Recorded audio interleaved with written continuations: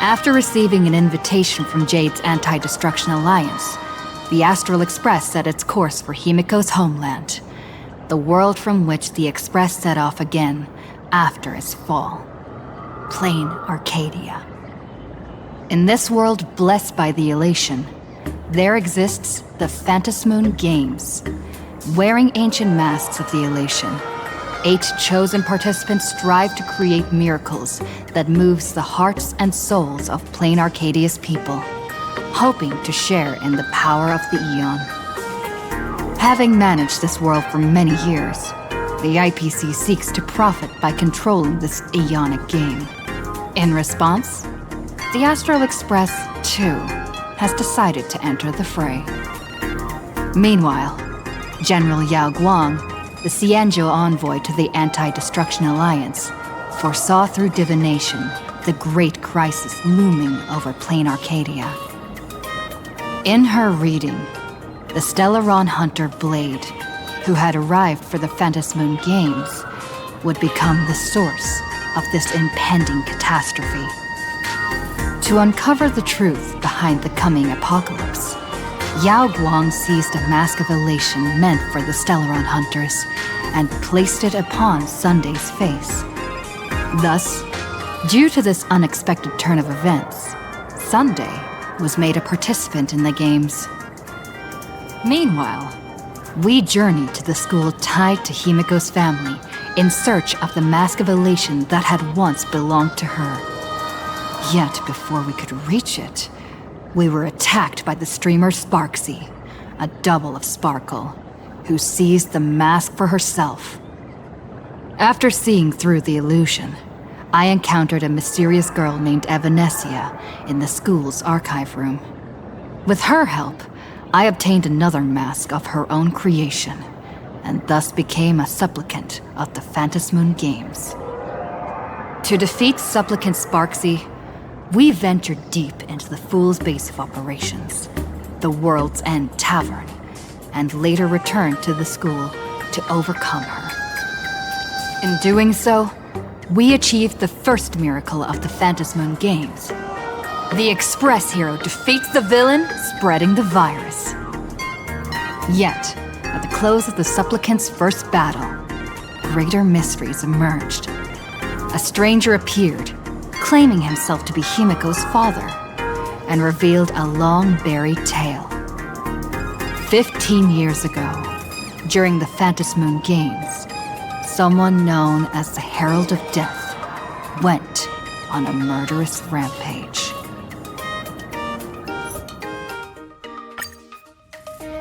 Why don't those people in the Go Home Club...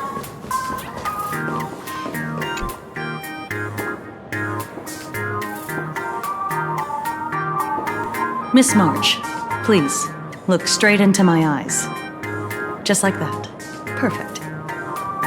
Now, I'll need you to repeat these next few lines after me, and do so in the same tone of voice. Okay.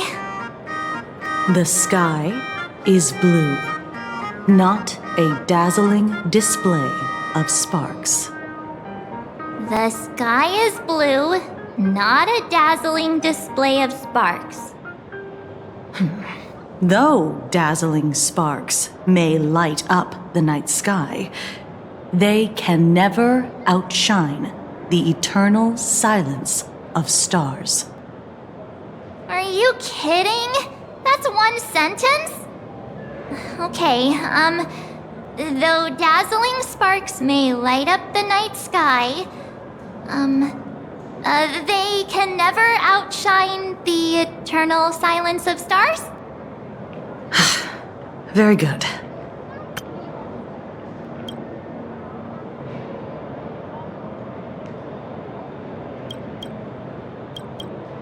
Very good. The internet is both an umbilical cord and a waste duct for the mind, through which humanity's thirst for elation gave birth to the twisted Sparxie. Whoa there! That's a bit much. Maybe she can be the one to say it?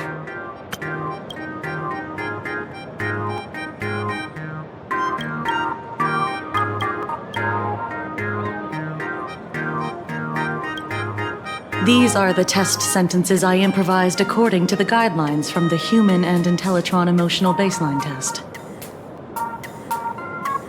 I carefully observe the subject's micro-expressions and tone changes at the moment they say the name Sparxie, to check if they are infected by a mimetic virus. So I passed the test, right? Given how fascinating your reaction was, I clearly don't need to worry about you. Should you find yourself experiencing any livestream addiction withdrawal symptoms later, feel free to contact the Department of Aberration Defense staff. We'll provide you with a series of corrective behavioral treatments. You're handling this like a real pro, Miss Kuchiba. Has this kind of thing happened before? It's impossible to predict what will happen during the Phantasmoon Games. Once, a supplicant reversed the definitions of truth and lies, which nearly caused massive civil unrest. After that incident, we incorporated mimetic treatment into the Department of Aberration Defense's emergency safety protocols. Sparxie Khan didn't cause any casualties this time. But if your partner hadn't stopped Sparxie from spreading the virus, she might have turned into a calamity-level aberration. Without proper containment measures, a calamity-level aberration can destroy dozens of cities as it spreads. That's the scale we're talking about. That's the Department of Aberration Defense's term for them. It usually refers to Imaginae infused with wish power who have lost control and begun to run amok. Over time, though, it's become a label that gets slapped onto any hazardous entity. You? An aberration? What are you talking about? Though, I gotta say, you do look pretty weird with that mask on. Don't tell me you're a Cosmicon Collective player. The Department of Aberration Defense's hazard ratings are nothing like the power ratings in some card game. Right then, that's all for the required checkup. If you're interested in aberration calamity threat levels and how they're classified, you might want to take a look at this document. However, do bear in mind that causing damage of the aforementioned scale during the Phantasmoon Games will cause you to be classified as an aberration and dealt with accordingly.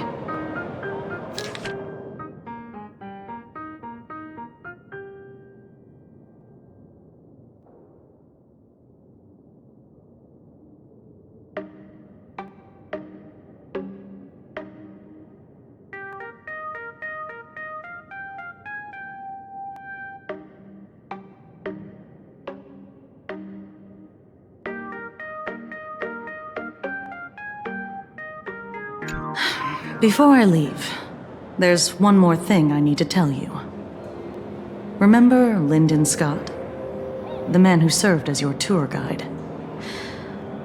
He was murdered.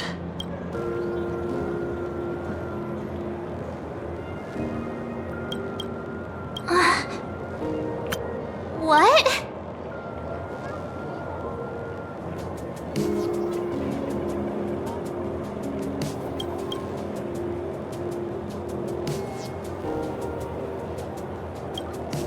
Yeah, the Scott we knew was, a really tenacious opponent.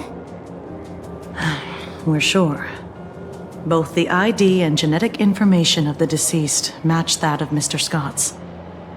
You said he was once your opponent? You don't suspect us, do you? I wouldn't exactly call Scott a friend, but we'd never do anything like that to him. Easy there, young lady. I haven't even started asking questions yet. Of course, there's no way the renowned heroes of the Express would harm some lowly IPC employee simply because they had a problem with him. More importantly, both of you have solid alibis. The initial results of our investigation suggest his murder might be connected to the Phantasmoon Games. I'm informing you both of this to warn you to be extremely careful. The Phantasmoon Games are far from a simple game intended for passing the time or relaxation. Anyway, I wish you success. Farewell. Scott. Could he actually... I just can't believe it! But it was Miss Kuchiba who told us, so... it must be true. So, the Phantasmoon Games. Pretty frightening, huh? What's your take?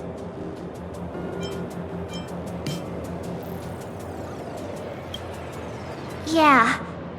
Even though Scott pops up now and then to give us a bit of trouble, I still feel bad about him dying so suddenly during the Phantasmoon Games like this. And without even knowing why. If the killer is here for the Phantasmoon Games, they might become our enemies soon.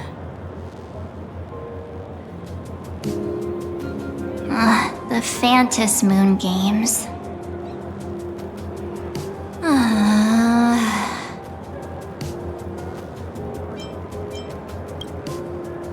Good thing Himeko entrusted this mission to the two of us. Who would have imagined that the Great March herself would be stopped at the doorstep in the very first round? Forget it. I'm not like you. I was never hero material to begin with. Normally my hands can't even keep up with my brain when I play video games. You're definitely the right person for the Phantasmoon Games. It's just such a shame. We finally get a chance to vacation in Himeko's hometown. And I thought we'd make some happy memories together. But...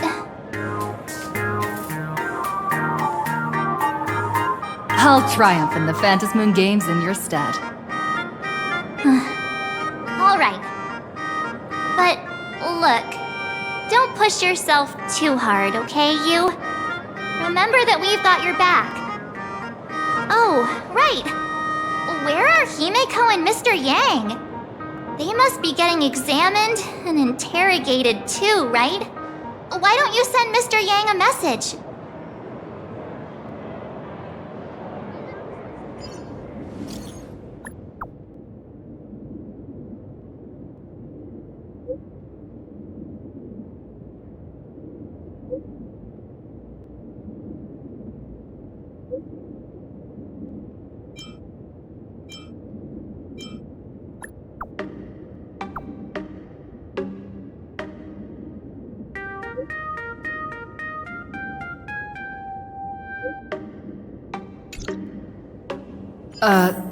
Mr. Yang said he wants to hear what happened between Himeko and her dad.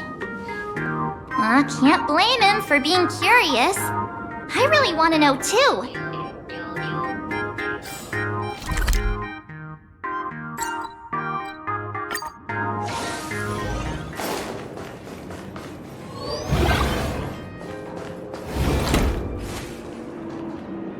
You're here.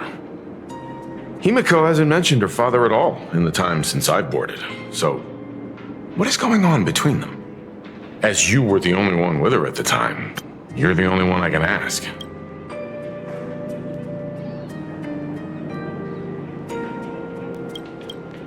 Yeah, it really threw me for a sec when you said Himeko's father. But when you think about it, it's only natural that Himeko has a father, right? Not everyone's like me. Thought out of an ice block.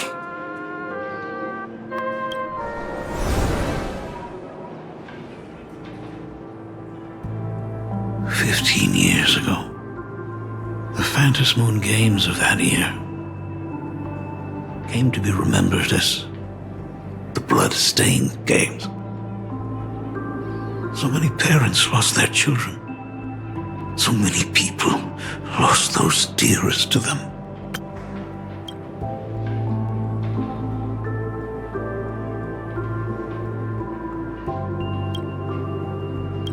One of the victims was my very own daughter. Upon my return, I stood before the grave where she was laid to rest. Her name was Himeko.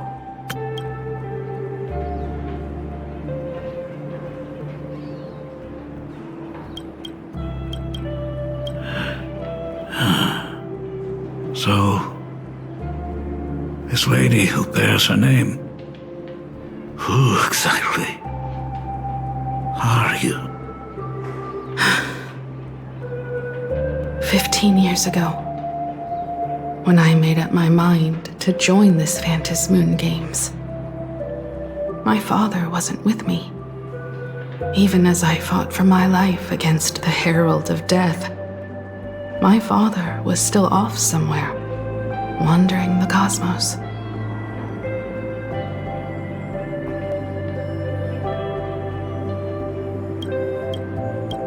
Strictly speaking, ever since I can remember, his presence in my life has been as thin as the air in space. So, I would ask you, who bears his name? Who exactly are you? Well. Look at you. What are you getting so worked up over? Just a joke. A joke. It's been 15 years after all. And you've grown into such a fine young lady. How could you expect your old man to recognize you right off the bat? So, what's with that gravestone I saw with your name on it then? When you don't know if you'll live to see tomorrow, there's nothing strange about getting your affairs in order in advance, is there, Mr. Ryusuke? Mr. Ryusuke? How could you be so formal with your own father? At least call me Dad like you used to, okay? Hold it. And you are... Don't tell me. Himeko, is this your child?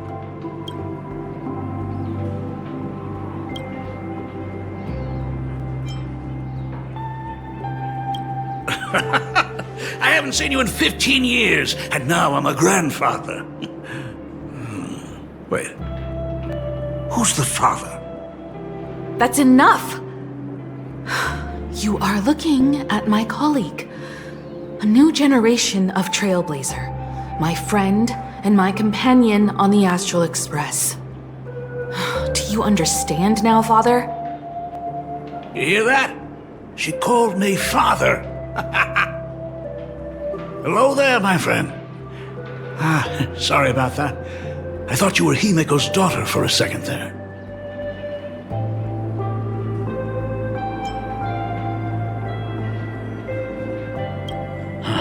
Sorry. I'm just getting on in years. Whenever I see a youngster like you, I can't help but think my granddaughter would be about your age by now. I'm a painter. Most of my work involves traveling to different segmenta to complete commissions for my clients. Himeko. I know I've let too many chances to spend time with you slip away. Just slip away? The first time we met was at Mother's funeral, when I was already 6 years old.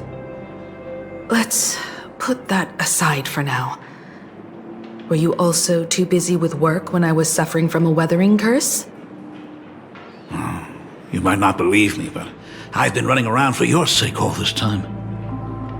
All these years, I've been trapped in this room that represents the past that I imaginated. And I've never left it. You didn't know about me becoming the Express's navigator either? 15 years. The Express never stopped here once. You didn't even leave behind so much as a single word to indicate you were still alive. And the Department of Aberration Defense completely sealed off all records of what happened during those Phantasmoon Games. I did hear many rumors about the Astral Express, though. I even saw the navigator's name. At first I thought it was just someone else with the same name.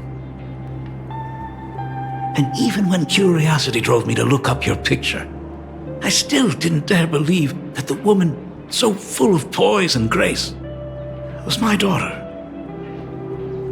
She'd grown up safe, becoming a living legend in her own right. I thought about contacting the Express, but what if their navigator was just someone who happened to share the same name? I've been clinging to an absurd notion that if I never sought the answer, there was still a 50-50 chance my daughter was still alive. But if I found the answer, and it was no, then she would truly be dead. So, Himeko, how did you...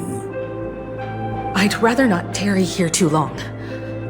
I'll be taking my leave now, Dean. The Express has defeated the supplicant that occupied this school and prevented another tragedy like the one 15 years ago. Now it's time for you to fulfill the duties you failed in back then. Go comfort those students, and see if you can't figure out how to deal with the media bombardment while you're at it.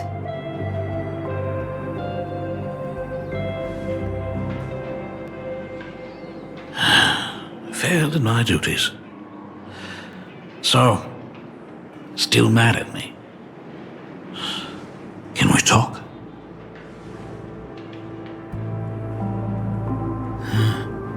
Sorry, kid. This might be a bit abrupt, but has Himeko ever mentioned her surname to you?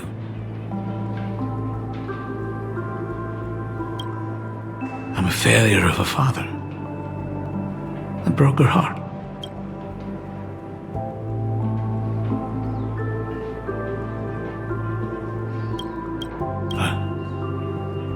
What exactly happened 15 years ago? I can't believe it.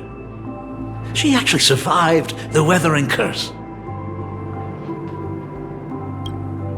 Have you heard the tale of the legendary painter Graphia, who hid everything on this planet's surface within a scroll?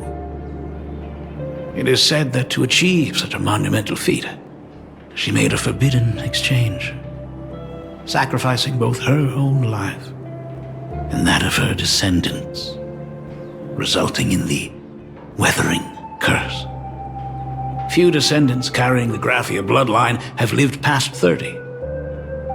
Most of them wither like flowers while they're still young, skin cracking and peeling like dried paint. Himeko was no exception. She was tormented by the curse for years.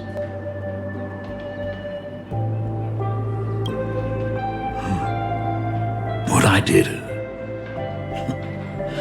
doesn't matter anymore. The elixir seekers' folk remedies, the intelligentsia's guild treatments. I tried them all, but nothing could reverse the curse. All the time spent searching for cures only resulted in me not being by her side when she needed me the most. In the end, I am nothing but a useless father.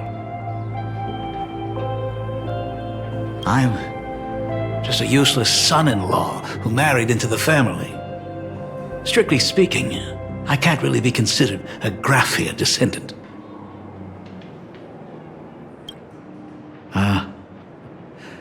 You're right. I just didn't realize it quickly enough. How she got through it, how she survived, none of that's important.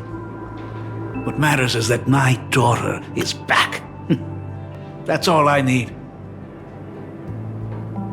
If I may ask a small favor, would you mind showing me where my daughter works? I want to make up for all the care I failed to give her all those years. I want to get to know my daughter better. Truly a memorable father-daughter reunion. Brings up some memories of my own home as well. There goes Mr. Yang with that knowing look again. Just what kind of parent-child relationship are we talking about anyway? When I was a child, my parents were also always busy with work and were unable to spare a moment for me. As a child, I couldn't help but feel resentful.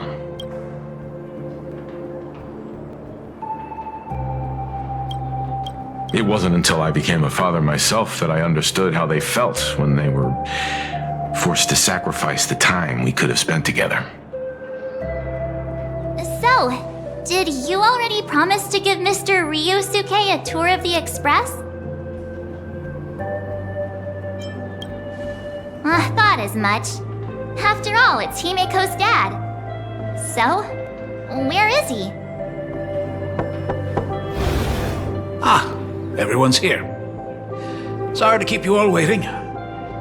I'm truly grateful to all of you for looking after my daughter. Not at all. She's the one who's been taking care of us. Would you all be so kind as to show me around?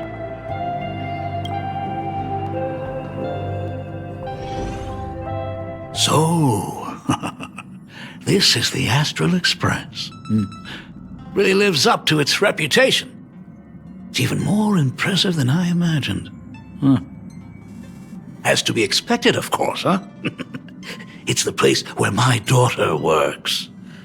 By the way, what's the pay like for a navigator? Does a position come with insurance and an annual bonus?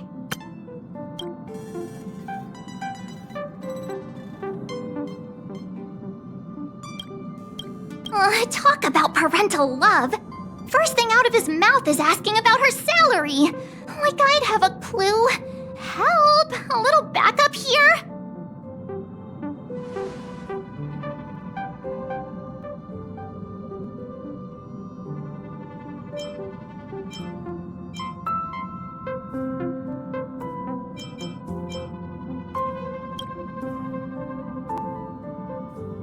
Hey, that's not totally true. We get some spending money every time we stop somewhere. What? No income? Don't tell me that everyone working for the Astral Express is actually doing volunteer work. I mean, I guess you could say that. But actually, it's more like... I'm butchering the explanation. Anyway, it's nothing like what you're thinking. Mr. Ryusuke, please rest assured, none of the Express crew ever lack for money. We not only receive support from members of the Genius Society, but also from prosperous commercial worlds, such as the Planet of Festivities. Good, good. Hearing you say that is a huge relief, Mr. Yang. Speaking of which, what kind of work does being a navigator generally entail? Don't you underestimate Himeko either. Her daily duties include, charting navigation routes, calibrating warp jumps, and technical maintenance. Not to mention she's always guiding the Nameless on missions. Oh, my daughter is really something else, isn't she? Of course! Every time we return safely from a trailblazing expedition, it's all thanks to Himeko's guidance and protection. She's the backbone of the Astral Express.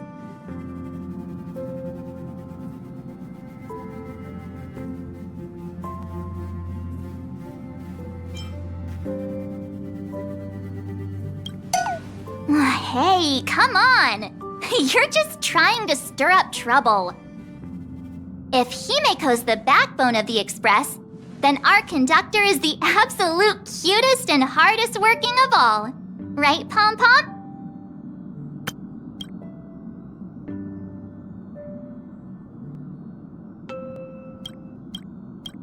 Oh? We got a new passenger? This gentleman does look kind of familiar. No wonder he felt so familiar! How are you, Mr. Ryusuke? Conductor? Oh. So you must be my daughter's superior, huh? Well, thank you for taking such good care of her all this time. Superior? That's way too formal. It's Himeko who's been taking care of the Express and everyone on it. He's... What is he doing on the Express? It's all my fault. I was just curious about your daily work, so I asked your colleagues to show me around, and I know I didn't ask your permission first. Just please don't be mad, Himeko. Mad? Why would I be mad?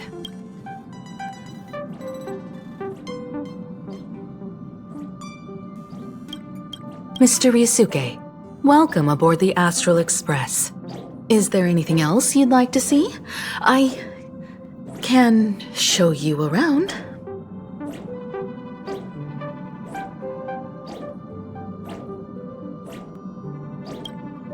Well,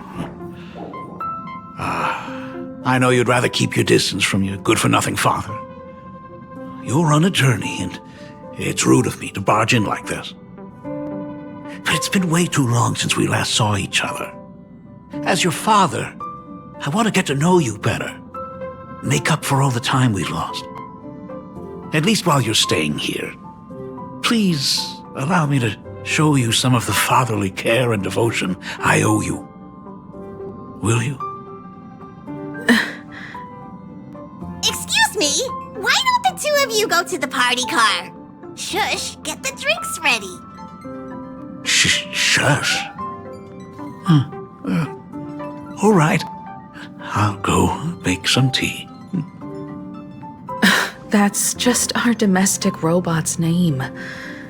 Come on, Father. People are resting here. Let's not disturb them. Oh, and, come with us.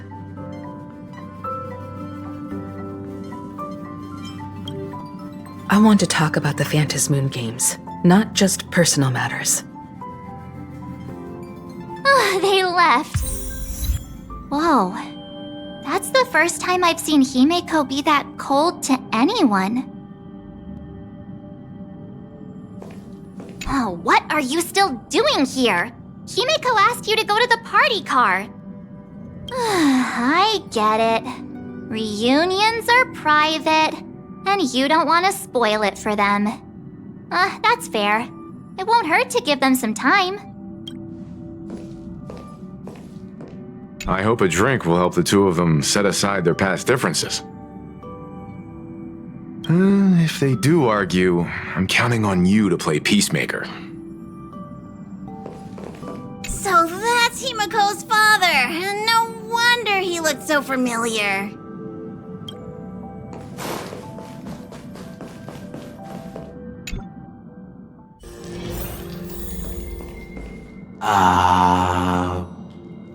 When it comes to breaking the icy silence between a father and daughter, nothing's better than a cup of hot water. The person who drinks it will yelp, "Hot!" and be immediately met with a concerned, "How could you be so careless?" from the other party. And just like that, the conversation starts flowing.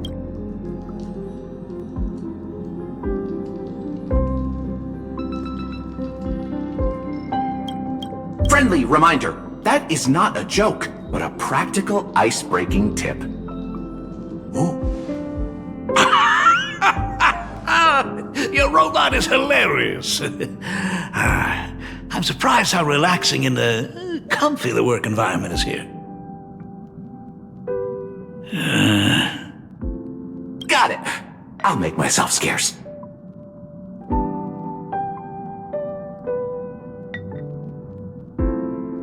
Being a nameless is neither relaxing nor comfy.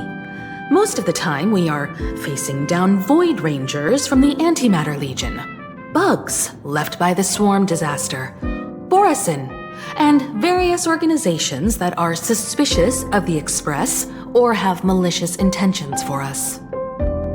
That dangerous?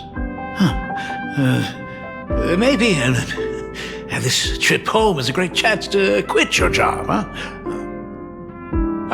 Talk about coincidence. Just so happens I'm getting on in years. And Graphia Academy is in need of a new dean.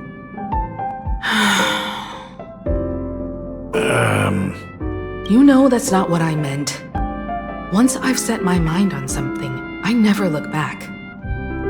Ever since I was 6, when you told me those stories about traveling through the cosmos, I knew that someday I would walk among the stars.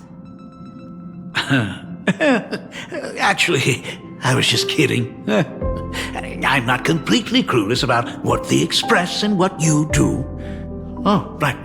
Once I knew the Express was coming, I even bought that comic series that's based on your adventures. Please don't tell me it's fluffy across the blue. I never thought you'd be into comics.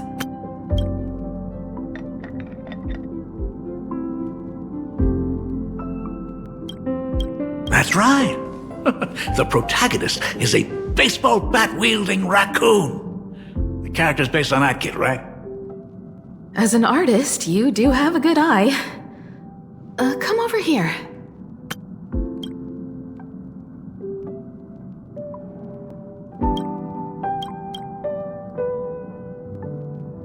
Thanks for giving us some time alone. Himeko. That's the first time I've seen you smile since I've seen you this time. So, what brought you back home this time? What's the story behind our lucky meeting? Like I said before, we're here for the Phantasmoon Games. So, the Phantasmoon Games 15 years ago were the reason you were able to overcome the Weathering Curse? Indeed. I see. That makes sense. For those of us who haven't experienced the Ionic game firsthand, it's just something from the history books, or even akin to a myth. But I never imagined that the Ionic game would turn into a blood sacrifice overnight. The Herald of Death was a heartless madman. If I hadn't defeated him then, all of Duomension City would have become his slaughterhouse. During the first few years of my journey, I relived that evening every single night in my dreams. The color of that twilight, painted with blood. So much blood, blended with terror and screams. The victims were twisted like clay into grotesque shapes, like paint tubes that had been snapped, one after the other. And that man, he reveled in the colors splattered everywhere and wanted the whole world to be his canvas. Even if I could avenge his victims, in the end, it won't bring them back to life. The entire thing is like a heavy piece of baggage.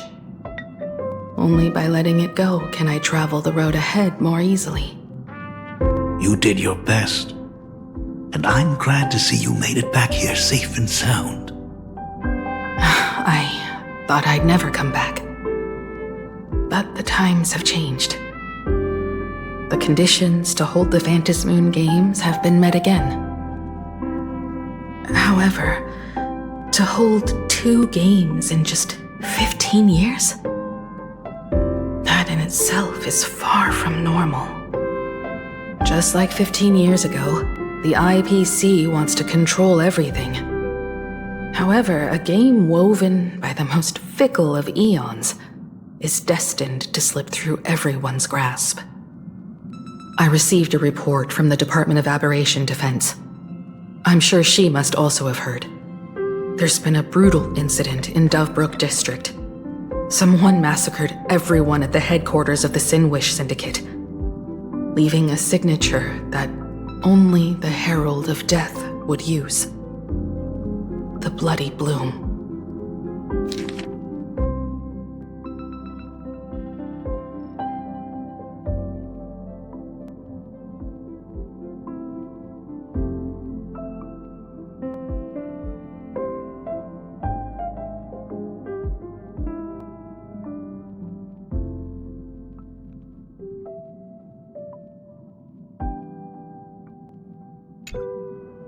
What? The Herald of Death is still alive?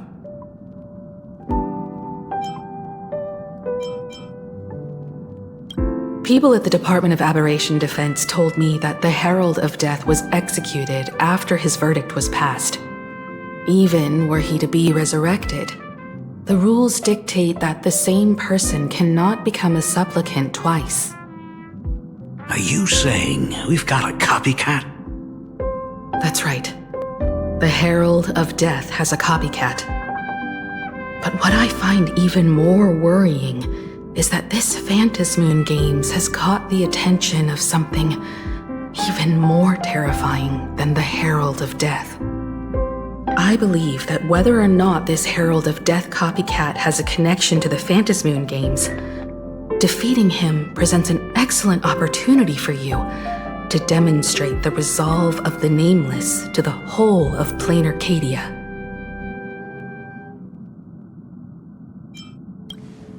As for you, Dad, have any clients commissioned you lately? It'd be best if you left this world for a while. Oh. May I take that as my daughter showing concern for her dad? You can take it as a safety advisory from the Astral Express. Also, as she has already become a supplicant and joined the Phantasmoon Games, she will have my full support. I'd like her to temporarily keep the Mask of Elation that has been passed down through our family. Too late for me to raise any objections at this point, right? Sounds good. The mask stays with the kid. Thank you. Would you like another drink? Got it. Next, it's time to show me the way out, isn't it? Oh, I've definitely overstayed my welcome.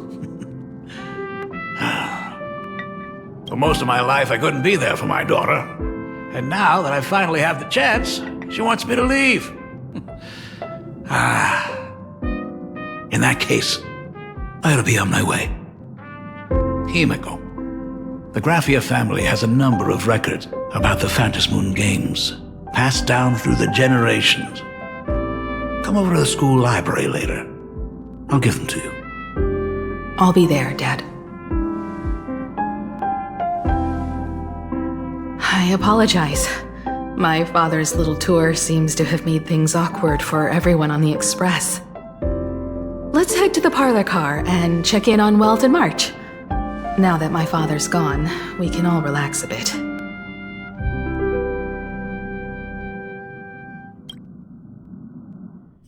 Has Mr. Ryosuke left? Yes, I told him to head home for now. After all, what is going on with the Phantasmoon Games has nothing to do with him. I'm really sorry, everyone, for bringing my personal family matters onto the Express. Not at all.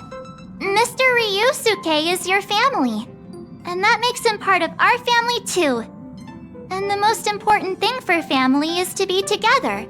So he's welcome to drop by anytime. Madame Pearl sent a message to the Express just now, inviting our supplicant to a meeting. She'll have a private car waiting for us. Yes. The meeting won't be held in some stuffy, formal reception room. She would like us to visit and tour the headquarters of a company under her name instead. Himeko, you know about Perlux Corp, right? Of course. It's the biggest entertainment conglomerate in Planaracadia. Entertainment company? That's right. Perlux Corp is a titan, dominating the entertainment consumer market, including cartoons, comics, games, toys, and the like. They've cornered half the market. Oh, so that's where the Pearl in Perlux comes from. It's a play on her name. Did Pearl mention what she wanted to talk about? She didn't say much, but she specifically mentioned wanting to discuss the developments regarding the Phantasmoon Games, and that she could provide us with a bit of help. Helping her opponents in the Ionic game? Oh, looks like she realizes we are all in the same boat. Perhaps she has also realized that the Phantasmoon Games cannot be artificially manipulated. We may be able to get a clearer picture of Pearl's intentions after we meet with her.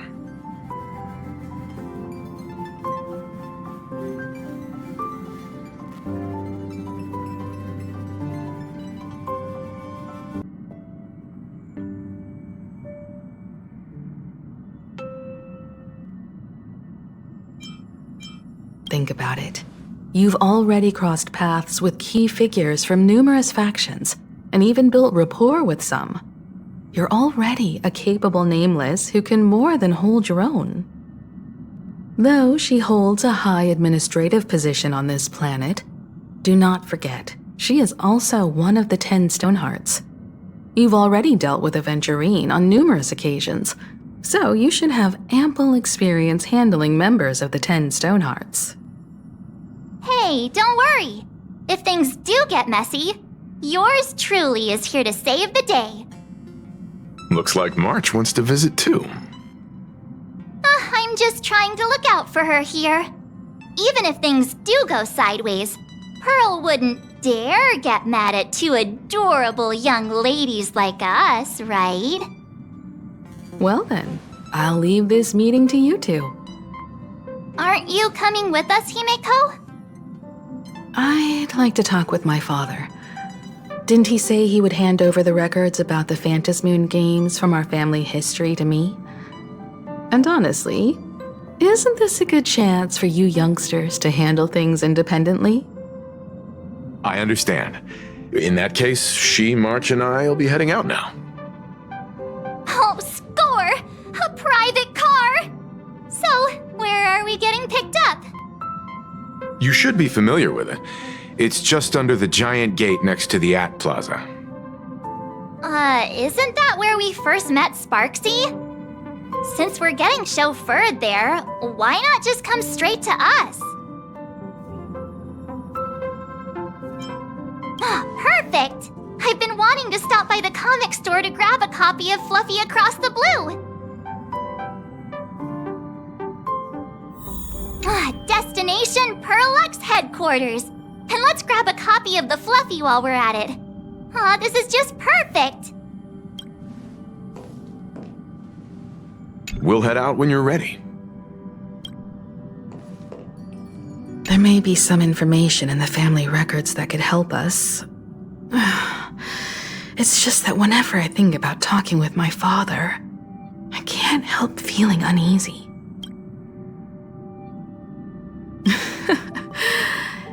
Even someone like me, who's always putting on a composed front, can end up giving everyone a laugh. When you think about it like that, the meeting with Pearl doesn't seem so scary, now does it?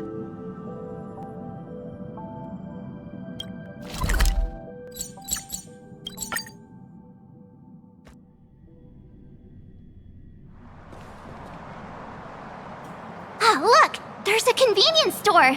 Mind if I grab a copy of Fluffy Across the Blue while we're waiting? Is that the comic based on the Express's adventures? The author sure knows how to tap into what's trending. The best part is that the author drew all of us as adorable little animals. Totally fits our personas, don't you think?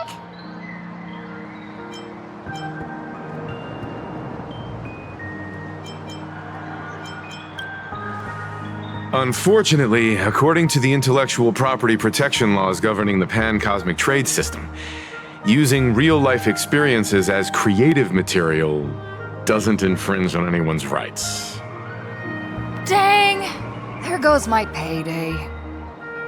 In fact, it was recently announced that the Fluffy is getting an animated adaptation, and the copyright for it is currently held by Perlux Corp. It's a super memorable comic! No way can I miss getting a copy while I'm here.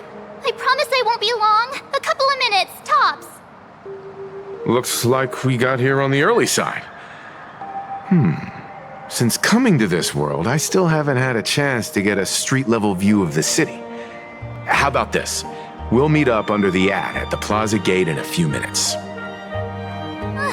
All right. Sounds like a plan. Might as well take a look around then. Absolutely insane! Did you see the post I shared?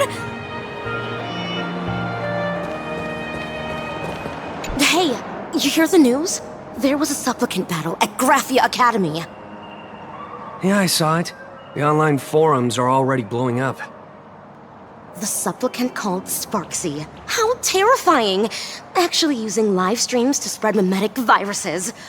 Eons, that's just evil! I can't believe the Department of Aberration Defense is letting someone that dangerous run loose! I heard her livestream got permabanned. Good thing that Nameless from the Astral Express acted so quickly. I wonder what the next supplicant will do.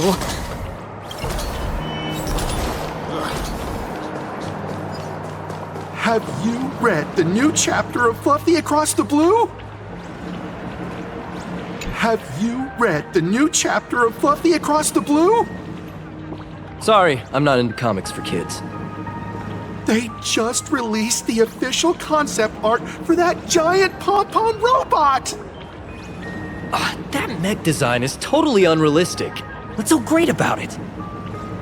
Do you have the slightest clue how to talk to other people?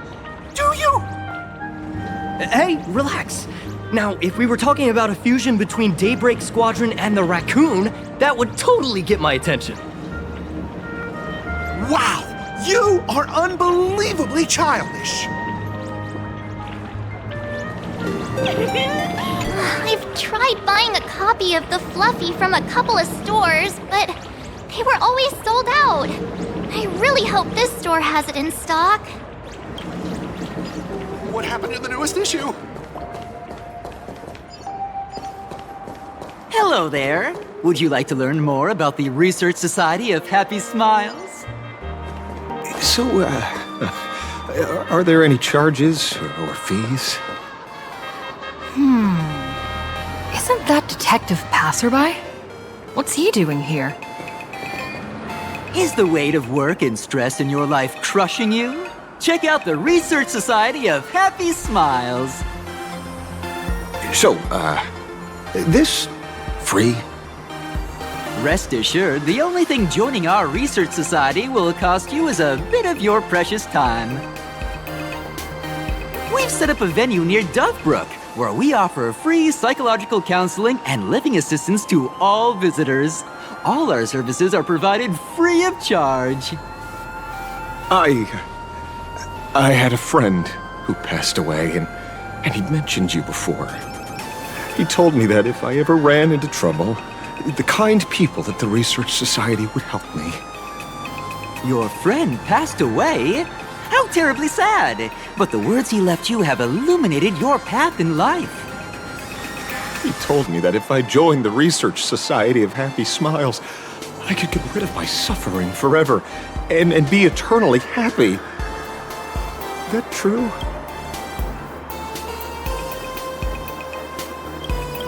Of course it's true. Just look at the society we live in.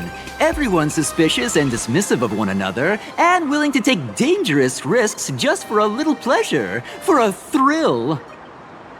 Did you hear about how a streamer took over Graphia Academy and was trying to spread a mimetic virus through the internet? And over in Dovebrook, gang violence erupted and left a pile of corpses in its wake. Oh, may the Master of Elation save us all. The Research Society was founded with the sole purpose of healing humanity's incurable inner pain. Following Aha's creed, we aim to spread laughter across the mortal coil and eliminate all suffering.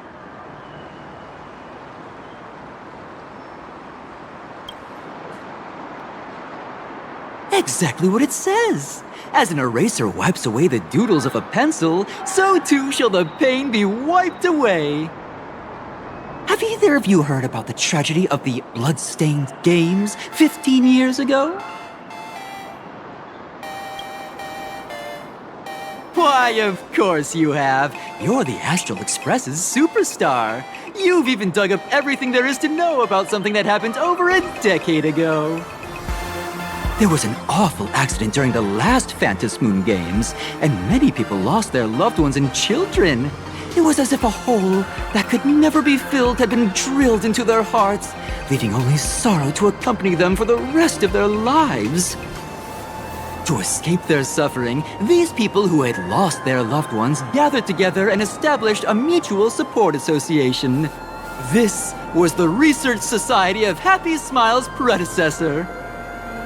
It's now been well over a decade, and the Research Society continues to help more and more people emerge from the darkness in their lives and step into a brighter, happier future. Come to think of it, it would be most wonderful if a distinguished person like yourself were also interested in our Research Society. Should you find yourself with a moment to spare, please come and visit our Mutual Aid Society. Well, if it isn't the Astral Express's superstar. Of course it's you. Looks like we really were bound to run into each other.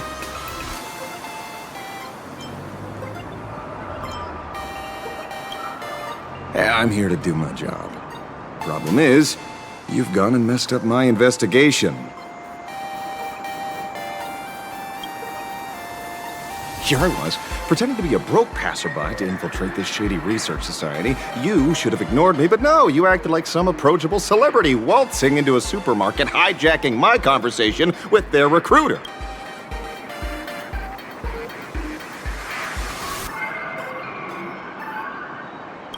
Now, with a star like you here, I can't even test the waters anymore. You must have heard about the Sinwish Syndicate killings in Dovebrook, right? The lead I'm following might be connected to this Research Society of Happy Smiles. But I'll stop there.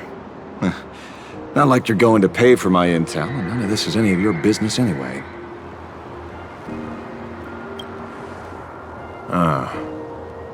Based on your social circle, you wouldn't be talking about the poor IPC sap who was unlucky enough to be there, huh? Planning to avenge him?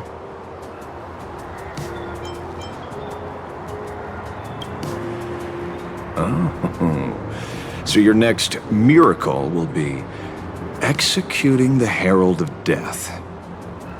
Can't say I'm surprised. Be careful. The murderer is the Herald of Death. He's dangerous.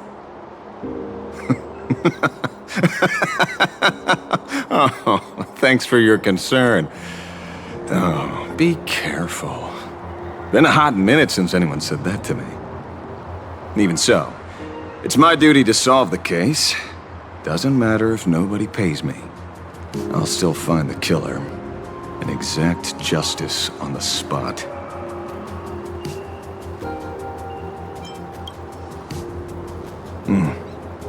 A fool I happen to be on fairly good terms with. Revenge killings or turf wars. Wouldn't be unusual for gang members to die like that, but dying at the hands of some psycho who kills for kicks? That I can't accept. No matter where you are in the cosmos, which era, regardless of how civilization evolves, some rules will just never change. Like an eye for an eye, a tooth for a tooth. Hey, guess which lucky girl just managed to snag the last copy in the whole store? Who's this? Allow me to introduce myself. I'm Ashveil, the famous detective. You could say your friend and I are acquainted through past clashes.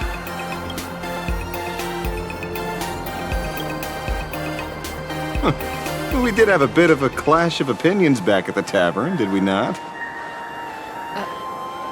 That's what you meant by clash? Fair enough. First time I've ever heard anyone introduce themselves as a famous detective. Mr. Ashveil, why are you staring at me? Is there something weird on my face? Young lady, you're holding a copy of Fluffy Across the Blue, right? Would you mind giving it to me?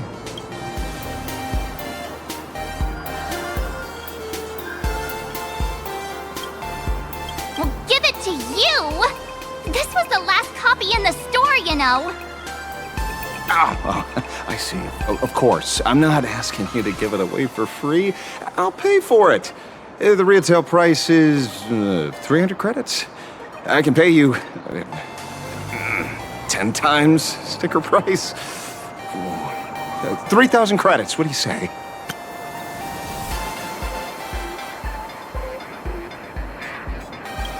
Hey, mister, this isn't about the money. Because it was the last one on the shelves. True. The last item in stock is like the final slice of cake on a plate. The last prey animal on the plains never fails to stir our urge to seize it before anyone else. So, 30,000 credits. How about that? That's my final offer. I'm not exactly rolling in money here.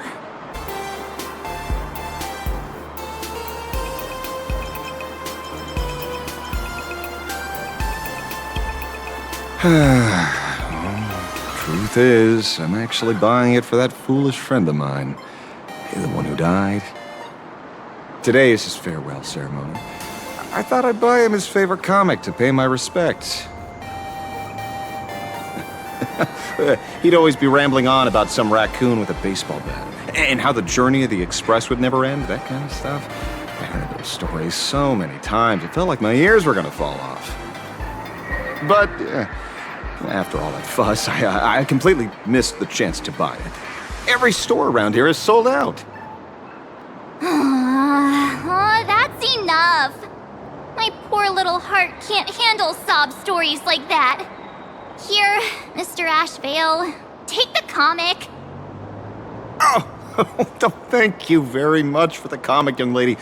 Here's the 30,000 credits. Ooh, as promised. I heard you're the real-life inspirations for the characters. Since you're here, could I perhaps trouble you to sign it? Unbelievable. Aww.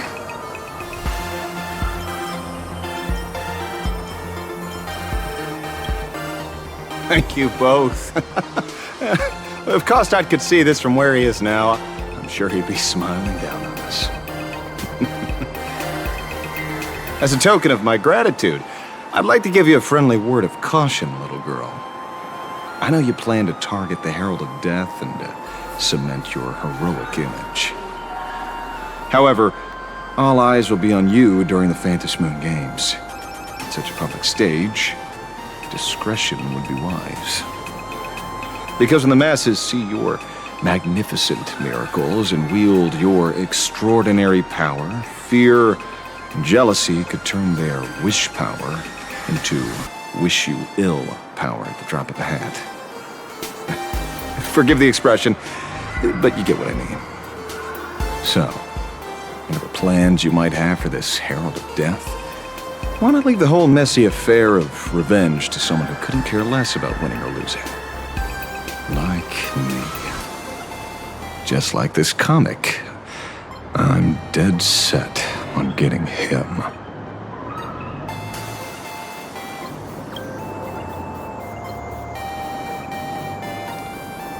Is he an acquaintance of yours? He's just some weird detective who was passing by. It's nearly time for Peral Corp to pick us up. We should get going.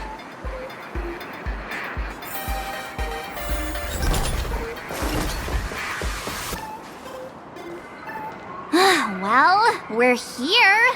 So where are they? I don't see anyone in IPC uniform. Maybe they got stuck in traffic on their way over. Greetings, crew of the Astral Express. It is my honor to escort you on your visit to headquarters.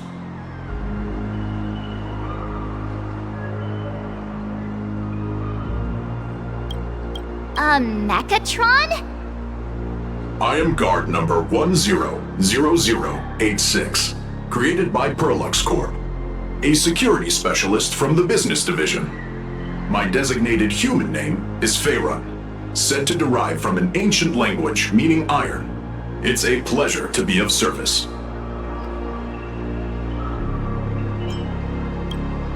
At present, 16% of Perlux Corp's active workforce are Mechatrons. In specific business and security contexts, they outperform human staff in protective capability and offer a stronger sense of spectacle and visual appeal.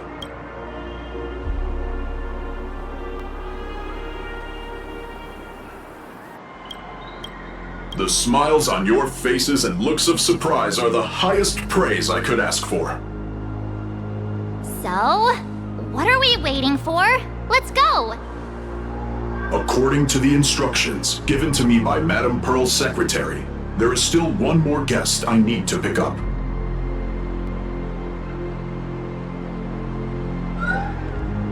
Well, now, how did I not see this coming? Looks like we're going the same way after all. It's you again! Hey, Mechatron, what's the plan? Do we hop into your cockpit, or are you gonna give us all a piggyback while you fly over? Your ride is ready. Please, take your seats, everyone.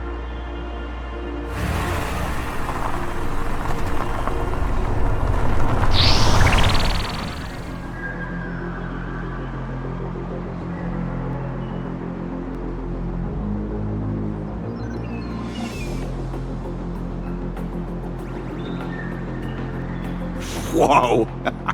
Now that's what I call a custom paint job.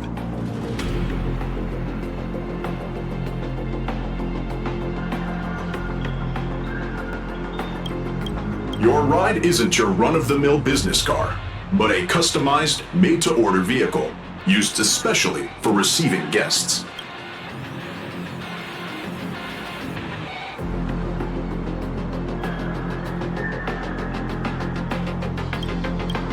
Sorry.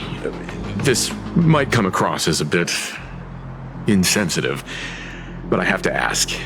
Can Faerun actually fit in the driver's seat?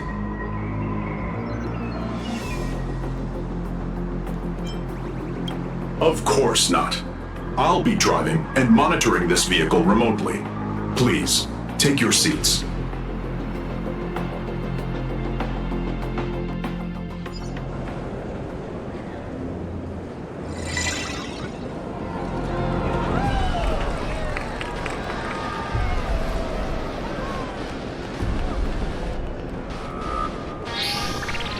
Now that is astonishing.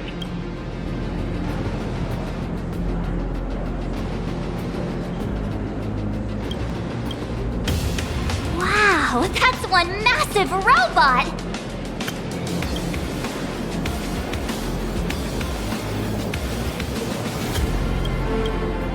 Ladies and gentlemen, welcome to the headquarters of the Perlux Corp. Back when Himeko said this was an entertainment company, I knew their headquarters wouldn't be some ordinary old office building. But this is way too much. That giant robot statue? This place is totally like some supersized mega hangar! Ha ha! You're absolutely right. In accordance with the vision of our founder, our lobby was intentionally constructed as you see it now. To realize dreams that far exceed what consumers imagine has always been Perlux Corp's core design philosophy, and we have never strayed from it. If any of you are familiar with our company's works, you may recognize this as Mechatron Warrior Series, the Daybreak Squadron's base of operations.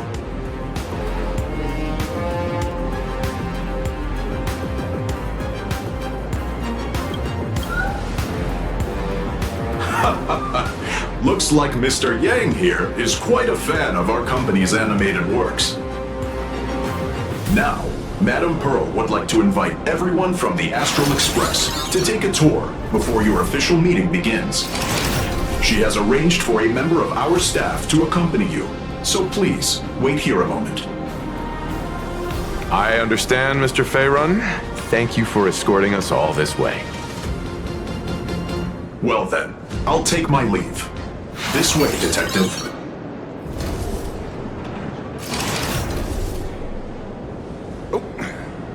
See you around, everyone.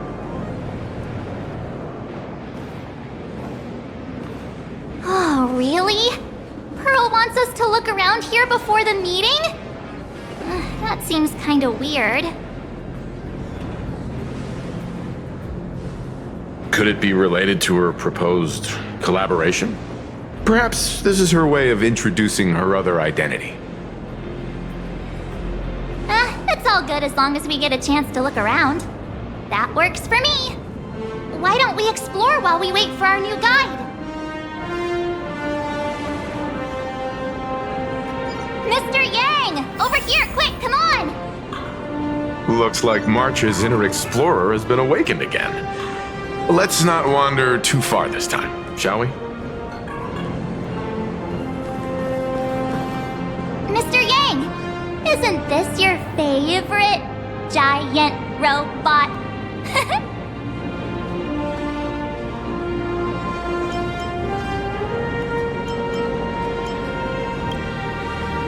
There's no way that's an engine of creation! I saw it. Please, just keep it down. We're here as their guests. We should be careful about what sort of impression we leave. Looking more closely, it appears many of this Mechatron's components were never installed. Oh, what a shame. I was hoping to see it finished, to see the completed Mechatron. Imagine how it would look in motion. What a glorious sight that would be.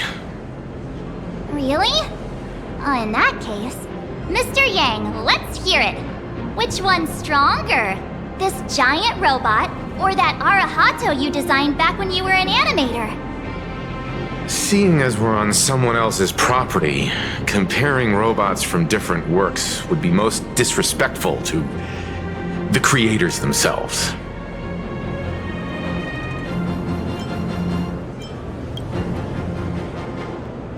Arahato is an animation all about robots, while Daybreak Squadron is a live-action hero drama.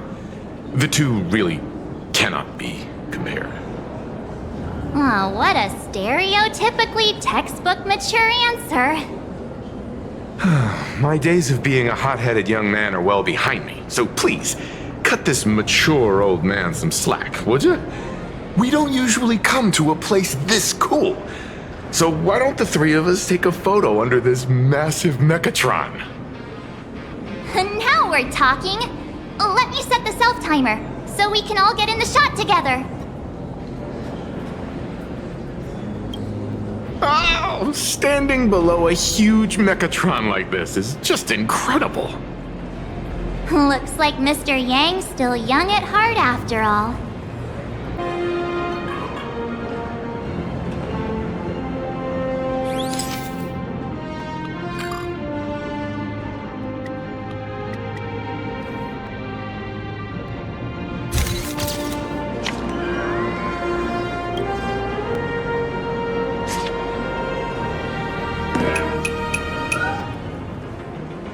Where did this extra person in the photo come from? Ghost? But it's daytime, and there's way too many people here anyway.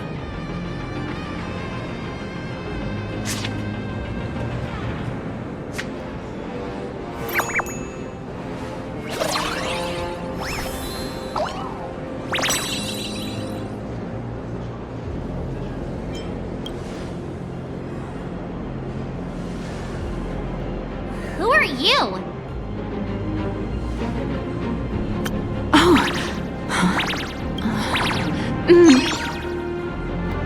Wow, this truly is a magnificent face. Oh, it's nothing like how it looks on the news. Being able to see it up close feels almost surreal.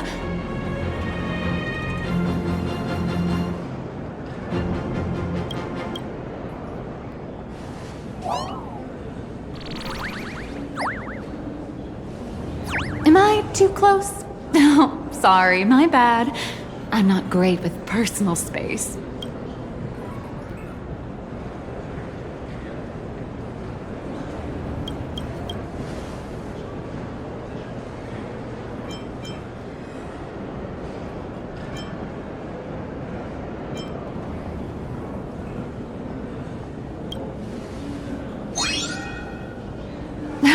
you're probably gonna be disappointed then, because I'm totally broke.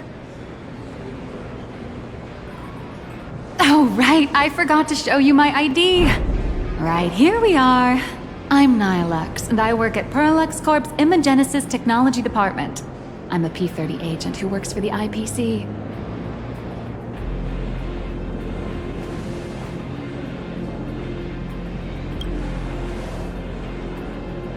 So, what brings you here? Madam Pearl sent me to the lobby to pick you up. All of you are famous super cosmic level heroes whose faces have been all over the news more times than I can count. So of course I recognized you right away and just couldn't help rushing over here to snap a selfie with you.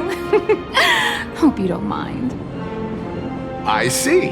Well, then, hello, Miss Nihilux. Hello everyone! Starting now, I'll be your tour guide, taking you on a comprehensive and in-depth tour to every single must-visit place in this building. From the Mechatron Imagenesis that managed to pique Mr. Yang's interest, to Miss March's favorite fluffy across the blue merchandise, I'll reveal all the secrets behind our hottest products. Oh, seriously? I can't wait! Of course I'm being serious. If there's anything you want to see, learn about, or even get your hands on along the way, anything at all, just let me know. Why don't we head to the gift shop first? I'll get you all some souvenirs.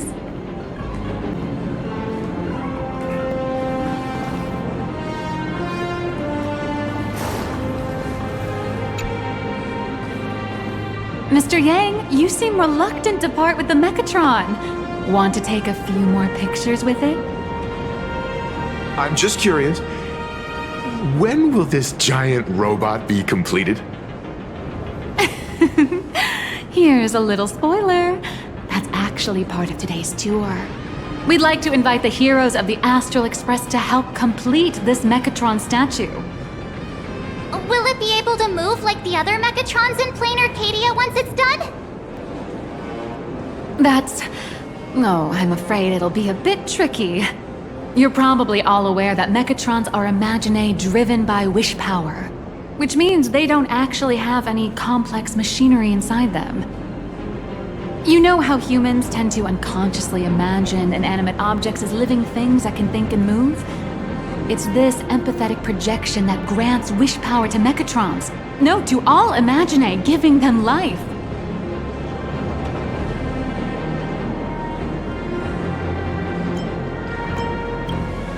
Think away. But one person's thoughts alone won't cut it. The bigger the imaginae, the more wish power needed to sustain it. We'd need to break free from the mental shackles of impossibility to bring such a massive imaginae to life. That in turn requires stories filled with the grandest of wishes and imaginations that know no bounds. Alas, modern humans think way too practically. People can't help but wonder, how does such a huge Mechatron even move? Given how massive it is, why doesn't it just collapse under its own weight? The tiniest seed of doubt in the giant Mechatron, standing tall astride the earth, becomes nothing but an impossibility. Maybe it'd have a better chance of coming to life in a more primitive society. Oh, truly a pity. Oh, cheer up! Today's your chance to finish building this massive Mechatron. Think of how many robot enthusiasts would kill for this kind of opportunity.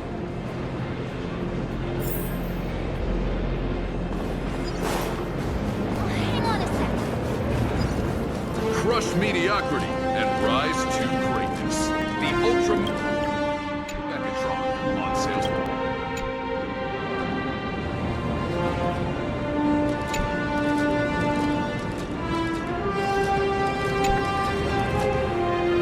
There's a saying that goes, dreams of wealth, the heart of a hero, and countless efforts all lead to Perlux Corp.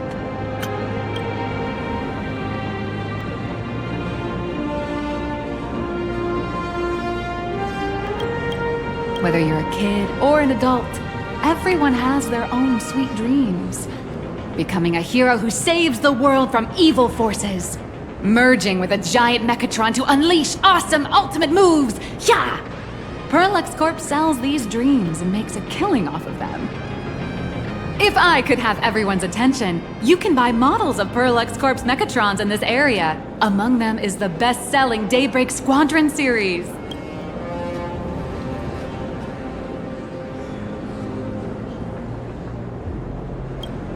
Wow, look at this. It's so intricate. No wonder Mr. Yang's got Mechatrons on the brain. I very much envy the kids here in Planaracadia. Back in my day, robot toys were still quite the luxury. Seeing all your eyes light up like that reminded me that I too was once young. Back then, there was a stretch when I was so broke that I'd spend ages debating whether to buy a carton of milk from the convenience store. I kept telling myself that I had to work hard so I could get rich someday. So, did you manage to get rich? After years of hard work and hustling, at the very least, I'm no longer young.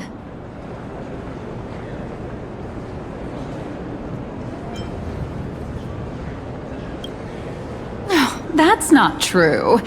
Let me tell you a secret. I actually have other identities and side gigs. Oh? Well, don't tell me you have another business venture outside your job at Perlux Corp. It's not really a business, just a small side hustle. I wouldn't call it striking it rich, but I'm pretty close to making a sweet little profit. Oh, don't keep us in suspense, Miss Nihilux. Just spill the beans. Pretty please. You might not believe this, but I have some friends who've been trying to create a decentralized digital currency to fight against the IPC's credit system. Are these people from Punk Lord? That's right. These people are from the Nomadic Miners faction. They've discovered a way to hijack Noose's computing power for mining and are digging up a limited supply of learned coins. And I have gone all in with everything I got on this project. I feel like this is a very risky way of doing things. Life's full of ups and downs, right? The higher the risk, the bigger the reward. You watch Daybreak Squadron 2? Hey, wait. This isn't right. Isn't this Pom-Pom? Oh, wow! Oh, that's some really fine craftsmanship.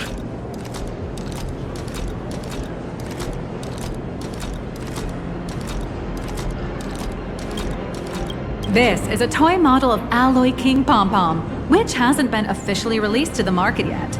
But just you wait. You'll see even cooler toys coming up later. Are you sure there's no copyright issue with this thing? Actually, this is Pom-Pom from Fluffy Across the Blue, which is totally unrelated to the Pom-Pom from Astral Express.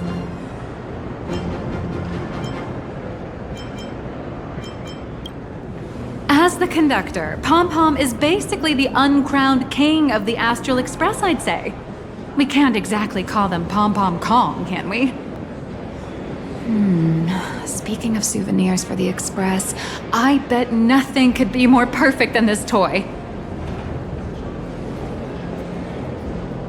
I have a small favor to ask. Would you mind taking a photo with me by that headless Mechatron statue over there? And maybe signing the photo too. I'd love to leave it as a memento for the staff at Perlux Corp. How's that sound? If you're willing, I can pull a few strings and use my access privileges to give you all the gold-plated prototype of the yet-to-be-released King Pom-Pom Alloy Armor 999, the only one in the entire universe. Just give it a thought.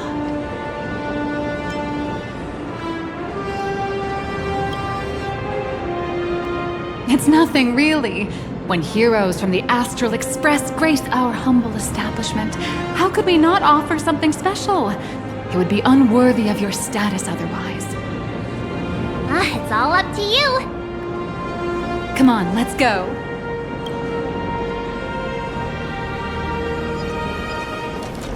The officially licensed...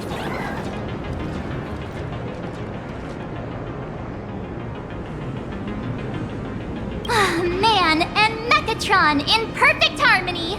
Ready to take a photo? I'm ready.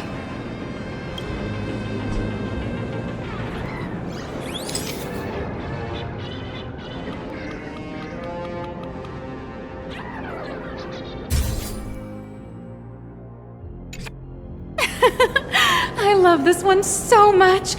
I suddenly have the selfish urge to keep it all to myself. And don't forget about that exclusive gift you promised. You bet. In fact, I'll throw in a normal edition for each one of you as hush money. Come on, let's head to checkout. Where steel meets magic. You watch Daybreak's programs here. Welcome, ladies and gentlemen, to Peral. How are you doing? It's my pleasure to serve you. I'd like to present each of our 3 distinguished guests from the Astral Express with an Alloy King pom-pom toy model as a gift. Sure, you got it. For the gift expense record, could you please provide your employee ID? Please charge these expenses to this employee ID. Huh. This is Madame Pearl's ID number. After all, you are esteemed guests invited by Madame Pearl herself. It would only be fitting for the gifts to be presented in her name. I see. Please wait a moment. Your Alloy King pom-pom is all packed up. Would you like to take it with you, or shall we use our delivery service?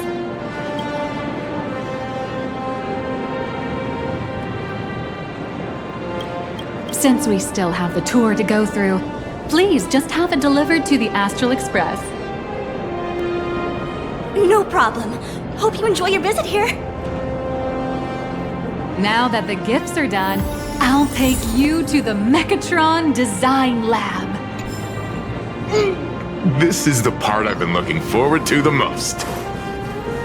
Welcome, ladies and gentlemen, to Pearlux Corp. All Mechatron unit. Ah! You're the... No way! You're Miss Raccoon! No, that's not right. You're oh! From the Astral Express! Wow! And is Miss March Bunny herself here, too? Hi. I actually prefer to be called by my real name, March 7th. This is Mr. Yang. How lucky to meet 3 members of the Express crew at once! I'm a huge fan of you all, especially my senior. I haven't missed a single episode of Fluffy Across the Blue, and I've even bought all the collector's editions. How could this guy say he likes you more than me to my face? Good thing I'm not that petty.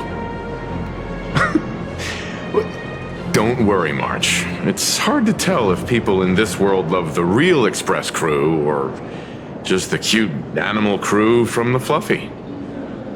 I don't just follow the Fluffy series. I've been keeping tabs on all your adventures in Bellabog, the Cienjo, Penacony, and Emphorius. Though, it's such a shame there's so little video footage of the Emphorian War online. Oh, right! I just rewatched the scene where the Trailblazer embarked on another trailblazing expedition in Holy Grail Stay Night.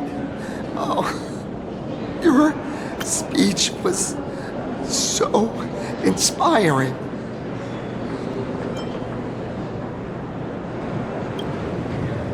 Such modesty from a legendary hero. What a stellar role model for all of us. Oh, right. I have a precious trash can in my collection at home. If I'd have known I'd meet my senior today, I'd have brought that can with me. Could I ask for your autograph? If that's okay with you. Just sign my clothes, please. I'm never gonna wash this ever again. Oh, you're acting exactly like me from 10 minutes ago, kid. Don't worry, she won't fly away just yet. As for you, you've been chattering away non-stop. How about giving us a proper introduction so that your idol gets to know you better? Sorry, I got way too excited. I'm Warrior Cinderborn from Daybreak Squadron, and my real name... Well, my real name doesn't matter. Just call me Cinderborn. If you're not in a hurry, would you mind chatting with me for a bit?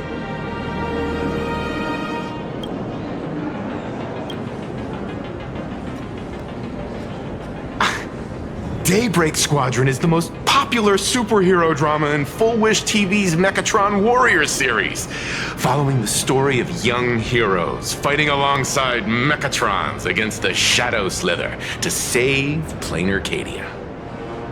I never expected Mr. Yang to be so familiar with our story's background.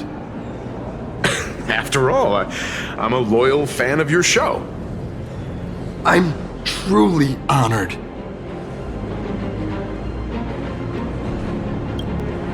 I'm just a small-time actor playing a hero on TV.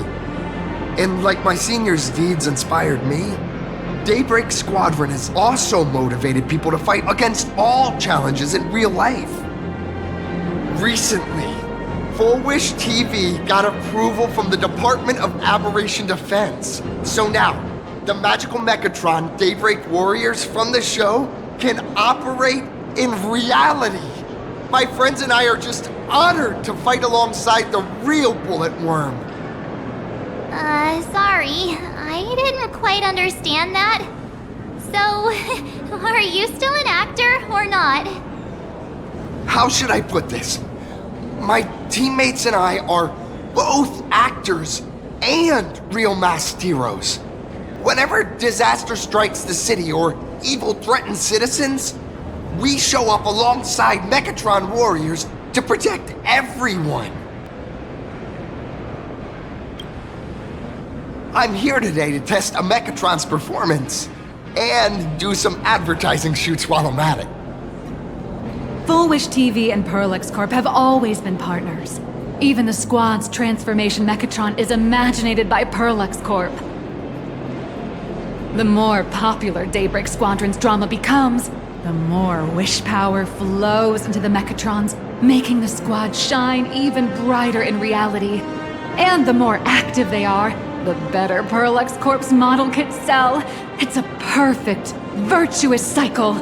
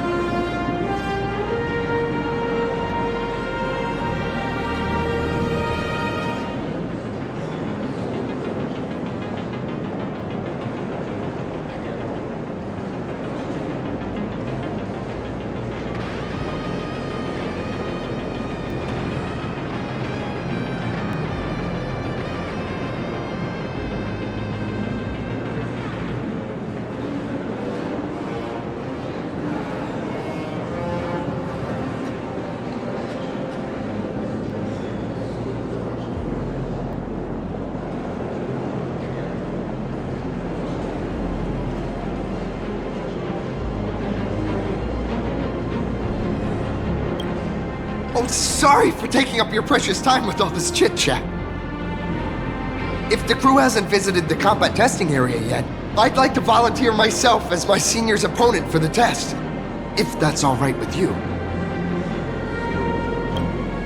The hero of the Astral Express gracing us with guidance and leaving some data would surely make the staff here very happy.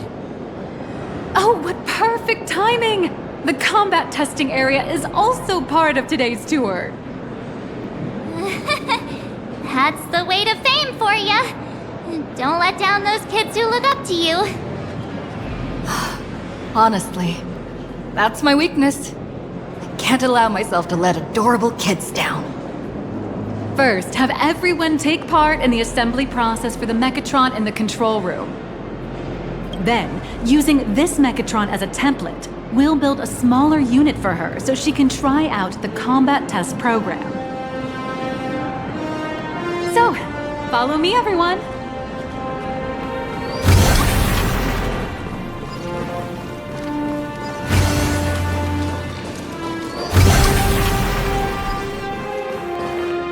This is Perlux Corp's Mechatron Imagenesis Design Lab.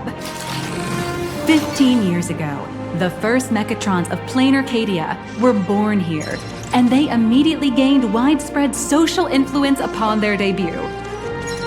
Today, Mechatrons have become the most common and iconic symbol throughout the streets. You could say that Mechatrons are the first and currently only Imagine that can be mass-produced on assembly lines.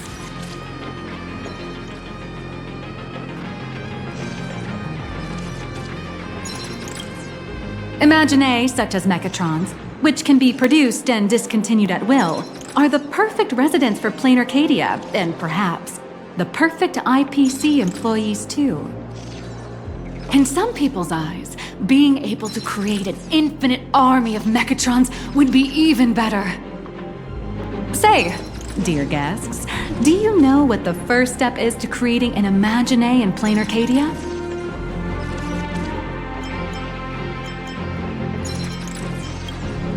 As expected of the Nameless, you're quite knowledgeable about the customs and culture of the world you've set foot in.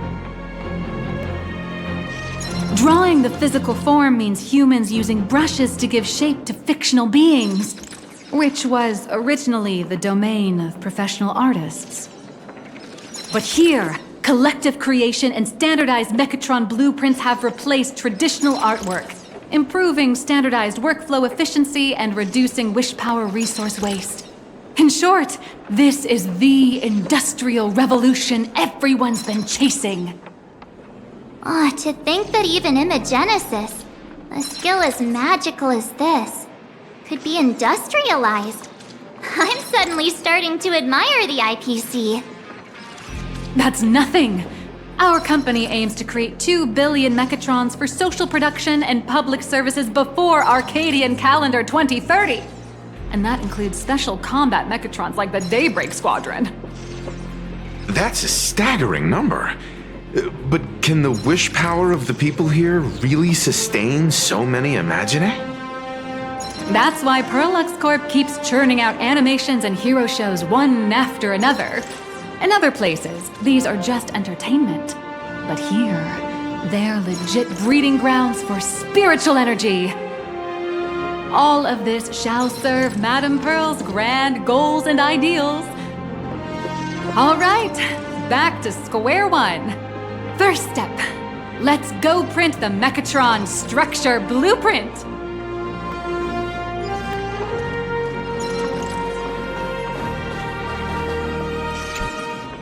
Please adjust the Mechatron design parameters according to your needs.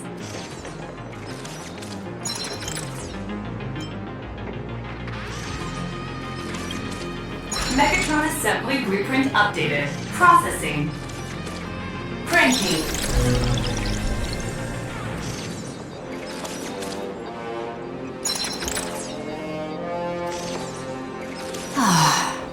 Could it be that no matter how much I adjust it, the final printout always comes out exactly the same? Your suspicion makes sense. But please answer my question first. Which do you prefer?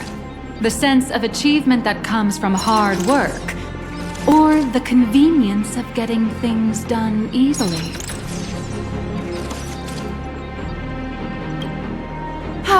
You got that right. The fully automated Imagenesis blueprint design system perfectly matches your needs. You can meticulously adjust every parameter, Or just hit one button to skip it all, and the automated system will always produce results that meet the standards. Amazing, right? Just like how the inventors on planet Scrulum used to ask themselves, if all their inventions were already pre-recorded in the Supreme Punch Tape, what's the point of inventing in the first place? Printing complete. Please retrieve your blueprints. What you just said is the answer. It's not about the results of creation, but the elation we experience in the process.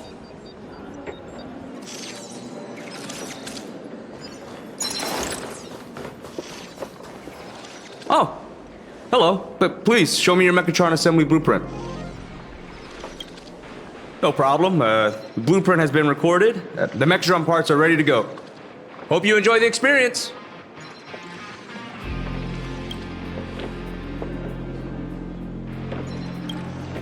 No. March and I will just watch you play from the side. Now then, please follow my guidance to complete the Mechatron assembly. This experience mainly involves assembling 3 parts: the arm, the shoulder armor, and the Daybreak blade on the back of the Mechatron. Go for it, little raccoon! Assemble the Magico Mechatron Daybreak warriors and save our city! All right, everyone, I'm heading out.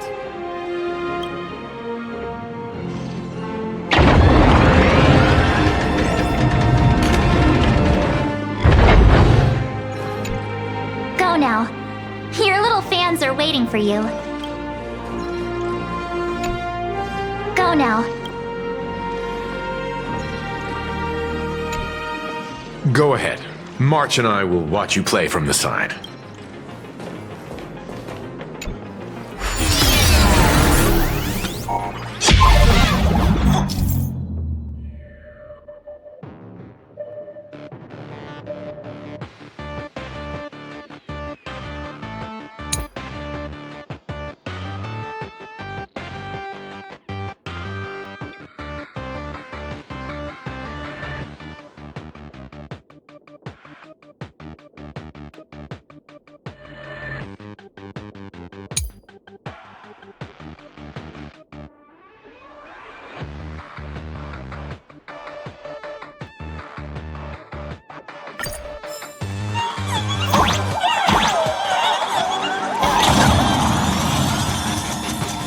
The first step of assembly is to remove each part from the frame, one by one. Nippers, hobby knife, sandpaper, sanding stick. Perlux doesn't provide any of these. But don't worry, the explosive device will solve all your problems. Just step on it, bravely. It may look brutal, but it leaves no burrs. And that's the magic that we at Perlux Corp are so proud of.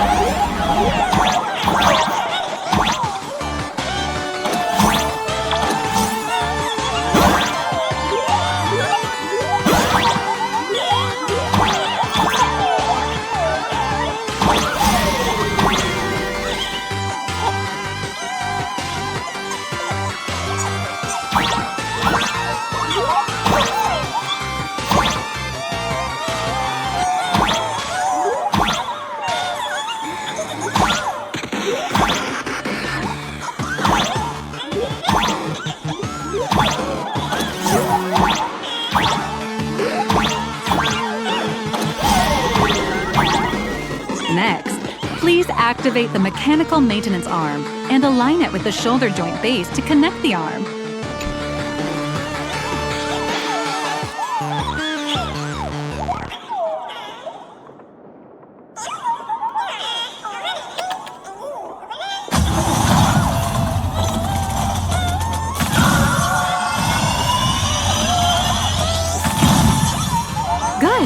We're done with the arm for now.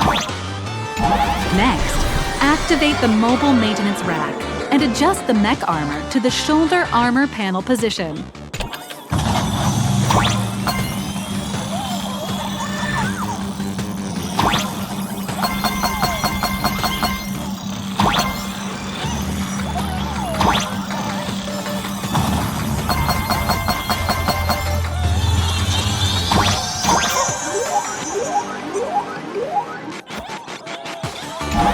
Just like before, the first step is to remove the parts from the frame.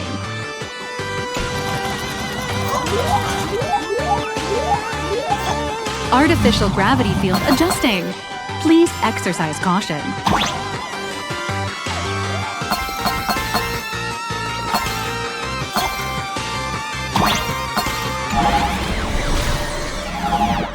Activate the thruster and push the shoulder armor towards the unit interface.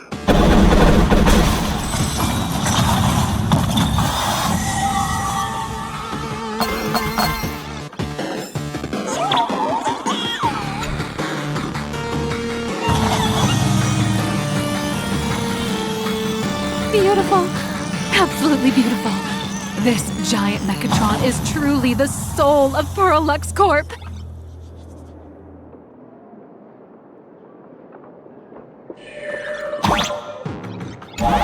Now, for the final part.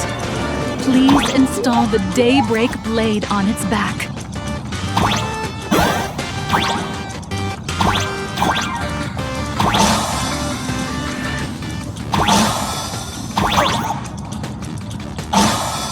Aim at the mounting point on the back, and fire!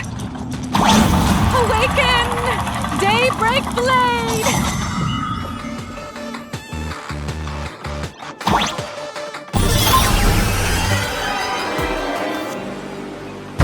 Mission accomplished! The colossal Mechatron you built with your own hands will now stand proudly in the center of this hall.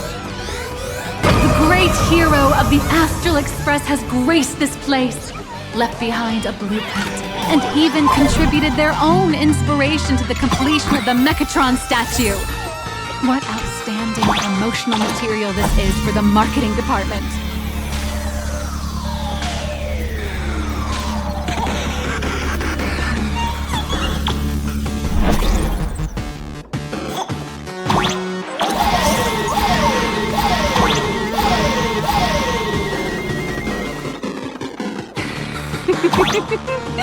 A new hero is born right here. Step forth, Miss Little Raccoon, and become the guardian of Planaracadia.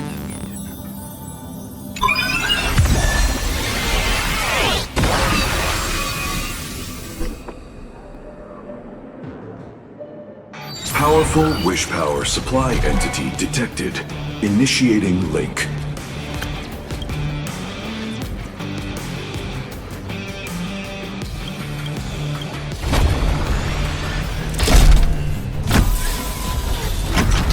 Mechatron synchronization rate, 15%.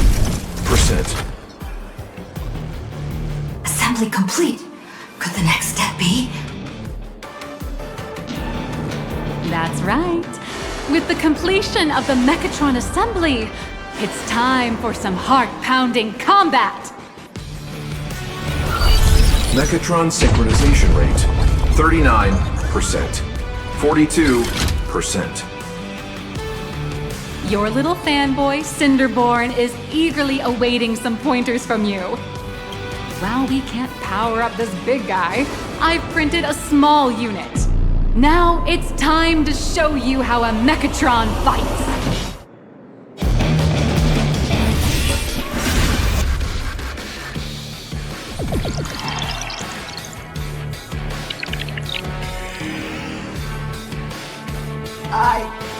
Merged?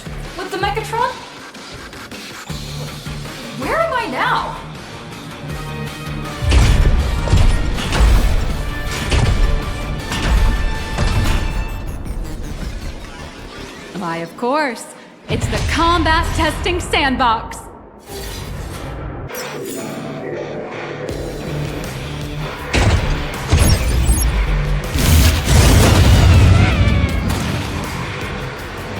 What a powerful strike!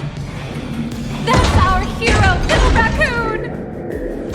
This strike carries the hopes of all citizens! Hi-ya! Our hero got blocked by an illegal building! City, what are you doing? No choice left! Smash it to pieces, hero! Just focus on dealing with the city's crisis and let Madame Pearl worry about the compensation. Duo Mention City has made it through the worst of it! Hero, do we press on, or wipe out the monsters entirely? Hero, you decide!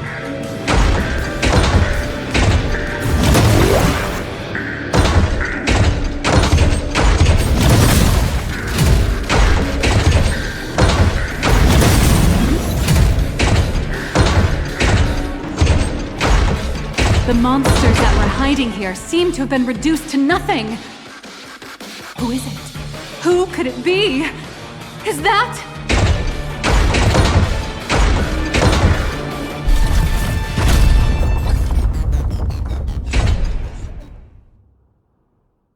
Could it be the one and only Trailblazer of the Astral Express walking towards us?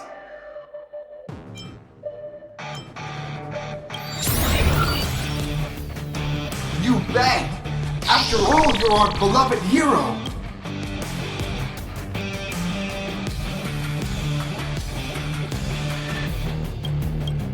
Although the giant shadow crisis in Duo Mention City has been dispelled, the real battle for you and the Daybreak Squadron is only just beginning!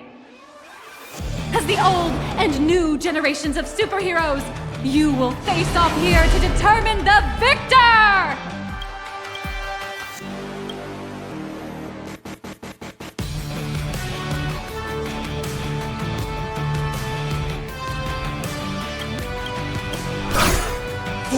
Raging fire, burn away the darkness, the star that set the world ablaze! Blaze Weaver! Slice through the skies, flanks of lightning!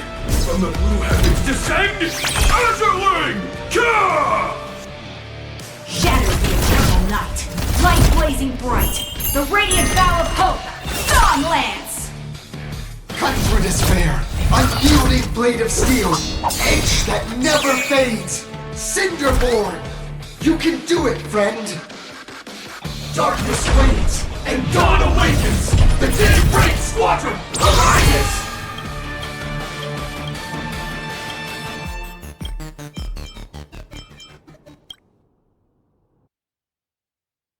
This is an official challenge from the Daybreak Squadron, great hero of the Astral Express. If we defeat you, we hope you'll accept our invitation to become the honorary Phantom 5th member of the Daybreak Squadron and help us safeguard the peace of Planaracadia.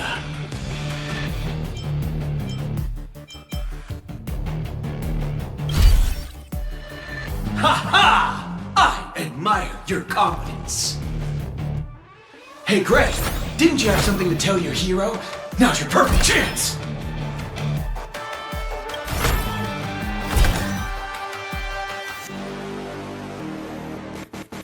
My friend, you know what? Every time I transform into a Mechatron, I imagine I'm you. I think about what you would do when facing danger. It is your adventure stories that give me strength. So I'll give it my all from now on. Please don't hold back.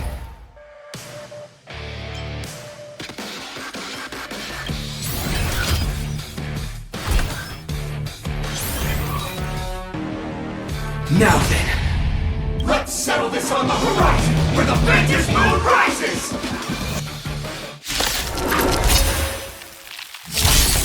Let the two of us see what you're made of. Come on! One and only Trailblazer!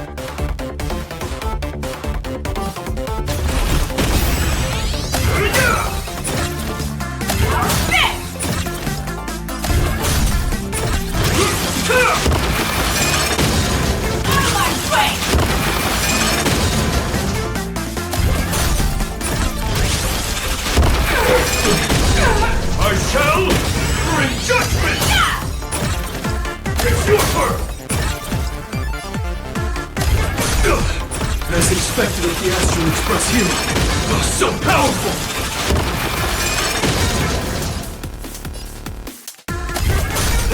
Not good! Actually, for justice!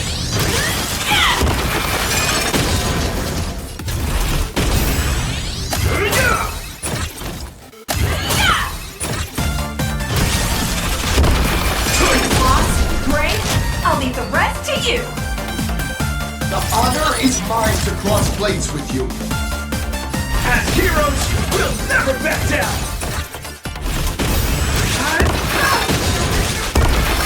Teach me your ways! Never surrender! This strike contains all my respect!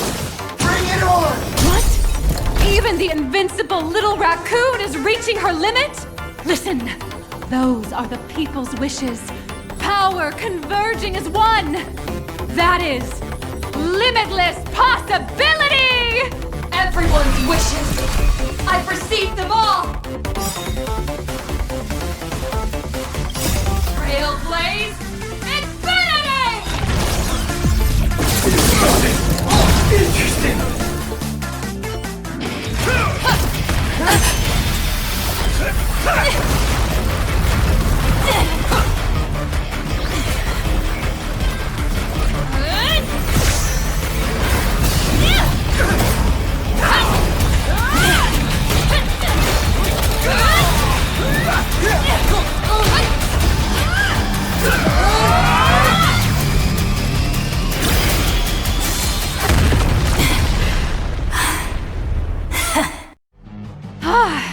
You really got into character.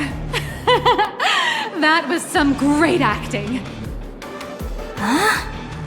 Were we just fighting in a film studio? Don't tell me you actually thought you were fighting them in a real city. That ain't gonna happen. Madame Pearl's insurance fund would collapse. It doesn't matter if it was a real fight or a fake one. What matters is your experience. Did you have fun? The user gave us a 5-star review. Thank you for your kind feedback. Your satisfaction and approval are our greatest motivators. Looks like the Daybreak Squadron is waiting for you. You gave them quite a combat lesson, it appears. Why don't you go share a few words with those youngsters?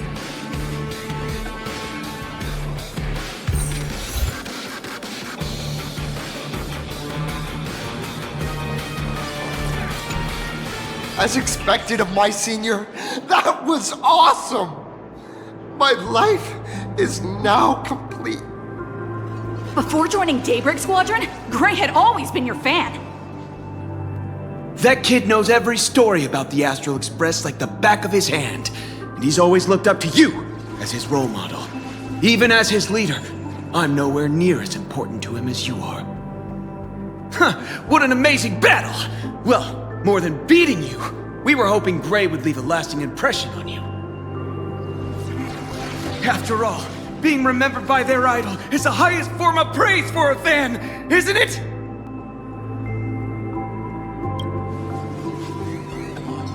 Oh, you bet. Besides my senior.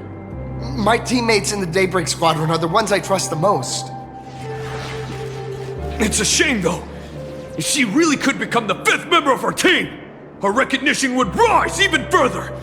After all, many people still think we're just plain hero. That's only because we haven't done anything truly heroic yet. Don't worry. Given the state of Dual-Dimension City, a mind-blowing crisis is bound to happen sooner or later, and that's when we'll get our chance to shine! Ha-ha! Yeah, just yesterday, I rescued 5 people from a gas explosion. Hope they recover soon, and spread the word about how awesome Daybreak Squadron is! There you go again, casually saying the strangest things. Like the Astral Express. We don't need to act to prove something so long as we stay true to our own path. Sooner or later, Daybreak Squadron will be recognized by everyone! Silly you! Is the Astral Express all you ever think about? Why don't you just go join the Express as one of the Nameless? Come on, don't make fun of me. I'm still just a rookie. How could I possibly be worthy of boarding the Express and fighting alongside seasoned veterans? Anyone who perseveres in their own life is a hero indeed.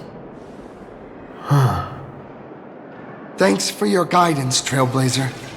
And lastly, I wonder if you could take a picture with the rest of us. Trailblazer, please, take a photo together with us! Oh, my senior's so close to me that my heart's beating like crazy.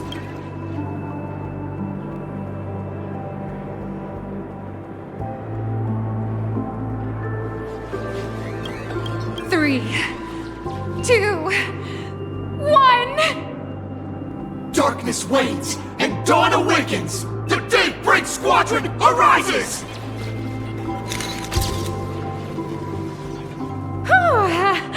Time's about up. We should meet with Madame Pearl now. Oh, right.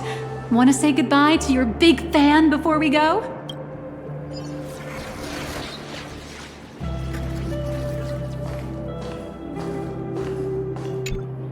Blue, yellow! You guys were amazing back there! If we record this for promo material, we'll definitely get a ton of new followers! If only we could have beaten the Nameless! We were actually so close during that Mechatron fight! What are you talking about? There's no way we could have beaten the Trailblazer! Well, it's not entirely impossible, I'd say. Ever since I converted, I feel like both my mind and body have become so much lighter. Gray, you really should join us and do the same. Gray, being a masked hero means facing all kinds of dangers. You'd definitely feel pretty bad if you couldn't contribute your strength to the team when we needed you the most. Oh, looks like your idol's here to see you. We'll wait for you backstage. Gray. Senior? Me? I'm fine. Totally fine. It was no surprise that you took us down without breaking a sweat. It's me. I'm just too weak. I'm always hesitant, whether in combat or dealing with life.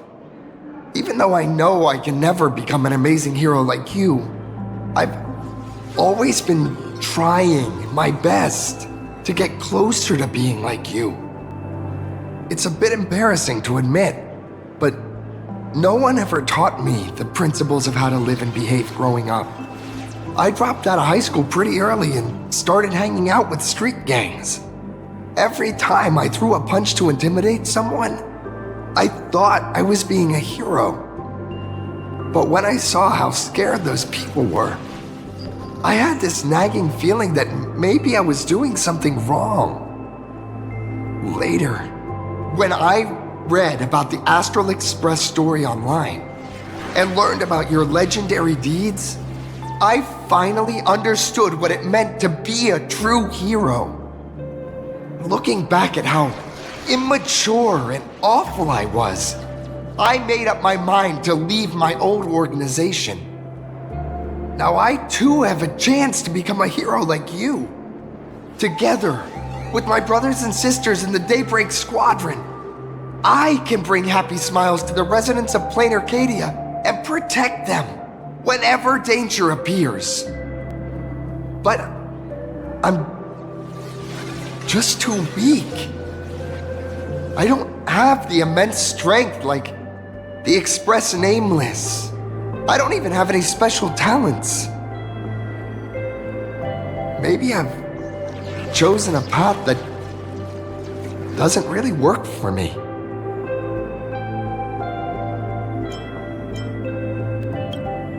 I don't want to give you empty platitudes about humans triumphing over fate. But I do believe that while kindness isn't something you can learn. Strength is something you can acquire. Your desire to fight for those around you, and your wish to bring smiles to others, that's your greatest strength. Thank you, Trailblazer. Thanks for listening to my ramblings.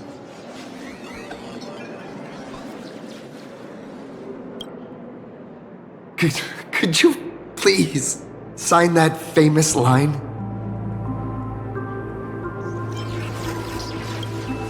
That's the one!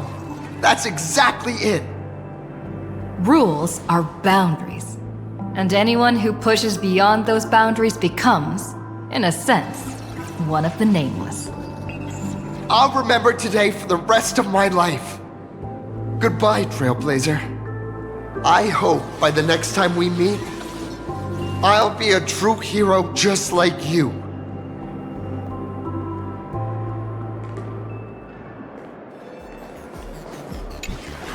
Well, that about wraps up today's tour. After seeing everything, what do you think?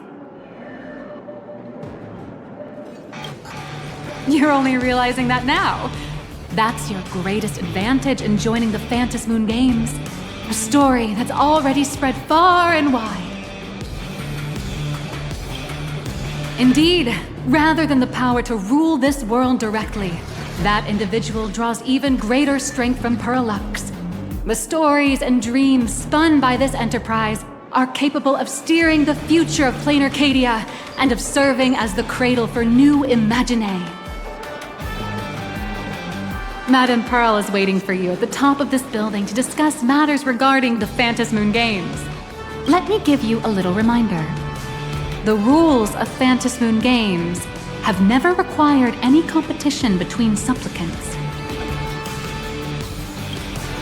As an IPC employee, I've said far too much. Your friends are waiting for you in the hall. You should go meet up with them. Don't keep them waiting too long.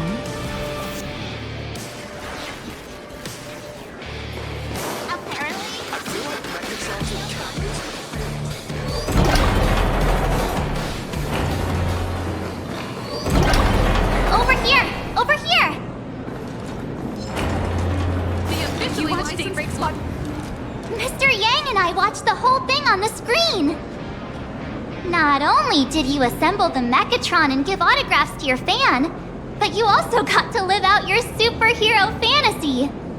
Did you have fun? Mr. Yang's looking at you with such loving eyes, like a parent watching a kid riding on a carousel at an amusement park. Indeed. Seeing her so happy reminds me of my younger self. Those were the days. What are you talking about? Mr. Yang, you're still as young as ever. Oh, right. We've been wandering around here for ages and seen everything there is to see. What's this Madame Pearl really up to? I understand everything she wanted to show us. There are just a few questions I'd like to confirm with Miss Nihilux. Miss Nihilux? Wait, where did she go? Ah, there you all are. We've been looking everywhere for you. The Secretary's office sent Agent Feld here to keep you company while you wait, but he said he couldn't find any of you. Wait, if Mr. Feld is the one who's supposed to meet us, then who is Miss Nihilux? Miss Nihilux? Who? Agent Nihilux, an IPC ranking P30 who works at Perlux Corp's Imagenesis Technology Department. P30? Imagenesis Technology Department? Since when did Perlux Corp have an Imagenesis Technology Department? Could she be some kind of corporate spy who snuck into the building? Oh, this is a real mess. What are those security guards even doing? Distinguished guests, are you hurt? Or did she trick you into giving her money or anything like that?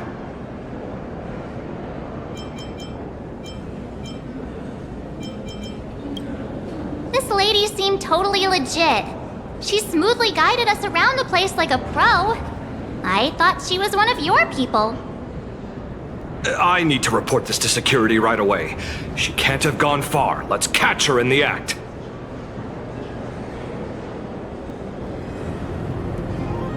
Thank you for your help. Astral Express crew, Madame Pearl has been waiting for quite some time. If it's convenient, shall we head out now? I'll show you the way. Please inform Madame Pearl that the 3 guests from the Express will arrive shortly. Welcome, ladies and gentlemen, to Pearlux Corp. Megatron production line. Pearl demonstrated the full process of creating a Mechatron army, based on what I saw.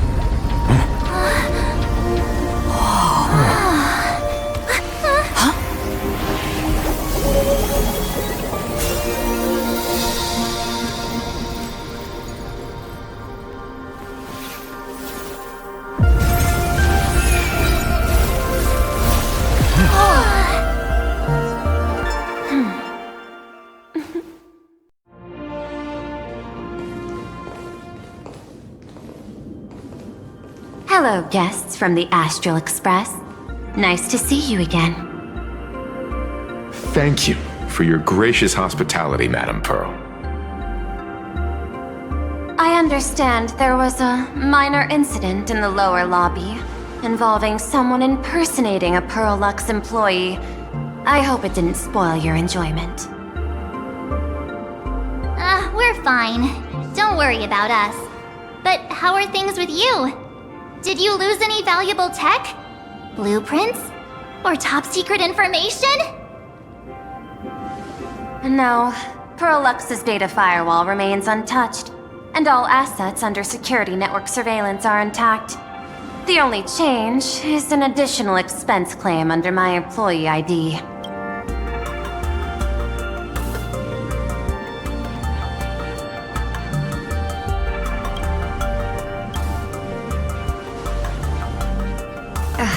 Never mind. I can make a preliminary assessment that this was the result of someone's momentary impulse. Lately, mishaps have been piling up, like dark clouds before a downpour, casting shadows of uncertainty over my plans. Could you be referring to the Herald of Death? 33 citizens were found dead in the Dovebrook district. In addition, an IPC specialist assigned to negotiate the purchase of a Mask of Elation died in an unexpected incident. This party has made overt threats to public order and is clearly challenging the IPC. My intuition tells me this is only the beginning. Managing capital and managing a corporation share one thing in common. That is, an aversion to risk and a pursuit of stability. And I bear both responsibilities. As the executive officer of Planaracadia, I bear an inescapable responsibility for the safety of this world. As one of the 10 Stonehearts, I hope to bring the Phantasmoon Games to a swift and safe conclusion. Rather than staging another dangerous battle, like what happened at Graphia Academy, I hope the supplicants can show the people of this world miracles of joy and happiness, instead of sorrow and rage during the Phantasmoon Games. Therefore, I'd like to hear the Express's request. Trailblazer, please, tell me. What's your ultimate goal for joining the Phantasmoon Games?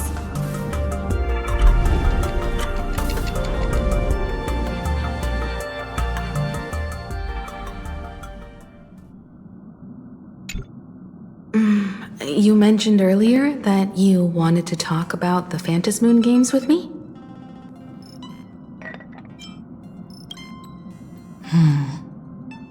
I'd like to talk about our ultimate goal for participating in the Phantasmoon Games. Got something in mind? I think the rules and rewards for the Phantasmoon Games are a little too vague.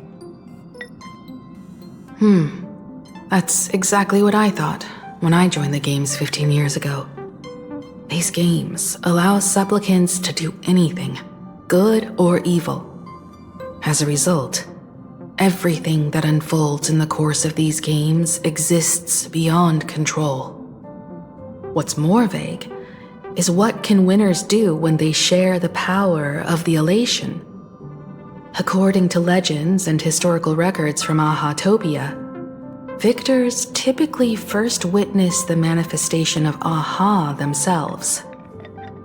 They listen to the victor's wishes and grant them permission to use their power. And the applications of this power seem to be boundlessly vast. When faced with countless choices, the situation becomes even more thorny than having no choice at all. Sometimes I wonder, if we had agreed to become the leader of the Anti-Destruction Alliance, how would this trip have turned out? If I win, I'll give up sharing Aha's power and ask them to be the leader of the Anti-Destruction Alliance. That's such a hilarious idea. I can totally picture it.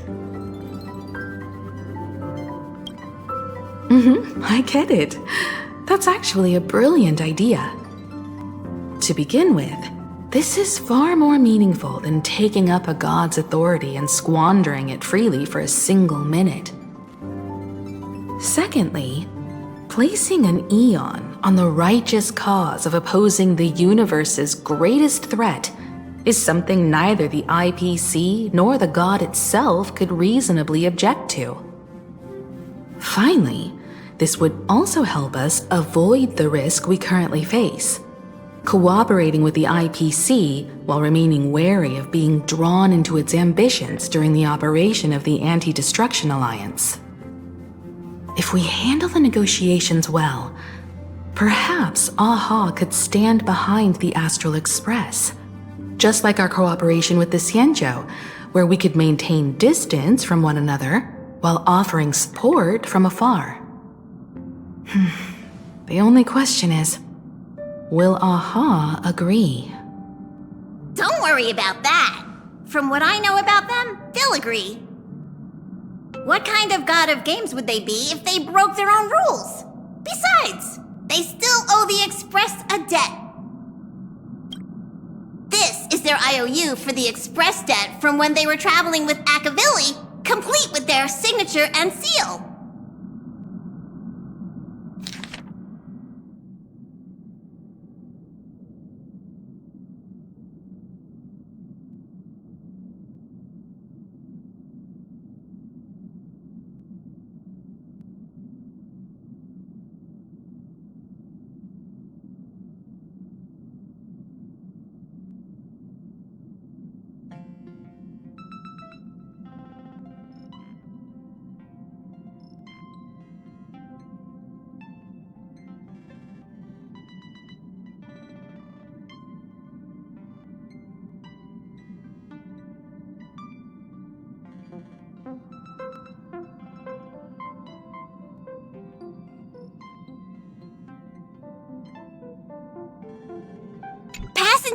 Use this to blackmail them. That one will definitely give in to your demands. Probably. So, you're saying you want Aha to take on the leadership of the Anti-Destruction Alliance?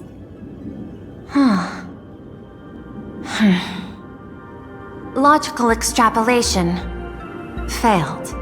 Success rate indeterminable. This peculiar proposal nearly brought my thought process to a halt. This request is far too lacking in structure, yet within an irrational context, it seems to conceal a certain kind of logic. If the universe is the master of Elation's playground, then they should do something about this playground that's about to be destroyed. As expected of the Trailblazer, your thinking is so... out of the box. I've learned something today. However, I don't think you stand much of a chance in the games, because I've joined as a supplicant.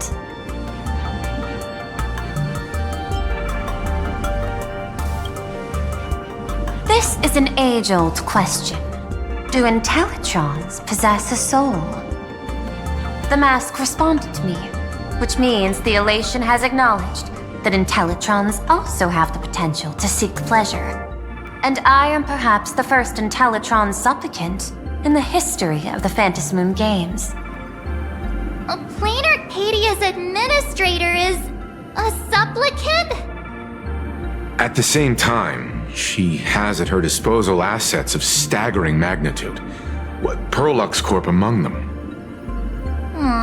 With money and power on her side, wouldn't her chances of success be way higher than ours? As I previously proposed to Miss Himeko, I'm willing to cooperate with the Astral Express to ensure the smooth progression of the Phantasmoon Games. But the Astral Express isn't your only partner, is it? I have 2 other allies. However, you all are my most promising ones. Once the Astral Express joins, it will maximize the safety and success of this Ionic game. And I will do everything in my power to fulfill my partner's wishes within that limited minute.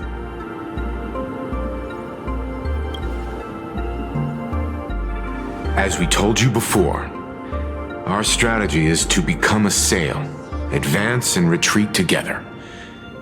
The Astral Express is not a lone supplicant, since we have our own allies in the games.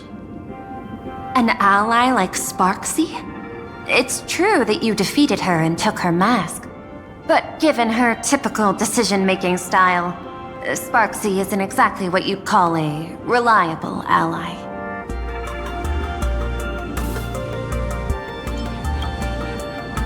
Hypothesis. The Sinwish Syndicate's missing mask. I thought it fell into the Xianzhou's hands. Don't tell me. Yao Guang gave it to you guys? That's right. 3 against 3. We're tied at the moment. With this new variable in play, I'll have to adjust my extrapolations. But the conclusion seems unchanged. After all, as the administrator of this world, I have the natural advantage in resources. An IPC senior executive, Planarcadia's administrator, a member of the 10 Stonehearts, joining the games personally. It certainly has an intimidating ring to it. But when you think about it, isn't this identity precisely the greatest burden Madame Pearl has to overcome? She's right. Your identity is far too sensitive. You want to control these games and end it safely and quickly. But Planarcadia's citizens might not see it this way. All they see is the all-powerful IPC and an influential executive pulling all the strings. Your every action will be scrutinized twice over.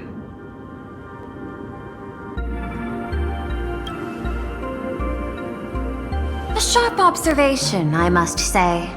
Quite impressive. But I do not believe you yourself would overlook this.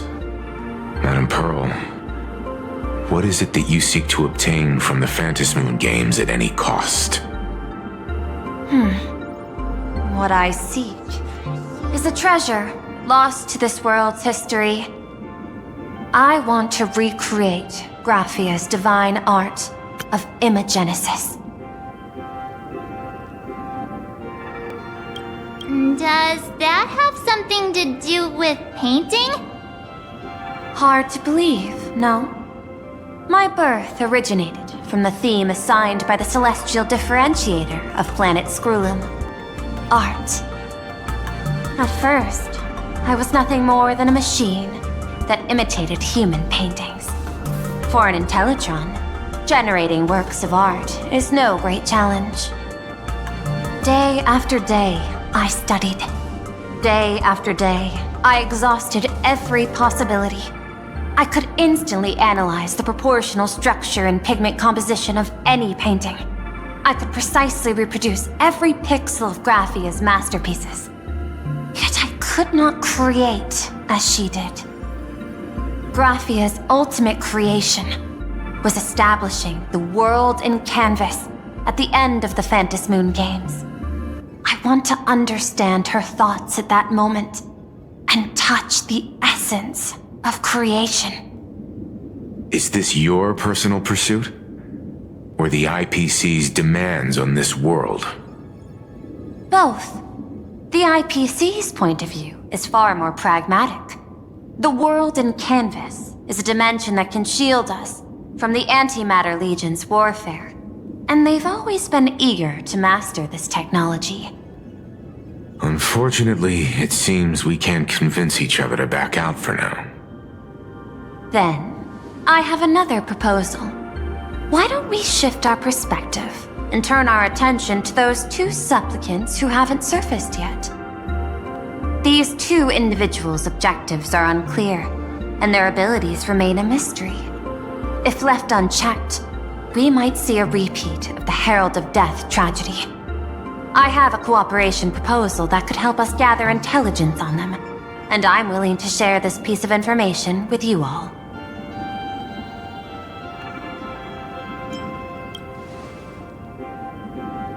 A tiny sliver of your reputation. Before we move on to the details of our cooperation, would you like to take a short break and have some tea to wet your whistles? Or shall we continue? I was thinking of having Peralux Corp host an expo for the Astral Express.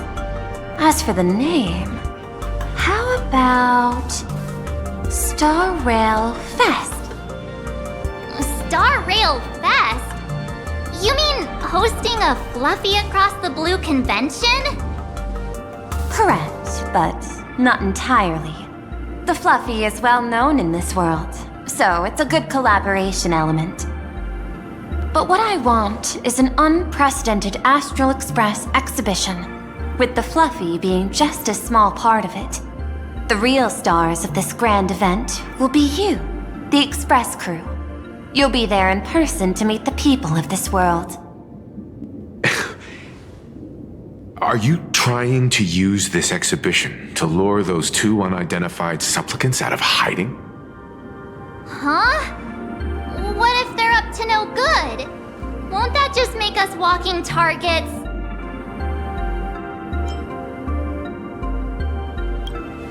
There are many ways to take the lead afterward. I'm less concerned about the progress than about the unknown risks our plan might face. Together, we can create a miracle for all to witness in Arcadia devoted to the legends of heroes. I'll also get Full Wish TV and other mainstream media outlets involved for promotional cooperation. And in return, wish power will flow to you. Of this, I have no doubt. A wise choice. Before the Star Rail Fest officially begins, I have one more favor to ask of you all. I'd like the Express crew to pay a visit to Blurry QR Colt, the original author of Fluffy Across the Blue.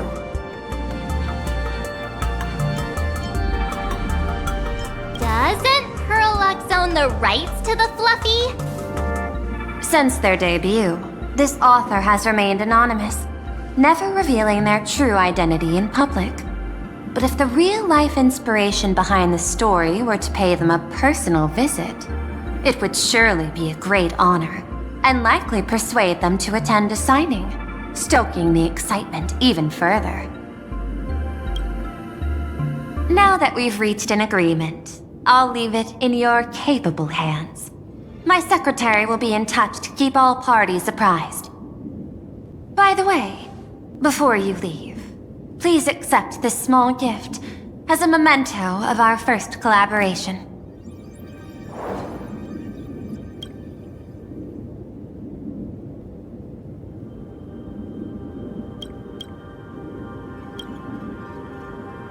I've studied in detail the records of my colleagues' interactions with partners in Penacony, and I was particularly inspired by Aventurine's technique of giving small gifts that symbolize good fortune. So please, keep this chip with you as a symbol of good fortune for our future cooperation. Take care, everyone. Well, we'll be on our way then. As your private detective, I must warn you that a grand exhibition of unprecedented scale would make for a perfect opportunity to reenact the blood-stained games. I understand. That's why I have a mission for you. Protect the Nameless at Star Railfest. You actually think they would need my protection with their strength? Don't tell me your extrapolations predict even bigger trouble ahead. Hidden beneath each extrapolation, tiny signals of unease keep bubbling up to my thought interface. I must be thoroughly prepared for whatever may come. Now that you've taken up the mask, let's talk about payment. What do you want? The same as always? Money? Before we talk about payment, let's discuss the Herald of Death. Although the Department of Aberration Defense sealed and destroyed all records of the Bloodstained Games, I still managed to uncover some unusual leads. After the Herald of Death incident, the victims' families collectively received compensation so massive it could fill any gaping wound. So, I figured, maybe we could find some leads by looking into official Planaracadia expenditures.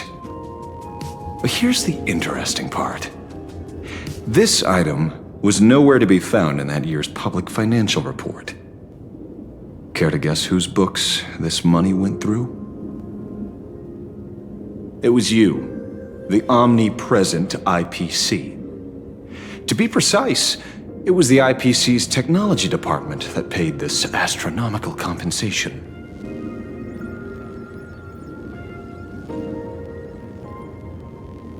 Following the usual human drama tropes, am I supposed to give you a round of applause now? Being able to dig up all this information really shows your connections and capabilities, Detective Ashveil. In movies, a big shot like you would usually raise a hand right about now, revealing the dark muzzle of a gun. I'm afraid you've learned too much. And bang! That's when the gun goes off. And I, the poor sap who uncovered the truth, am supposed to bite the dust.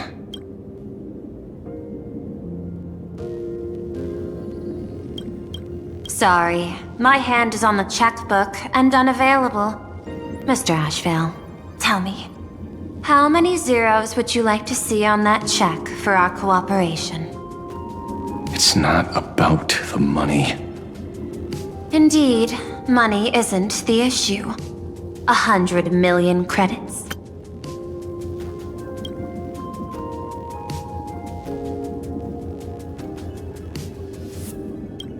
Are you trying to buy me off like some poor victim's family?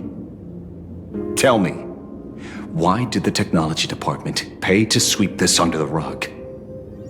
300 million? I know you've always needed money. For cryosleep, supporting the families of fallen comrades, and for treating those who survived. Isn't this exactly what strategic investment is about? Putting money in the hands of those who need it? I'm not your lackey, Intellitron. Tell me the answer. 500 million? I could pretend there's a glitch in my calculation process and make it a cool billion for you. Money or answer? Your call. I want the answer. Oh, an unexpected choice. It defies my usual understanding of your decision tree. Note, I say this without sarcasm or ridicule. The answer is, I don't know much. Hard to believe, perhaps. But as CEO, my power isn't unlimited. Besides, the Herald of Death affair lies 15 years in the past. This world is like an unfinished game of chess that's been dragging on for years.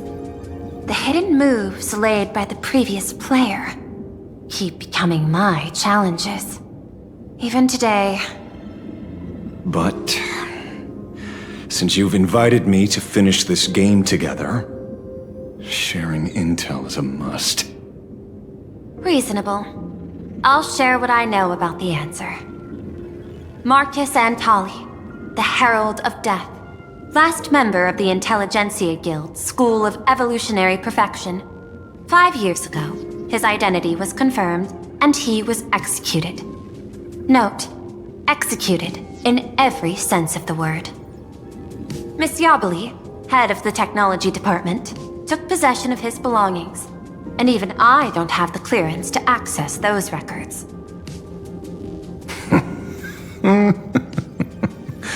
No wonder. So, that guy was practically IPC personnel, give or take. That also explains why the technology department shelled out the compensation. Yet, the method behind this latest killing is identical to the one from years ago. If the Herald of Death is truly dead... A serial killer coming back from the dead is the least of our worries.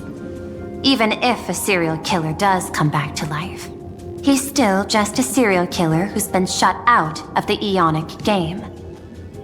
What's more concerning is this. Someone wants to exploit the legacy of the Herald of Death.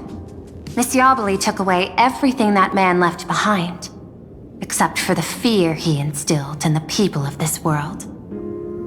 And during the Phantasmoon Games, not only can miracles trigger wish power, but fear too. Based on my extrapolations, the appearance of this new Herald of Death might mark the beginning of the festival spiraling out of control. No wonder you're in such a hurry to end the games. Mr. Ashveil, I've always respected you. But right now, I need to rely on your strength even more.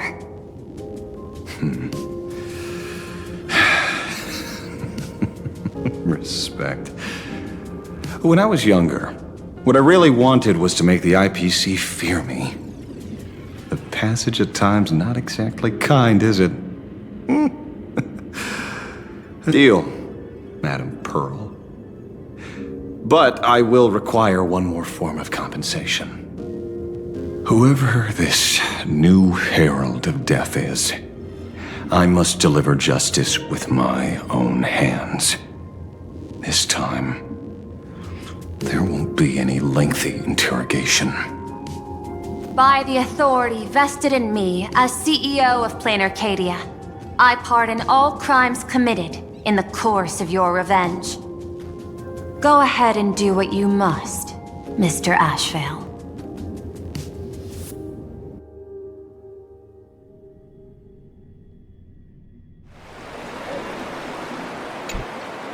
My friend, I don't blame you, but I'm done being a breathing dead weight. So do me a favor and pay me back for that drink with this bullet.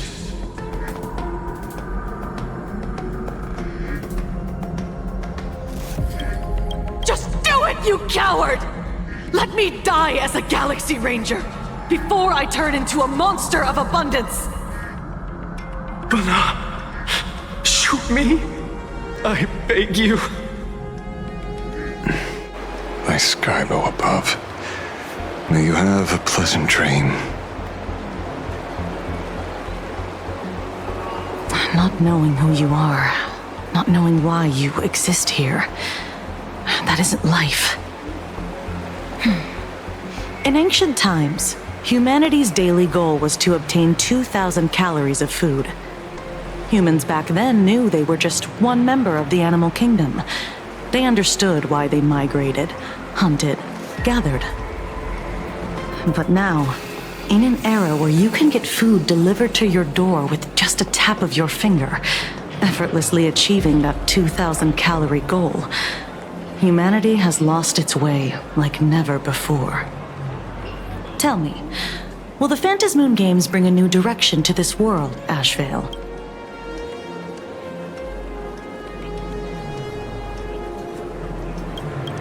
What's wrong with getting food with just the tap of your finger? Well, don't tell me you want to go back to the days when everyone was starving and at the mercy of the harvest?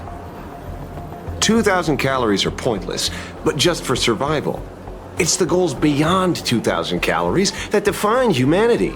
And the Phantasmoon Games holds up a mirror to humanity, allowing them to see their truest selves. I'm just a detective. Ask me such a profound question again next time, and I'll charge extra. My apologies. I just heard you joined the Phantasmoon Games and couldn't resist asking for your thoughts. You've met Madame Peral, huh? She dumped this hot potato of the Herald of Death on me. On us. Judging by your expression, it seems less like a hot potato and more like a sweet fruit. Because I have a lead now. I think the key lies in the word copycat. To prevent copycats, you kept the Herald of Death's modus operandi from 15 years ago under wraps, which means... There's only a few people who could reproduce this killing method with such precision. The investigators from the Security Bureau and the Department of Aberration Defense at the time, and those directly involved in the Herald of Death case. Detective Kuchiba, I've heard that you've devoted considerable time to researching the crimes from the Phantasmoon Games. So, I'm the prime suspect now. Is that it? Just a bit of minor deduction.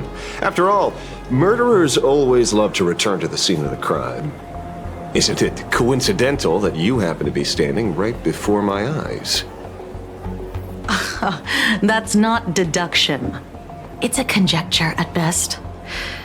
As for investigating those two categories of suspects, we've been doing that for a long time already. It's been 15 years. The relevant people and the victims' families have all gone their separate ways. Tracking them down now won't be easy. Yeah. After losing their loved ones in such a cruel way, their hearts were shattered. Many couldn't bear to stay in Dovebrook District and chose to move away. I remember seeing that in the case files you sent me. And they even formed a mutual aid society for the victims. I wonder, after all these years, have they managed to heal the wounds in their hearts? Maybe they have. After all, they go by a new name now. The Research Society of Happy Smiles. Ah, you mean that charity with the slogan, Healing Smiles, Healing Arcadias? Before he died, Kostide mentioned that group to me. He said quite a few young people in the gang left without looking back, just to join them. So I thought, maybe we should start by looking into their rivals. The Research Society of Happy Smiles, huh? A charity that helps people escape their pain and find happiness, offering free counseling, medical care, all of that good stuff. Sounds like they've turned over a new leaf. How could you call them rivals to the underworld? I dug a little deeper into them, and found something interesting. You mean your monkey dug up something interesting, right? Okay. Mr. N dug up something interesting. Have you heard the name of the sponsor behind the Research Society? Her name's Full Wish. That name rings a bell. Wait, isn't she the boss of Full Wish TV? I think she was one of the survivors of Graphia Academy too. This is getting a little too coincidental. Just like every case you've accidentally cracked before. Mr. Ashveil, Should I compliment your keen instincts or your incredible luck? Luck's a part of a detective's toolkit, too. Anyway, whether Full Wish is guilty or not, we won't know until we look into her. That's why I asked you here.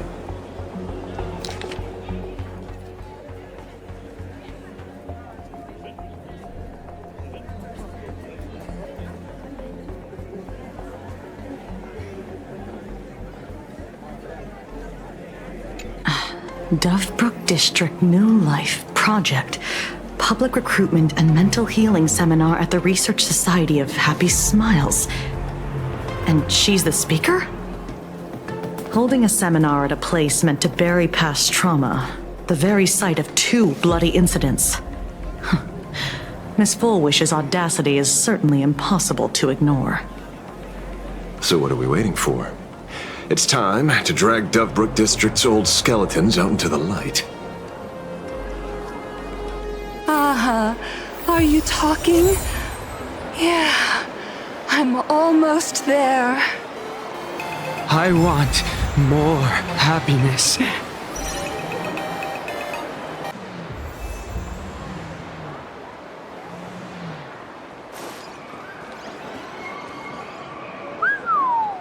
This place is buzzing. Are they all here waiting for Full Wish to grant their wishes? A rich person like Full Wish can make most people's wildest dreams come true with the snap of her fingers. I'm less curious about who she'll help than what she wants for herself. If money could really accomplish everything, the IPC wouldn't be eyeing this world. My bet, I'm sure that Full Wish wishes the tragedy 15 years ago never happened. Erasing history. Can the laughter really pull it off? In past victory records, there have been countless and often bizarre instances where the victor used the Elation's authority to change reality. You have to understand, the Phantasmoon Games isn't just some wish-granting lamp. What makes it irresistible is that it turns the one who wishes into the genie. That's quite alluring. Have you heard about the noblest worm Aha made godlike? It became the happiest creature in existence. Happy enough to burst apart, leaving no intact body behind. Your knowledge of these unofficial records is enough to rival ours. Since you see things so clearly, Mr. Ashveil, why sign up for the games? Miss Kuchiba, is that a rhetorical question? Or are you fishing for a confession? Fishing? Don't be afraid. Now that you're a supplicant, public officials like me no longer have any authority over you. I'm guessing what you want goes beyond a straightforward act of revenge, beyond a vigilante execution carried out in public. If you were only out to avenge friends, with or without the Phantasmoon Games, someone like you would toss laws and decorum aside and do what needs to be done. So tell me, Mr. Ashveil, what do you actually hope to get from the games? Consider it a mystery. If I make it to the end, you'll know the answer before Aha does. Well then, I'd be honored. Just don't let your wish ruin our lives here. Daily life here fits like a tailored prison uniform. Wear it too long and you forget what your bones should feel like. Ugh. It's time to break free. Look at these prisoners of routine before us. Full Wish hasn't shown up yet. Let's talk with the members of the Research Society. Maybe we can coax something useful out of them.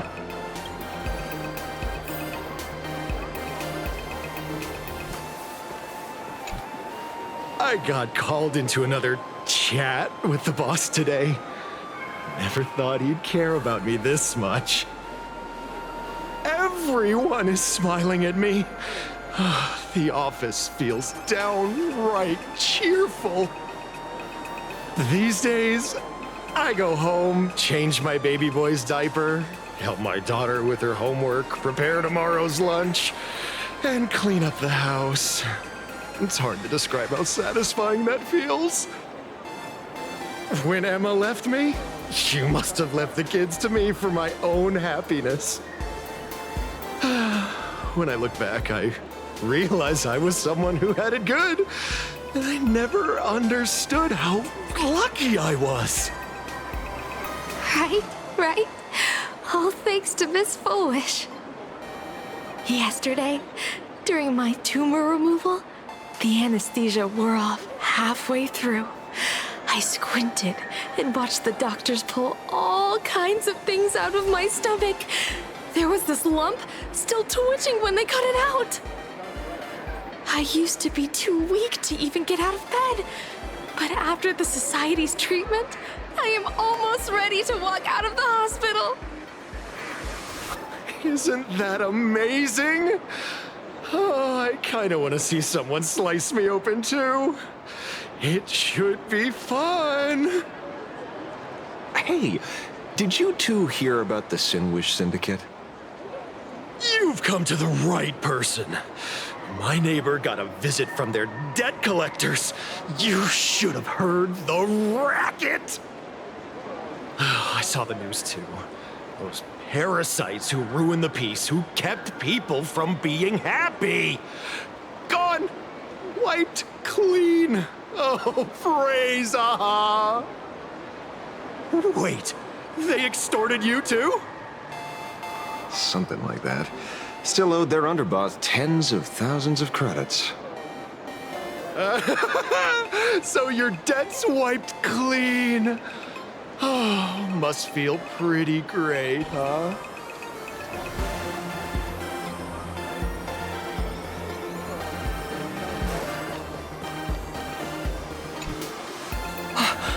Oh, we meet again. Hey, Lady Megatron. How have you been? Good. Since I joined the Research Society, I've made so many new friends. In the past, I struggled with mobility. I always had to work 3 or 4 times harder than the other Megatrons, just to keep up. A lot of Imaginae think factory-made types like me don't count as their own. And humans look at us and see soulless machines. If every sentient being has a home, then even the scrapyard is closed to me. I'm not even considered recyclable waste. But here, in the society, no one cares what I am or what I can do. They just see me as a normal person. Congrats. You found your home. Aha said the same. They and everyone here are my family. Aha talks to you. Of course! You mean you can't hear them? Guess you're not happy enough yet. Don't worry. Once you join the society, you will. No pain, no tears, just pure joy. The society makes everyone happy.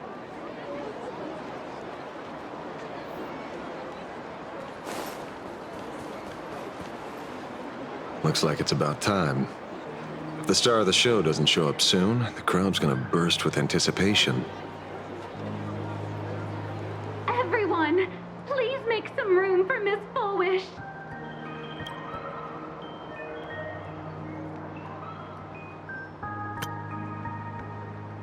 By the Master of Elation, may they bless all souls and grant them smiles.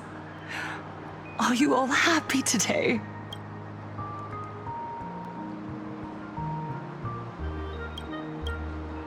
Very happy! Thank you for your smiles. They're like lamps in the dark. So precious.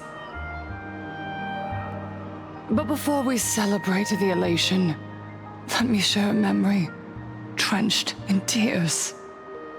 It once dragged me into the abyss. Yet, it also taught me what the elation really means.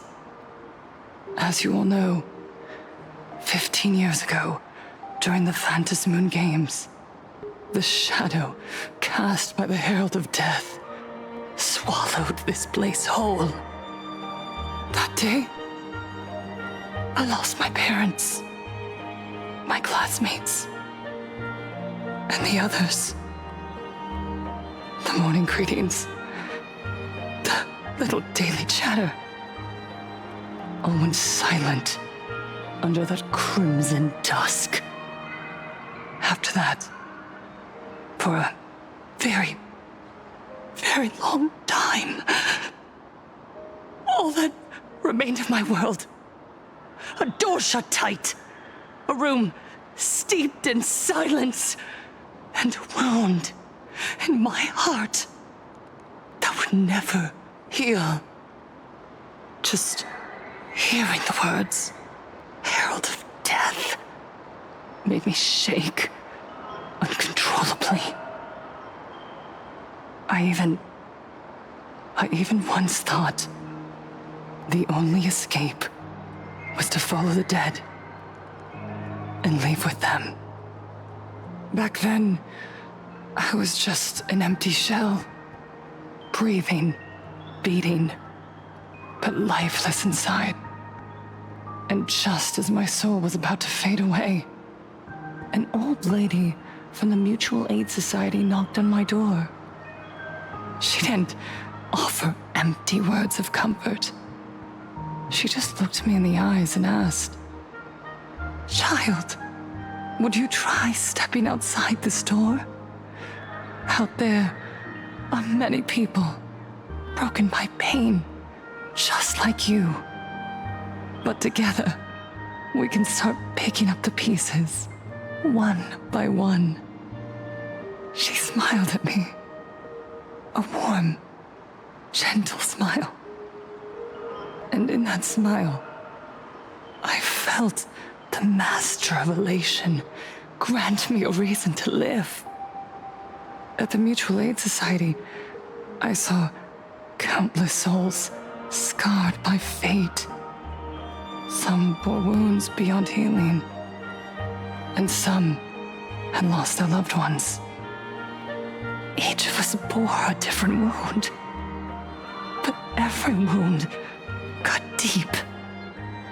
And yet, what truly moved me wasn't the pain. It was how, beneath those scars, they still reached out to one another, offering a smile to a child who'd stopped crying, lending a guiding hand to someone lost. They taught me something precious. Pain can destroy a person, but the wish to bring elation to others can spark the fire of rebirth.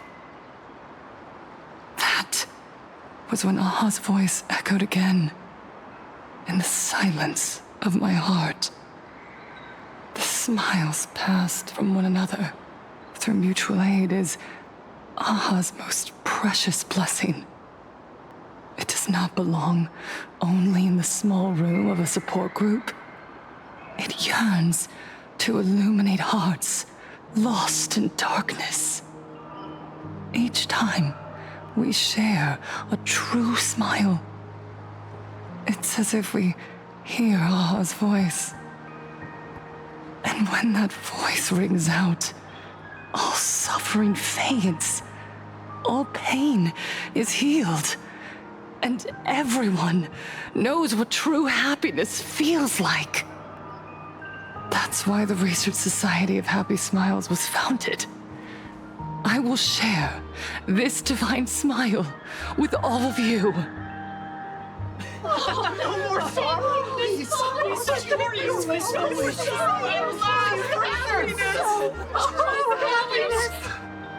Everyone, I have questions for you. When was the last time you truly smiled? How long has it been since you felt happy from the bottom of your heart? Minato, do you ever feel like your days are looping endlessly, like an old silent film, repeating until it suffocates you. And when you realize that loop might never end, does despair flood in like the tide?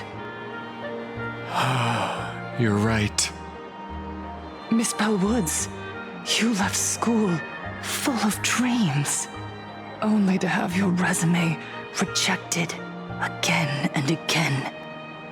You told your parents you were busy in Seafeld City, hiding your heartbreaking loneliness behind that lie.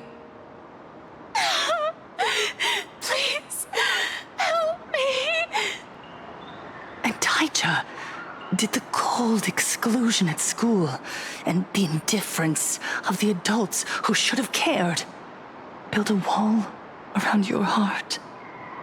One that made you afraid to open yourself up to the world again. Yes. When we were born, no one had to teach us how to smile. But who would have thought that one day, even smiling would become so hard? Once, our world was blessed by Aha's grace. A gentle world in canvas, painted in elation. For centuries, humans and Imagines lived freely together in that eternal haven. Until the Inter-Astral Peace Corporation violently tore us away from that sanctuary. They brought us their so-called inter-astral civilization, imposed their so-called standards of happiness, and told us that life's ultimate joy lies in self-focus, self-indulgence, and self-satisfaction. They flooded us with dazzling material desires, blinding our hearts. They fed arrogance and prejudice into our minds through the network, making us chase pleasure for ourselves and forget that true elation is found when we smile together. Wish power has turned into fuel. Credits jingle where heartfelt laughter used to ring. We drown in anxiety, competition, and an endless sense of not being enough. And in all that noise, we can no longer hear Aha's gentle voice. Elation, the truest light of life itself, is being eaten away and replaced by the external. You said it. I work myself to death for scraps, and my boss doesn't even notice. And those useless loudmouths online. They do nothing with their lives, yet constantly judge everyone else. The IPC is nothing but a nest of vampires! They're feeding off of us! Miss Foolish! Please! Help us how to be happy! Look around you. This land was once blessed by the master of elation. And yet now, it's overflowing with misery. Everyone's chasing their own happiness, but in doing so, they wound others without even noticing. Do you remember the moment I found happiness again? It was when someone who was suffering just as I was, smiled at me. Even through their pain, they gave me that smile. A smile filled with blessings. That smile saved my life. So listen well. Only by opening your heart and sharing your smile with another can you truly grasp what happiness means. It isn't just giving a smile. It's embracing the power that Aha bestowed upon us to smile. Join the Research Society of Happy Smiles. I'll help you rediscover the smile buried within yourself and Aha will grant your life a transformation! Our mission doesn't end with finding our own smiles. We must bring them to the world and spread true happiness across all existence.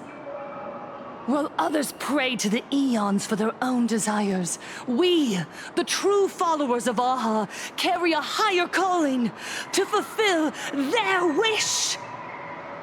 To fulfill Aha's wish? Yes. To still every cry of sorrow. To wipe away every bitter tear. We will build, no, rebuild. A world where smiles never fade and elation never dies. Eternal happiness!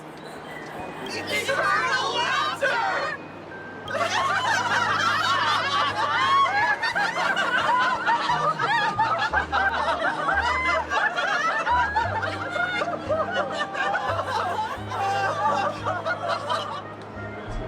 The speech is over. What's your take, Detective? She's so far gone, it's hard to make sense of it. Then let's not overthink it. Let's talk to her directly.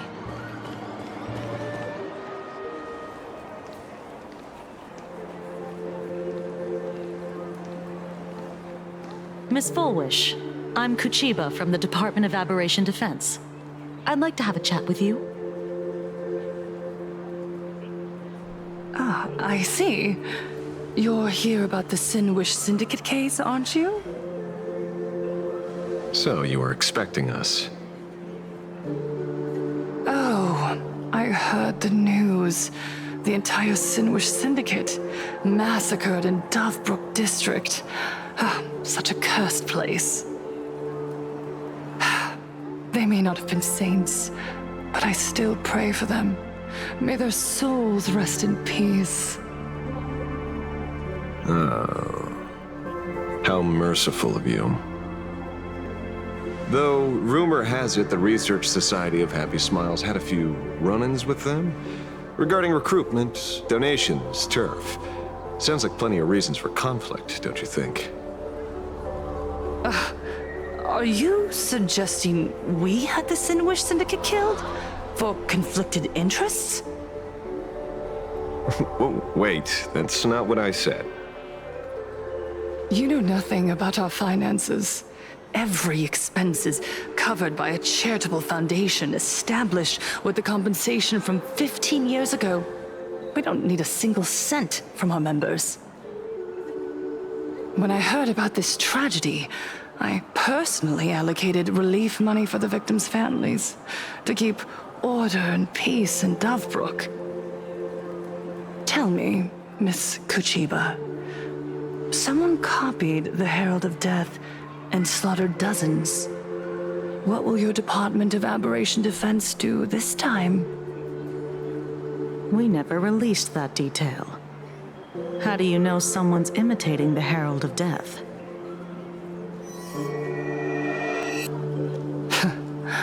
Isn't that what you've been waiting for? For the killer to slip up so you can swoop in and tie everything up nicely? 15 years have passed. You don't seriously believe we're still living in an age where information can be sealed off at will, do you? From the very day the murders occurred, the news has long since spread online. The Sinwish Syndicate paid a fortune for some ancient mask, and the next thing you know, they're all dead. The scene painted red with traces of the bloody bloom. Please pay no attention to baseless rumors. Rumors? And yet you're here. That alone proves one thing. The rumors are true. And the new Herald of Death really does exist. Otherwise, why do you suspect me? Only someone who knows the original case could recreate it so perfectly, right? Everyone! You heard our conversation, didn't you?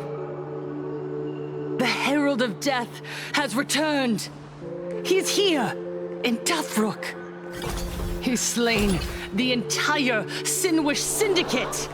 He's back to relive the carnage of the Phantasmoon Games. The Herald of Death? Didn't the officials declare him executed? How has he appeared again? He's immortal?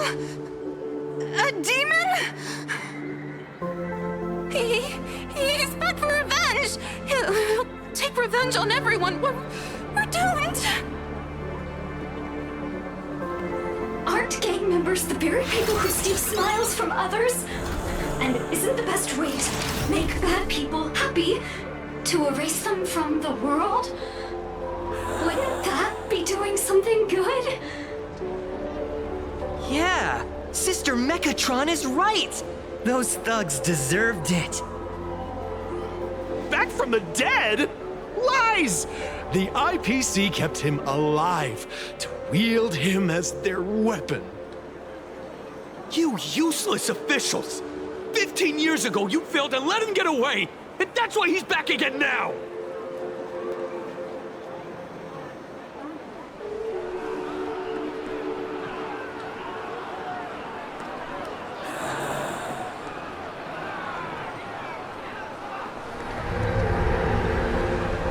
Everyone, there's no need to panic.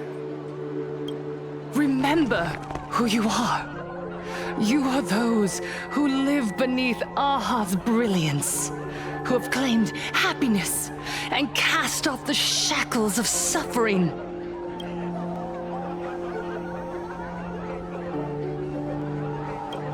Once the Herald of Death fed on our fear and tears, that was the source of his power.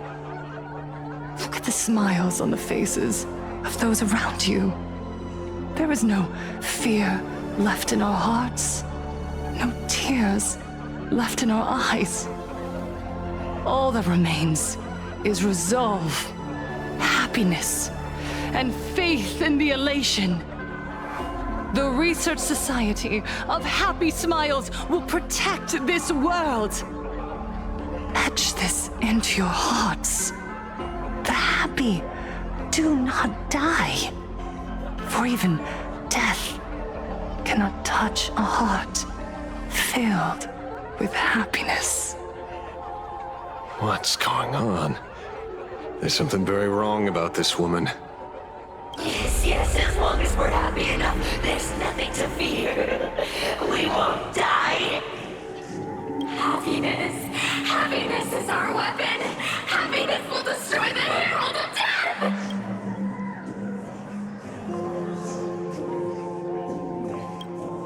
Happiness will save this world. Operation Spread Happiness. Let happiness infect everyone and spread to every corner of the sky. Make the Phantasmoon smile.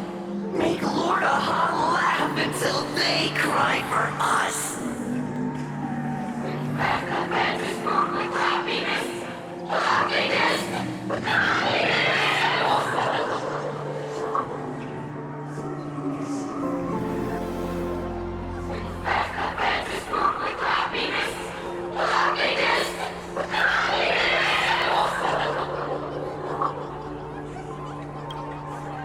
Silence!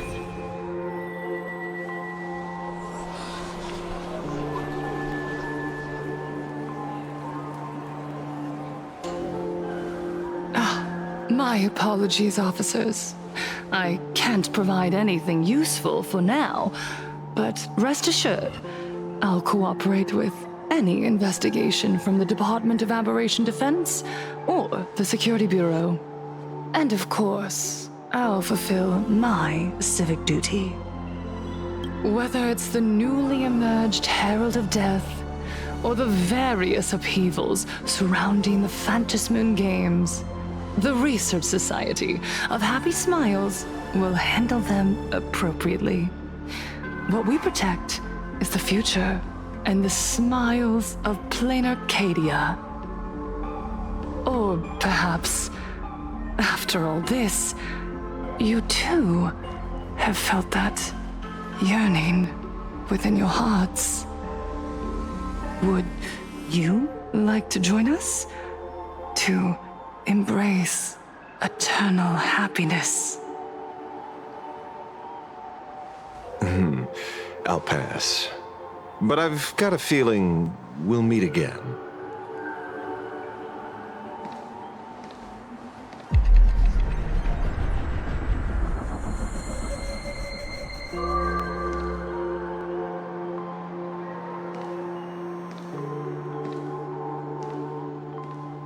Miss Fullwish, thank you for your cooperation. Hopefully, next time we meet, it won't be like this.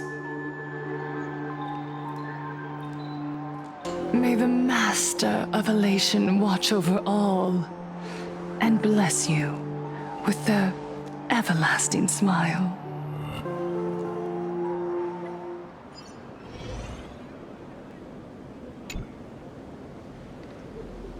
Let go of your obsession. Let go of the shadow in your arms. Let go of that false sense of responsibility. You're the one who should be dead, aren't you? Come, join your brothers. Let the gears grind to a halt. Let the hands fall still and end that life of yours that was never meant to be.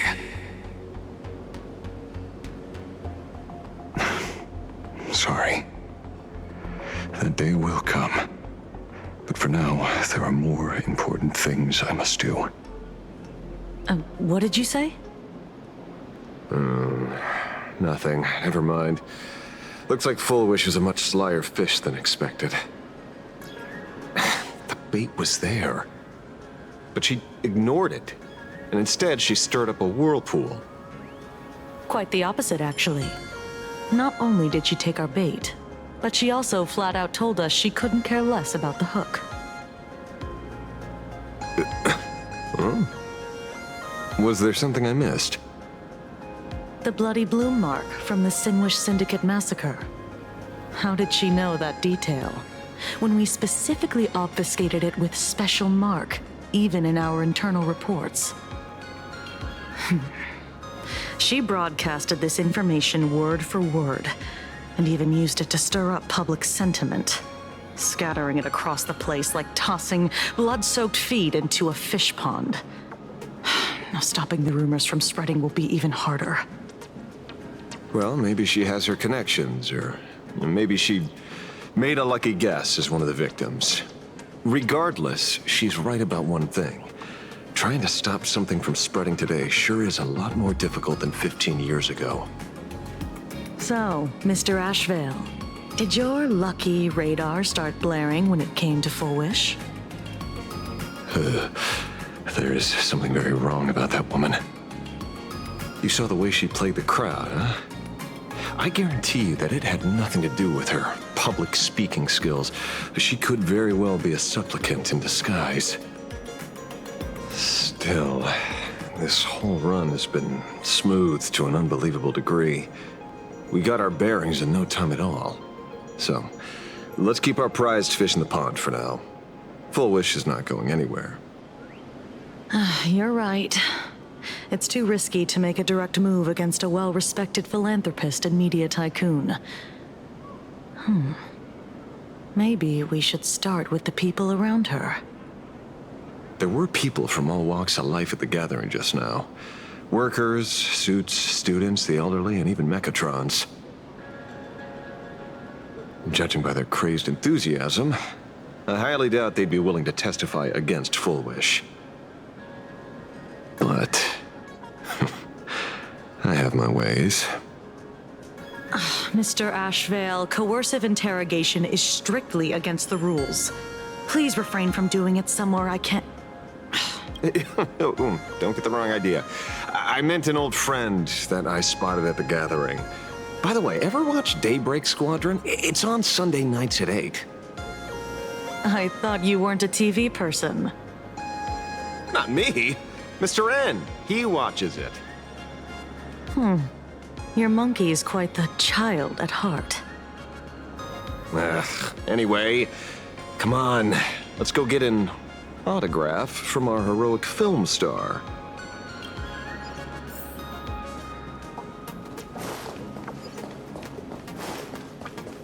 Is that him?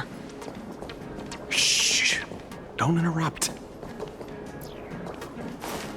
What? You lost him? Not even close. Hey! Why are you two following me? Oh, we're just two grown-up fans of the Daybreak Squadron trying to get an autograph from Big Brother Magnus. Mr. Ashveil? Don't prank me like that! You really scared me! Really? Cinderborn, the peacekeeper of our city, vanquisher of evil fiends, is scared of his own fans? Long time no see, Magnus. You're not here for autographs, are you? I saw you two at the gathering. I don't understand. Why are you investigating Miss Fullwish? She's been nothing but a kind, lawful person who spreads happiness to others. You heard about what happened with Sinwish Syndicate, I assume. Then, was Miss Fullwish telling the truth? The perpetrator left the same signature as the Herald of Death did 15 years ago. So, did that monster really kill Mr. Polwave and Costide? 15 years and he's back? This demon? How many more lives must he take? Mr. Magnus, you're one of the survivors of the incident, right? Yes. That monster took my parents that day. But what's the Sinwish Syndicate case got to do with Miss Fullwish? Because that Herald of Death was executed 15 years ago. That's for certain. The Sinwish Syndicate case, on the other hand, has copycat written all over it. And Fullwish is a suspect. So, just because we're survivors, we automatically become suspects? What? Are you gonna interrogate me too?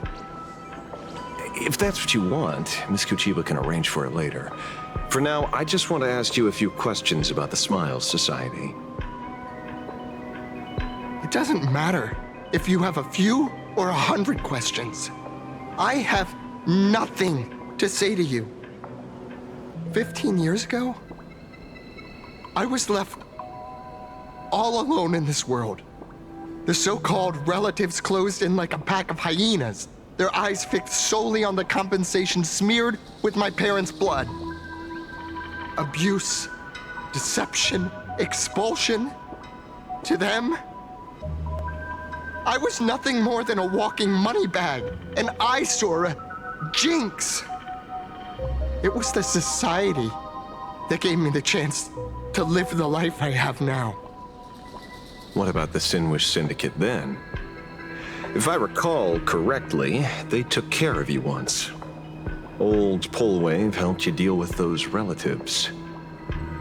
Listen, Mr. Ashveil, the debt I owe the Sinwish Syndicate will be paid. I will avenge them as a member of the Smile Society as well as the Daybreak Squadron. I'll rip the Herald of Death out from the shadows in their name and see justice served.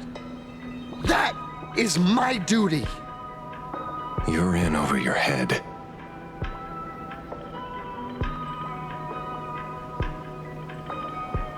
The new Herald of Death is very dangerous. I doubt a handful of actors like you can achieve anything substantial. You think we're just a couple of kids playing superheroes with masks, right? Well, you're wrong. My squad mates and I aren't the easy pushovers we used to be, Mr. Ashveil.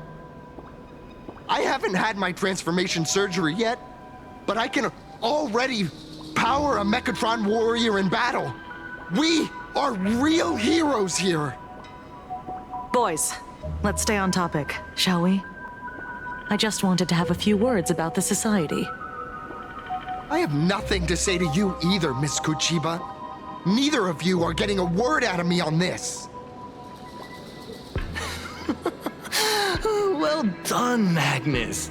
Your loyalty to the Smile Society warms our hearts. You're following me? Not by choice. These IPC dogs made it clear that they intend to frame Miss Foolish. Oh, we're not going to just let this slide. Would you look at that? The hunters become the hunted. What does it matter? If someone's looking for a beating, we'll gladly give it to them. You have 5 minutes for questioning. So make it count, Mr. Ashveil. They're all yours.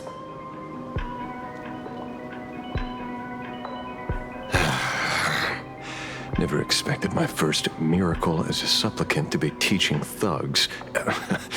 I mean lawful citizens, a lesson on the streets. Let's get this over with then. And if you want to join them too, Magnus, be my guest. Fair warning. I'm out of practice. If you get hurt, that's your problem. Your fists don't hurt at all! Mr. Ashveil, stop! Embrace a new life. Return to dust. I'm sorry, Mr. Ashveil. I have to stop you. Hooray, Cinderborn! The bringer of justice! Oh, shut up!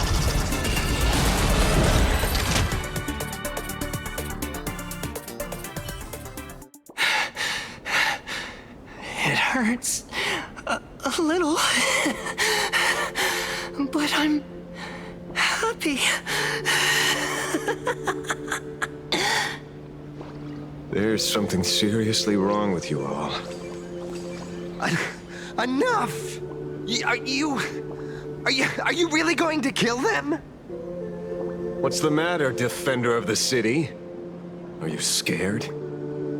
This is the real Phantasmoon Games, Magnus. This is the bloody truth under the mask of the Elation's game. 15 years ago, at dusk in this city, the Herald of Death tore people apart, one by one. Did he ever stop to ask even once, is it enough? I know you want to make something out of yourself, like the Trailblazer of the Astral Express, and I know you want to catch the new Herald of Death and crush him like a bug, using the same methods he used against the Sinwish Syndicate. But here's the deal. It's not your duty. And the Ionic game sure isn't a TV show where you get to play the hero and save the day. You mentioned a conversion surgery earlier. Are you saying that all Society members underwent some kind of unknown modification? That figures. I was wondering why these people looked like they felt no pain at all. Humming along merrily even as they bled. Does this have anything to do with the surgery? Nothing to say? Fine by me. 3 minutes left. That's long enough for me to question them. Time to hurry and get some answers from these people while they're still on the ground. Hey, lackey! Wake up! Pain should not exist.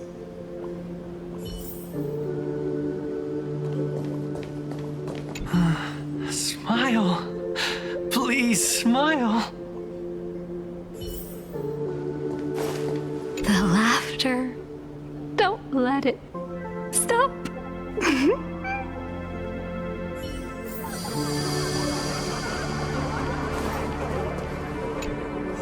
Those who suffer shouldn't exist. What the heck happened to these people? This is... the small procedure that official members receive. They call it the happiness surgery. With a prick of the needle, no more than a mosquito's bite. The doctor puts this small thing inside your eyelids, even smaller than a synesthesia beacon, and more convenient. People who have had the surgery say that it soothes all your pain and suffering, past or present. Even your body becomes stronger, and your mind clearer and more focused. A state where you can truly receive happiness. So, you haven't had this happiness surgery yet, right? I'm not ready yet. I've been thinking it over. But the rest of the squadron had it, and they've all become happier. They say it's the necessary step to becoming a true superhero that safeguards everyone else's happiness. If I don't do it, then do I still deserve the name Cinderborn? Mr. Ashveil? What should I do? The surgery won't make you stronger, nor will it help you get your revenge.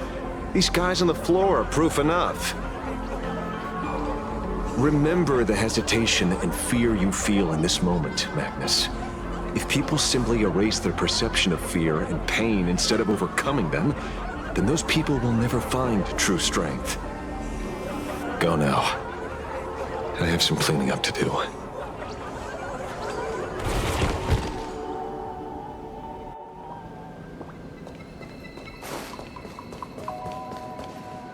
So, did you, pry the answers you were looking for out of them? These people have all been processed by the Smiles Society. Heck, who knows what method they used. It completely neutralized their ability to feel suffering and despair and gave them bodies like steel, incapable of feeling pain.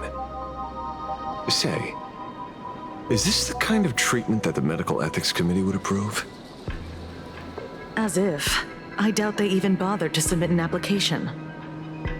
Which means Fulwish has far more dirty laundry than we initially expected. The idea was to find the Herald of Death with the leads we had. But here we are, going deeper down an increasingly scarier rabbit hole. Judging by their voices, these followers don't seem to have any ill intentions. In fact, they sound a lot more humane than most humans. If all this has nothing to do with the Herald of Death, then it matters little to our investigation. After all, how they pursue happiness is their own choice. Wouldn't you agree? Are you serious, Kuchiba? It's only human instinct to avoid pain, right? Such avoidance doesn't go against the laws of nature, nor does it legally constitute a crime when the party involved was a voluntary participant. Not a crime. Well, my instinct right now is telling me that this definitely has something to do with the Herald of Death. Unfortunately, Mr. Ashveil, we need evidence to solve a case. I'm here to follow my senses and dig up whatever's at the bottom of this. As for evidence, that's your headache. Besides, I don't think we need to turn over every stone to figure it out. If the new Herald of Death and Fulwish are connected, we'll be seeing another move soon enough. If I were her, I'd choose the brightest stage possible so this weapon could spread maximum panic. You mean the Star Rail Fest?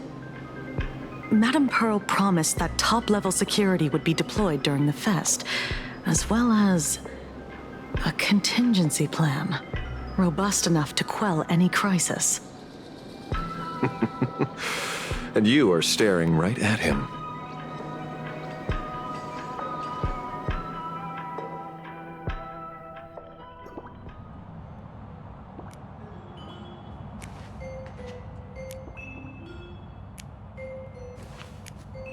According to Sunday, the crow should lead me to Blade's whereabouts. Since it stopped here, that means...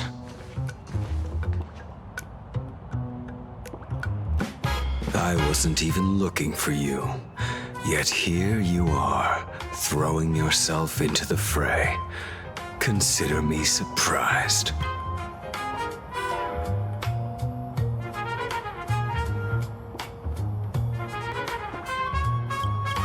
We haven't even settled the score over the mask you stole from the Sinwish Syndicate. And now you're skulking around and following us? What's your deal? What do you, or should I say, all of you, want?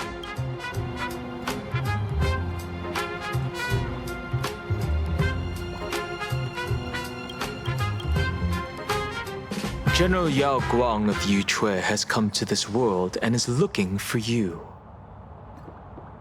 Dragons clash in the wilderness, their ichor dark and yellow. In her divination, you will become a slave to your own violence, bringing a catastrophic end to all. I am in that future as well. The only violence within you that comes to my mind is Shuhu. The emanator of abundance who resurrected time and time again.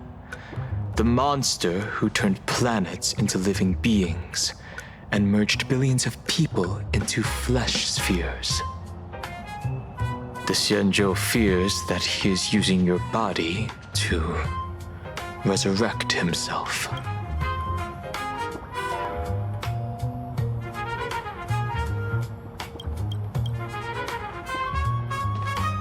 So, what's your plan?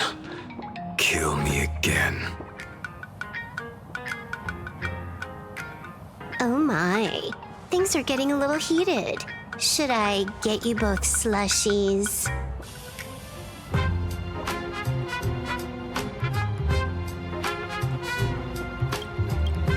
Thank you. I'll pass.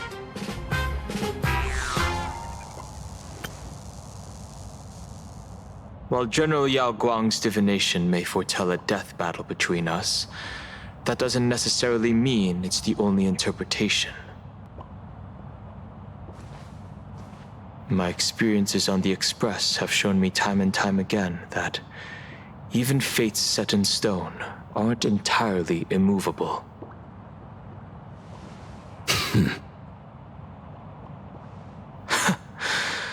I have no intention of getting into a quarrel with you, but I need to make sure that the presence of the Stellaron hunters won't endanger my companions, or the future of this planet. Thus, I must know your purpose here, Blade. What has Destiny's Slave written in your script? He stated this trip would be connected to death. Should I congratulate you? Much obliged. In my experience, it's best not to get your hopes up too soon. Prophecies rarely unfold the way you expect. However, the General's divination isn't entirely baseless. Ever since my arrival here, I have been feeling restless. There's another power here beckoning me. Is there another form of abundance in the world besides you? Perhaps there is more than one. Are you referring to the disciples of Sanctus Medicus? Or the Elixir Seekers?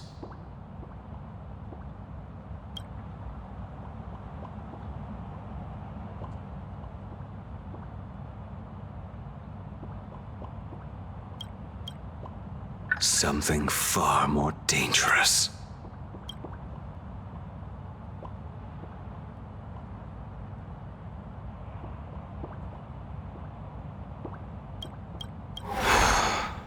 Do they have support from other factions?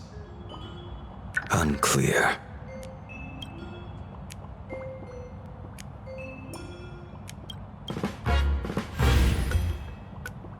As such, I'll keep an eye on you until everything settles. Just like you did in the past. That's as far as I'll go.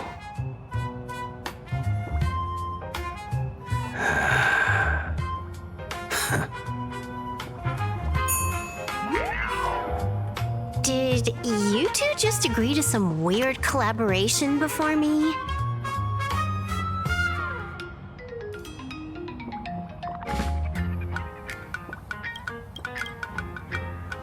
I'll leave that matter in your hands, Silver Wolf.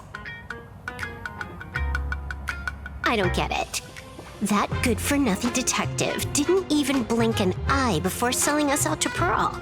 And you still plan on working with him? There are things only he can get done.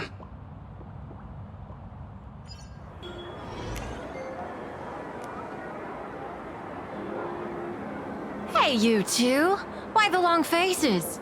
On land blessed by the Master of Elation, frowning is bad manners. Come on, smile! Whether you're hungry or full, poor or rich, the laughter is with you. Would you be interested in learning about our Research Society of Happy Smiles? Thank you, but I'll pass.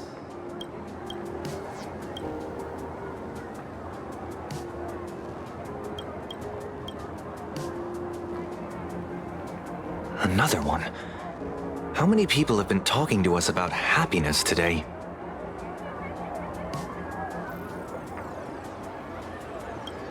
Well, 6, exactly.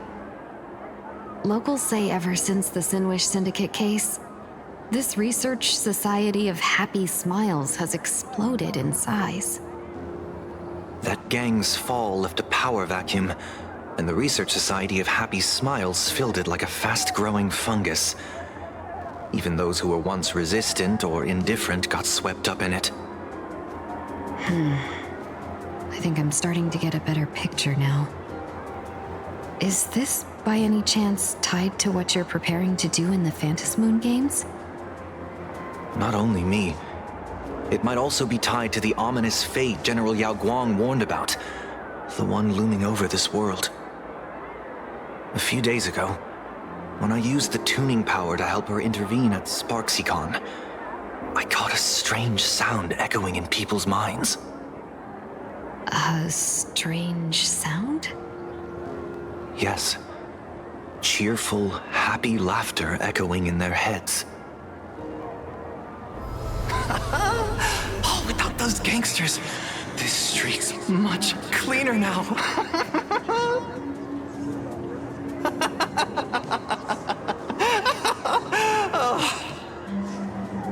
The so-called voice of Aha those society recruiters claim to hear?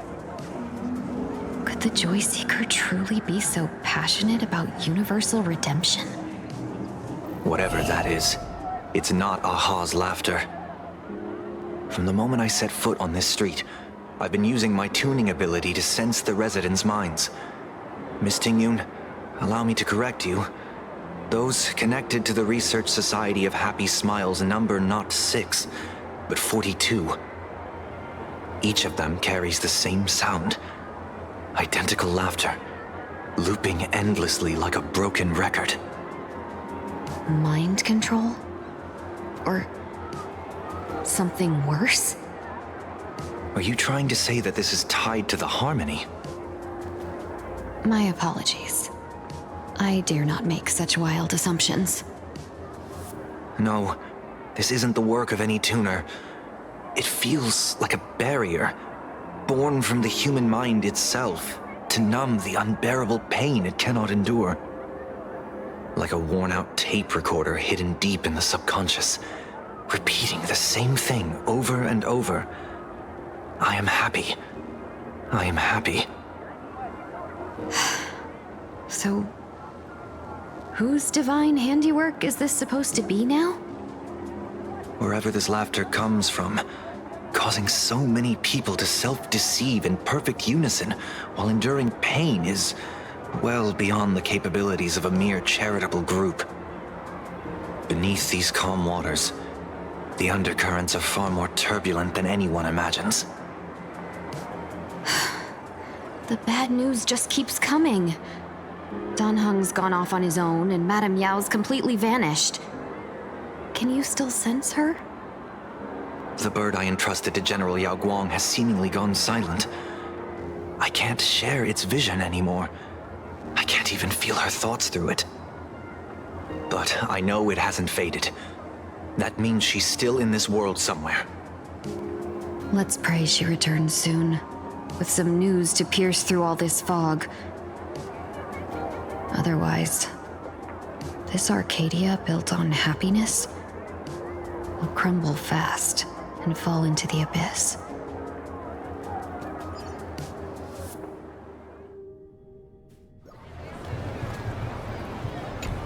Blurry QR Cult? That's an unusual name. Why would the author of Fluffy Across the Blue have such a pen name?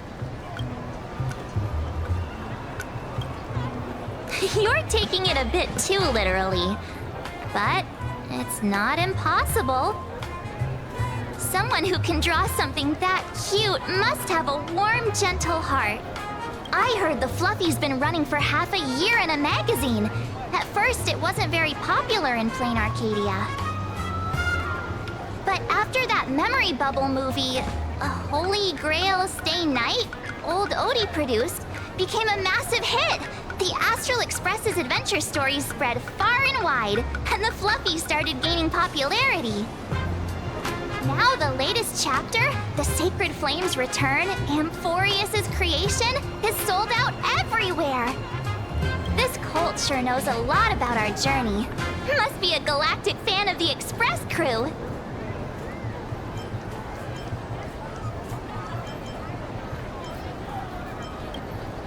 Aw, come on. Whatever happened to trust? According to the address the Perlux employee gave us, it looks like we've arrived at a familiar place.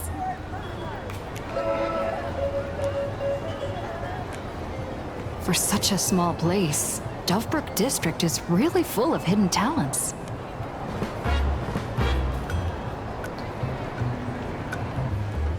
Turn left at the first intersection, then turn right, go straight for 200 meters.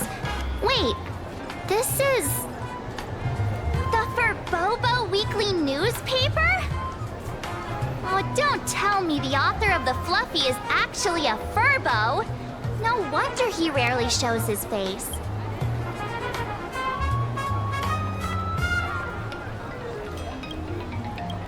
Come on, let's go upstairs. The Fluffy goes puff, puff, puff. Pom-poms for extra fluffy stuff.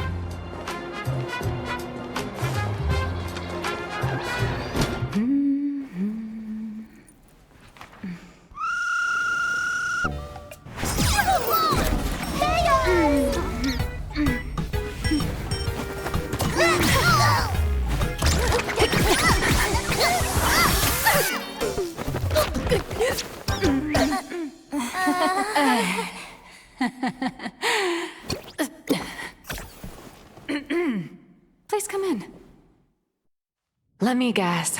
Your next line is... Why are you here? What's the problem? I'm the magazine's founder, its president, and its editor-in-chief. It's only logical that I'd be sitting here. A million? President Nihilux has already been behind on behind on everyone's wages for months! If it weren't for the money, who'd risk their neck being a tabloid journalist, sneaking photos of the bigwigs on the Astral Express?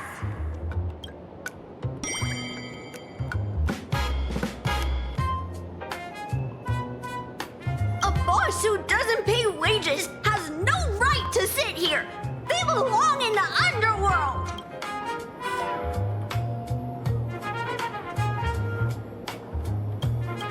Idiots.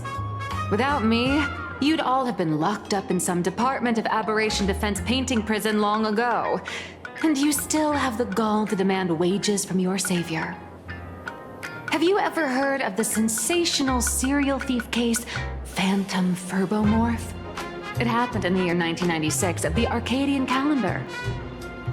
I'm sorry. I was wrong. I shouldn't have talked back. I'm sorry for being born a Virgo.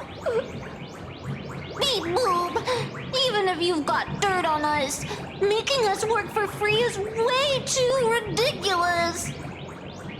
We've had enough. We've overthrown the boss. We've got a new president now. Please, stand up for us!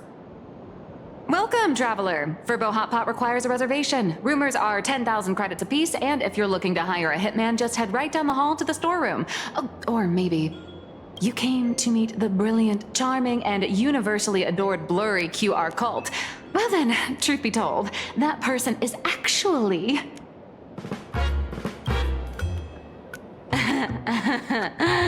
Who could it be?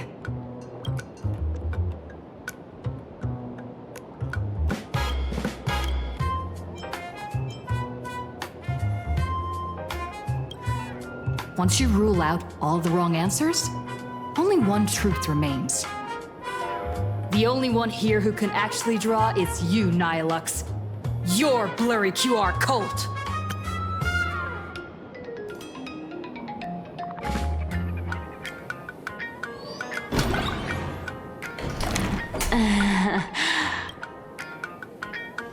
You saw right through me. As a reward for seeing through my disguise, how about an autograph or a photo? Allow me to reintroduce myself. I'm Nihilux. You can also call me by my pen name, Blurry QR Cult.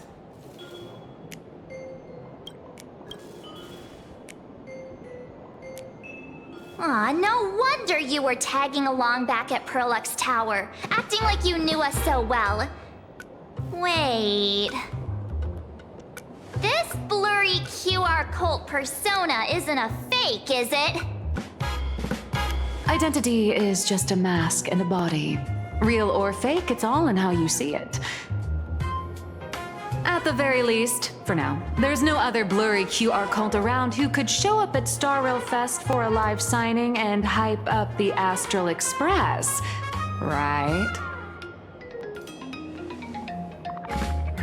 So, you already know why we're here. Just a little deduction, that's all. The news about Starrail Fest is already everywhere online. Knowing how that perfectionist Madame Pearl operates, she's definitely pulling strings to make your collaboration a success.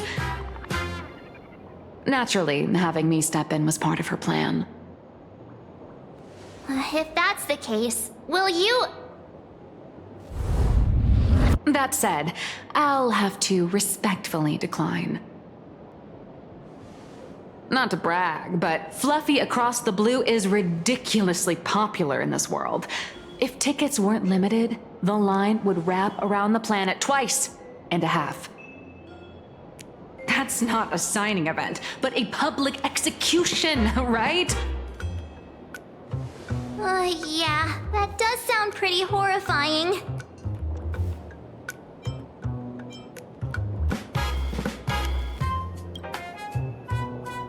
So tell me, Miss Nihilux, do you really have the right to refuse us? You've used the crew's likenesses and adventure experiences without permission. Surely you owe us some form of compensation.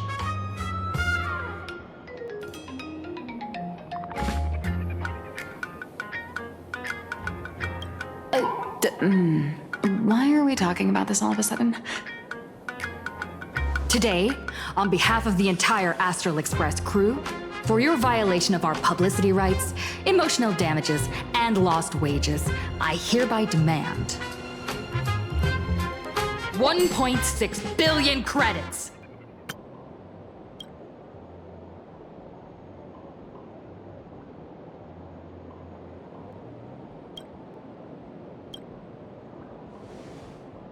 How did you work that out? Believe it or not, I don't have a single coin on me right now. That's impossible. Just your royalties alone should have made you rich. Due to, unknown circumstances, my luck with money hasn't been great. But I get what this is really about. You're not only after cash, are you? I'll show up at Star Rail Fest. Is that good enough for you? Then it's settled. Thank you, Colt. That said, I also hope the two of you, as the original inspirations, will take some time to familiarize yourselves with Fluffy Across the Blue before attending the exhibition, so you won't be caught off guard by fans' questions. Time to attend Miss Nihilux's class. Please follow me.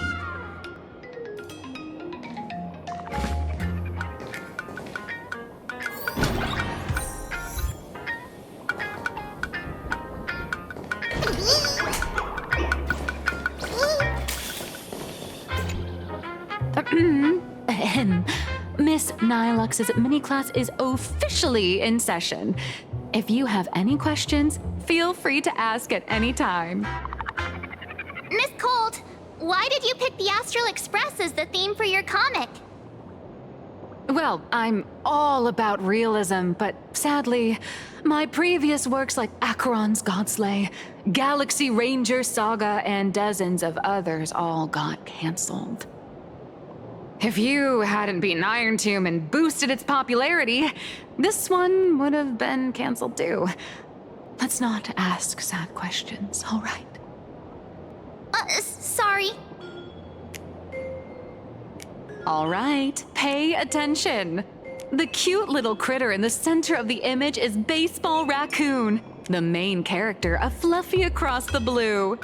Just recently, March Bunny and Woof Woof Dawn found her in a trash can.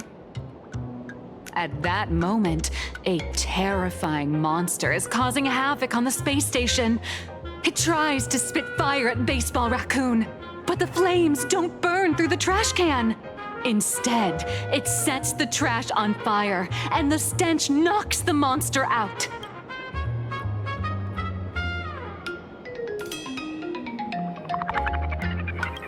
Miss Colt, why is she the protagonist? Readers today value immersion, and a character who has no memory of their past is, of course, the best choice. I don't know anything about my past either, so why didn't you pick me? Even though Little Raccoon joined the Express the latest, she's left behind so many stories across different worlds that there are even rumors in the Lafu's prison about her beating up alien life forms. With material this crazy, not making it the main character? I might disagree, but Aha absolutely wouldn't.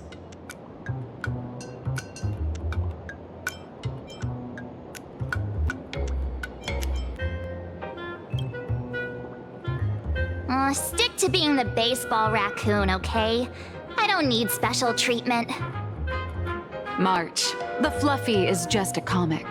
Outside of this, the author and the readers, every character in this world, aren't we all the protagonists of our own lives? That sounds so passionate, Miss Colt. I totally get it now. And so, the unruly Baseball Raccoon, the quiet Woof Woof Dawn, and the lively March Bunny formed a trio everyone loves. Actually, I have a question too. Ever since I got punched in the face by sales numbers, I've grasped a universal truth. In today's world, fluffy, cute animals are always a crowd pleaser. Seriously? Even I feel like I can't compete with Pom Pom's cuteness. Designing the adult versions took some work. After defeating the monster, Baseball Raccoon accepted an invitation from the other fluffy animals and boarded the Fluffy. Here, the protagonist meets 3 big animals with distinct personalities. First, the adorable and universally loved conductor, Pom Pom. Beside them is the elegant navigator, Miss Himeko. I know! That's Himeko! Her original inspiration is Himeko. Oh, please don't tell her!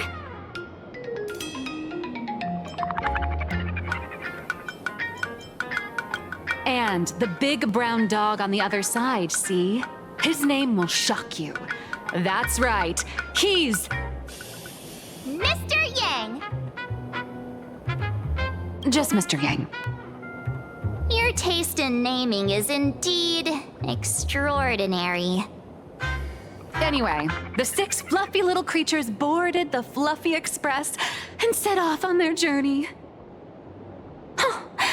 As for the plot, it's pretty much the same as what you've all experienced, just with a bit of artistic tweaking to suit Planaracadia's audience. A tiny bit. In the comic world, which is even more cutthroat than the Phantasmoon Games, if you don't cater to the reader's tastes, it's nearly impossible to survive.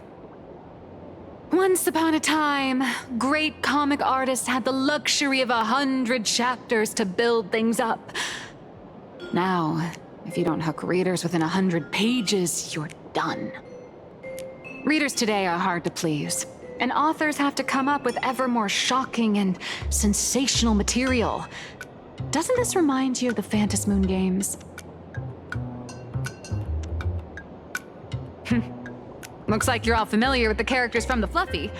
Now, let me talk about some of the creative challenges I'm facing.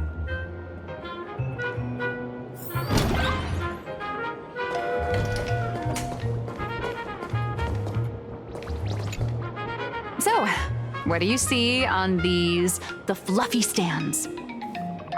It's her turned into a cute little animal? Yes, this is the character, and you're the inspiration behind her. But even for someone as interesting as you, there are many backstories that readers don't care about, don't want to know, or don't feel obliged to understand. A comic artist's job is to capture the most interesting parts and present them to the readers. The cute and clever one is March Bunny. The unruly but reliable one is Baseball Raccoon. This is what we call a concrete archetype paired with an abstract character.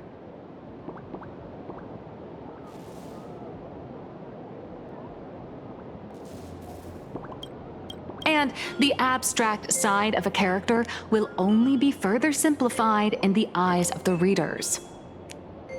So, how do you think the readers across the universe view you nameless?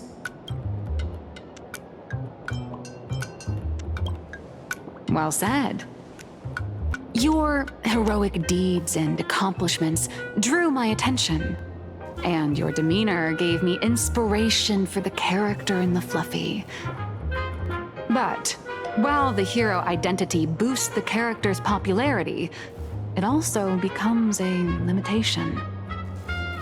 That's why the little animals in the Fluffy have to defeat even more powerful villains and keep upping the ante to get more applause from the audience.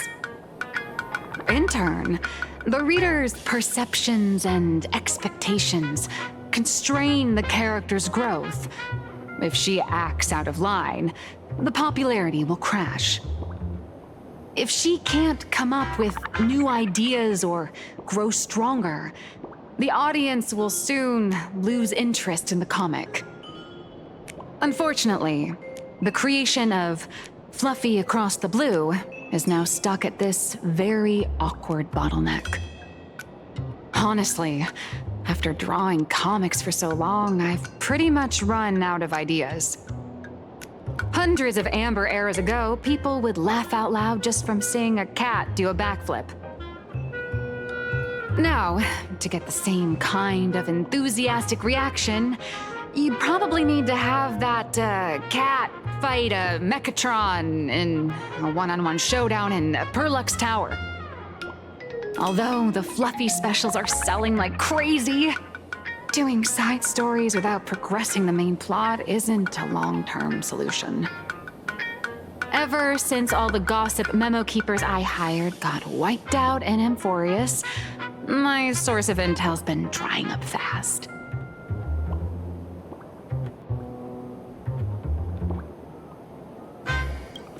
But if someone from the Astral Express could quietly feed me a few juicy insider secrets from the Phantasmoon Games, imagine the reader's reaction when the next chapter drops. Whoa! Does Blurry QR Cult have a time machine or what? Oh, that'd totally save the Fluffy's future sales. After all, my little Furbo crew already works for you. Just have them slip me a copy of the Phantasmoon Games press release. Let's call it buying your exclusive adaptation rights. We'll do a 50-50 split.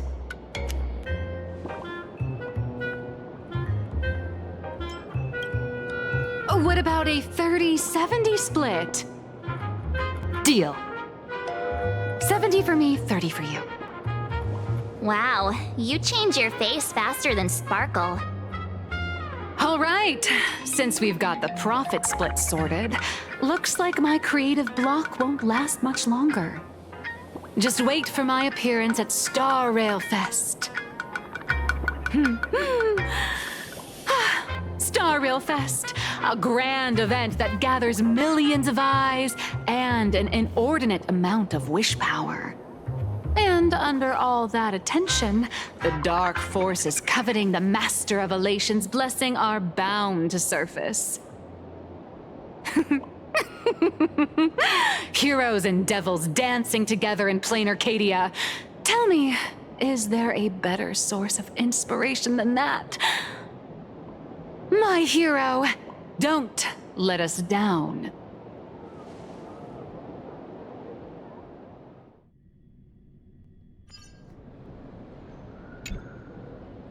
A supplicant is the master of wish power, but wish power can also become the shackles that bind the supplicant, forcing them to fulfill its desires.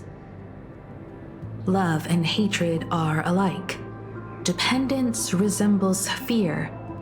What commands wish power isn't only love, but also hatred.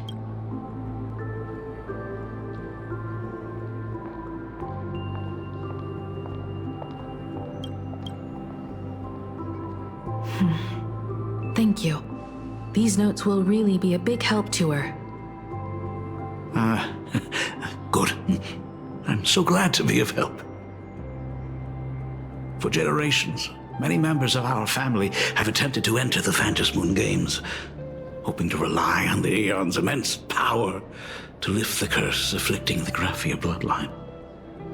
Some came close to the mask, but could only watch as history passed them by.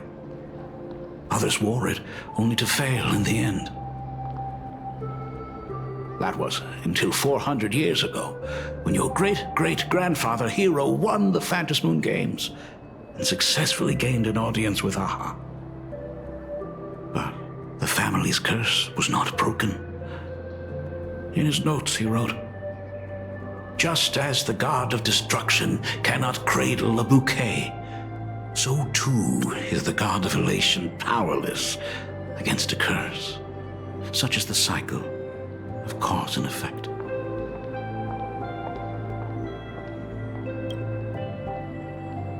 Father, are you wondering what it was that healed me?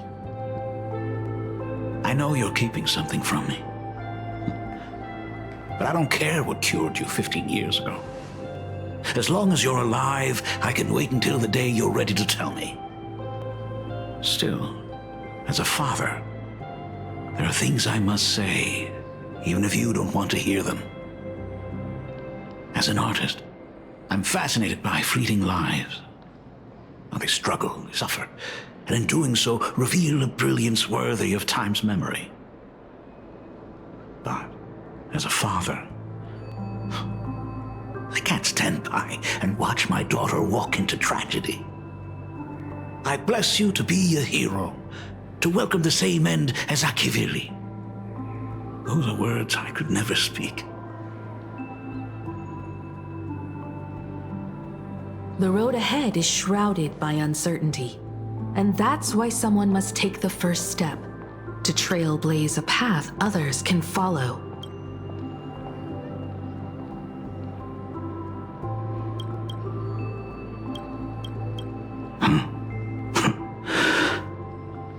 I can't stop you, even though every part of me wishes you'd stay.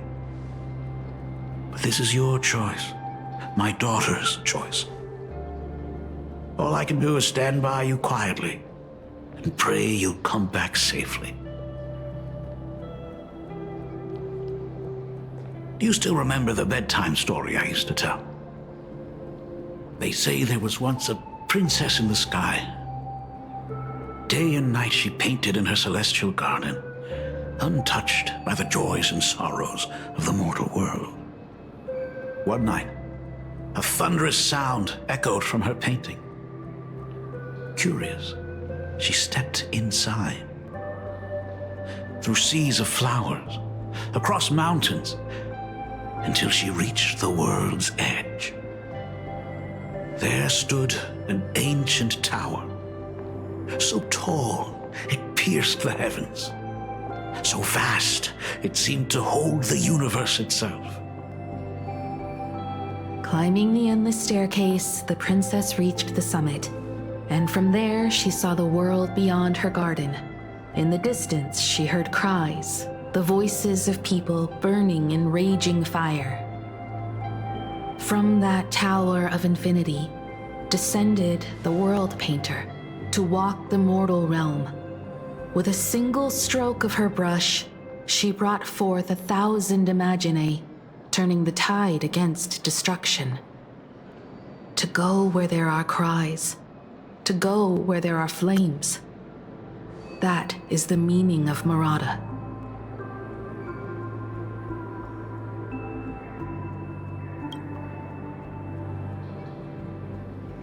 But beyond the family name, my interpretation of our ancestor's name, Graphia, is also the hope I place in you. Himeko, whatever choice you make, if this is truly what you want, then go. Use those steps blazed upon trails to paint the world as you see it. Thank you, Dad.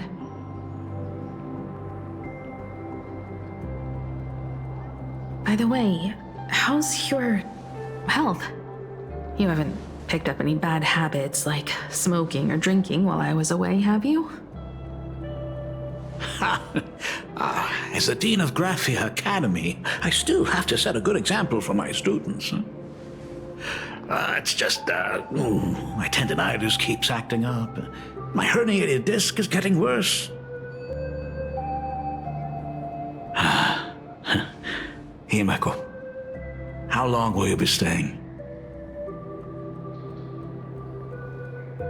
At least until the lunar cycle shifts. I'll stay here in Planaracadia until then. I see. If only the Phantasmoon could stay full forever. Himeko, safe travels on the trails ahead.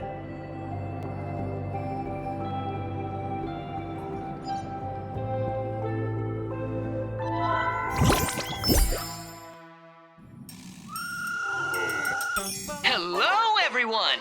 Welcome to Foolish TV's special news segment, Arcadian Morning Report. I'm your host, Goofy. Hi, everyone! I'm your host, Smelly! The Star Rail Fest exhibition venue funded by Peral Corp and constructed by Turbogen Heavy Industries has officially been completed! Thanks to modern imagenesis technology, it took only a day for the Skyline's lookout cloud to take on a completely new look.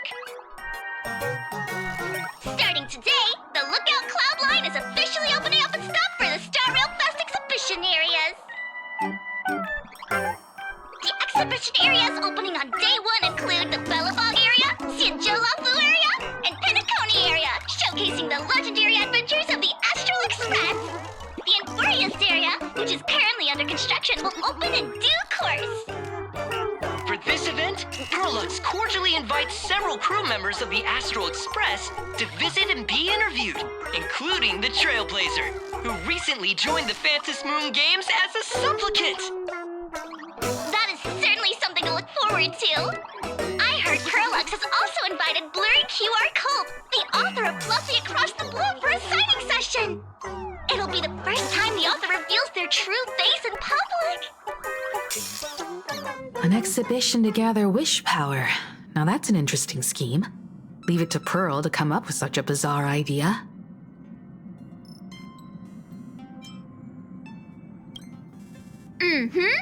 Pearl is also mobilizing Perlux's resources to promote us.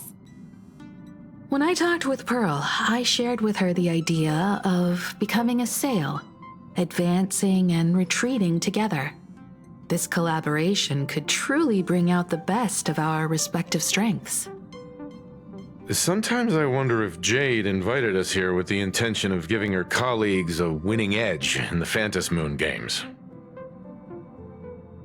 For Pearl, this Ionic game is probably also a good opportunity to observe and study the way we operate. Though, compared to our usual opponents, this Intellitron executive is a surprisingly rational decision-maker. Her proposal for cooperation seems more trustworthy than most. It's not rationality that concerns me. It's the irrational factors. Exactly. News of the Dovebrook bloodbath has already blown up online. The Department of Aberration Defense tried to clamp down on the rumors, but plenty of people are still linking it to the Herald of Death from 15 years ago. With such a large crowd gathering there, this exhibition could very well become a target for the new Herald of Death. Pearl must have contingency plans for situations like this, right?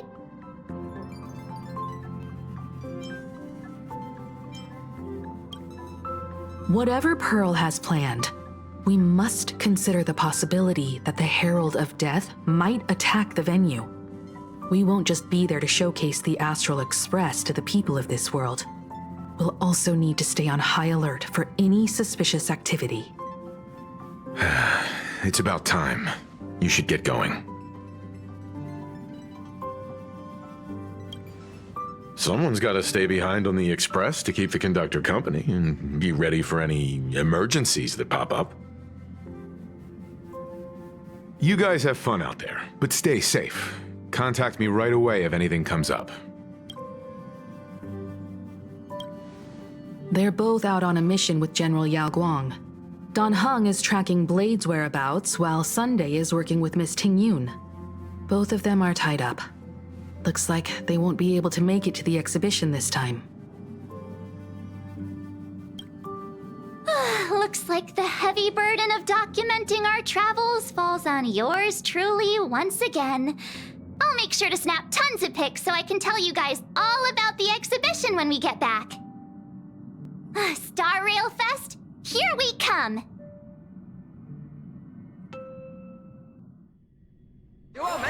It's still early. Where to now? Museum of Possible Past.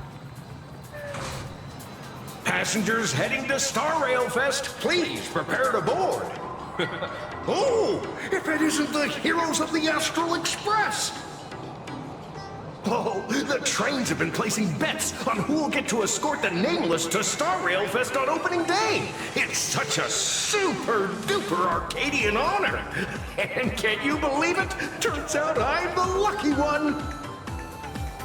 Oh, I could already feel everyone's enthusiasm turning into waves of wish power along the way. No wonder everyone's running around with such high spirits.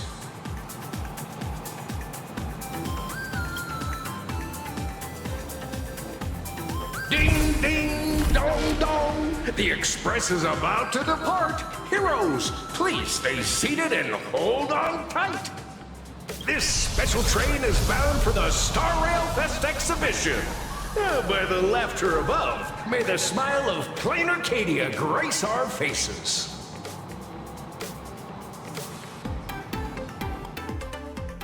Scout Cloud Line. Thank you for riding with us today. May the laughter watch over you, and please enjoy your journey. Hurry up! Hurry up! We'll miss out if we're late. Are those hired cosplayers over there? Feels like the Express crew is jumping. Chat, I've made it in safely. For those who couldn't get tickets, you can catch the entire fest through my live stream today. Next to me is my partner. Wait, what are you doing?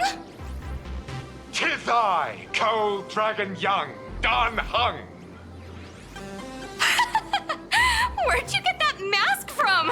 It looks so weird. Such trifles matter not. What doth matter most is securing the autograph of Master Blurry QR Cult upon this book of mine. The signing event hasn't even started yet. Besides, Xianzhou people don't talk like that. But what's our motto? Through stars we soar! The Express is our home! One crew, one heart! We'll never roam! Wow! That's some next level phantom energy! Ashveil Express! We love you! We love the Trailblazer! Mark 7! And beyond! Ashveil Express! We love you! We love the conductor! Himeko and Wells! Shh, this isn't Amphorius, you know. Watch what you say. The family's got ears everywhere. It's best if we keep quiet about Mr. Sunday while we're out in public. Want to take a photo together, Himeko? No, thanks. I'd take tense negotiations with Pearl over getting mobbed by my own fans any day. Who'd have thought there'd be social situations that even Himeko's afraid of? If Don Hung and Mr. Yang were here, I can't even imagine the looks on their faces. What a sight. Truly.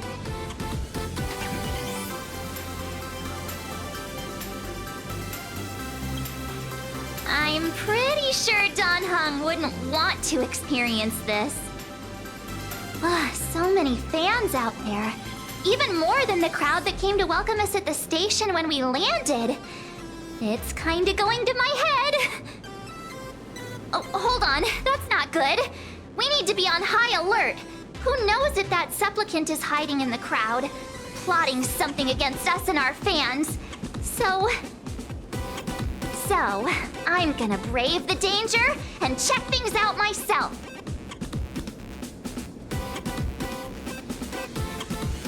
You talk too much. Don't wander off too far, though. We still have official business later. Speeches and other activities that we need to show up for. Got it. We'll just hang around here.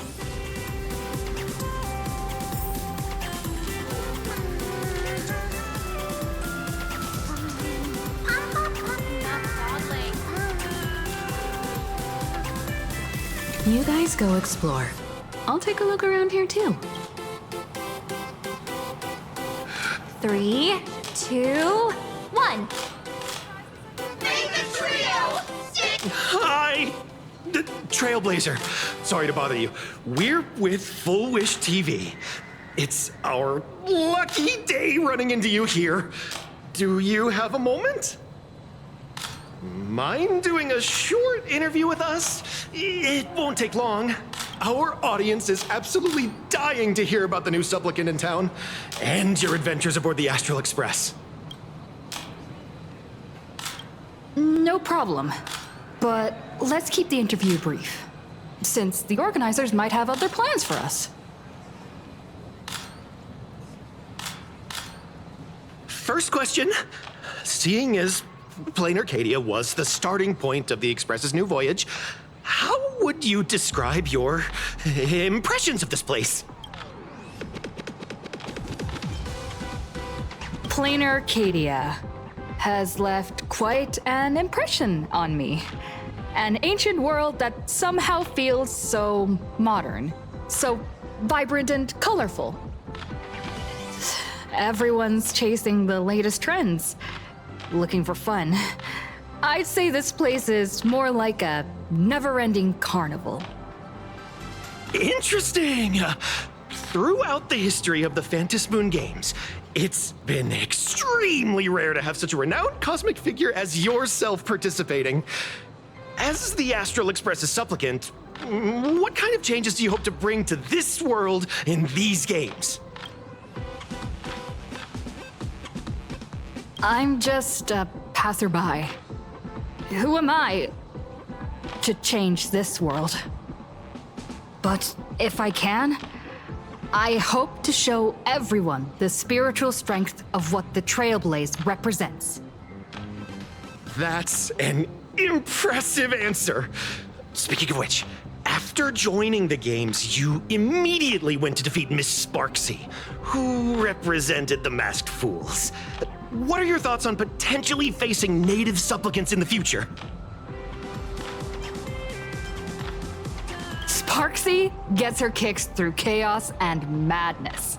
That kind of out-of-control elation is way too dangerous. As for the other native supplicants, as long as they don't make the games dangerous, I'd rather cooperate with them than defeat them through violence.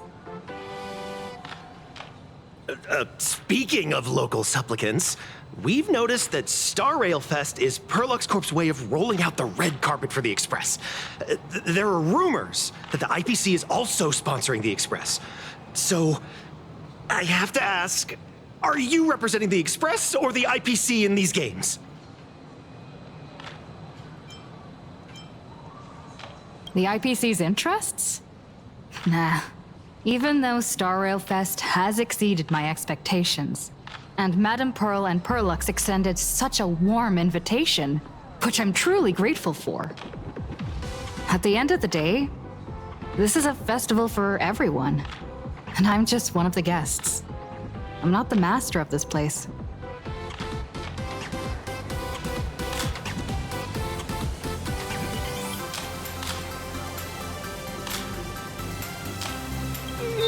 Thank you for your valuable time. We won't keep you from your plans at the exhibition any longer. What a pretentious answer. No worries. This material will do just fine. I can't tell you who sits next to me. So how's that for pure love, huh? Wow, with that outfit, you must be cosplaying as March Bunny. Am I right?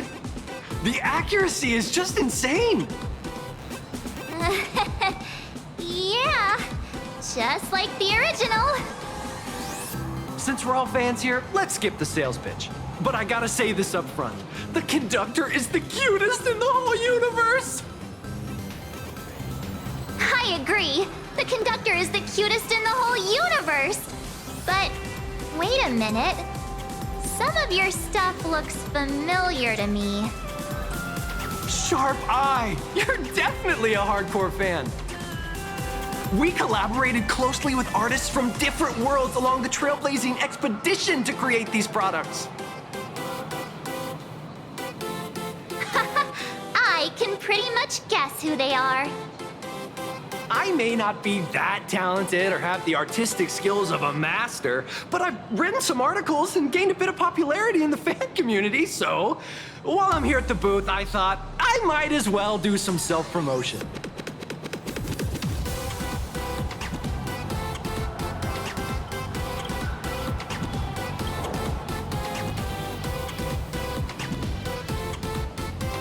If any of you happen to be super hackers, space warriors, spirit whisperers, or those cursed by eons, come find me.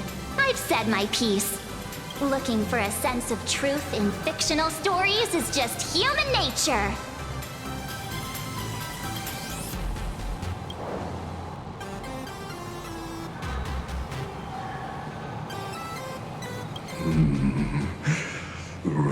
Rupert II, wise throughout the universe, profound in his insights, was bestowed the title Profound One by Noose. If it pleases you, my king, we shall storm the throne and snatch that bloody seat from Rupert the First. Among the countless stars are whispered the secret chronicles of Rupert.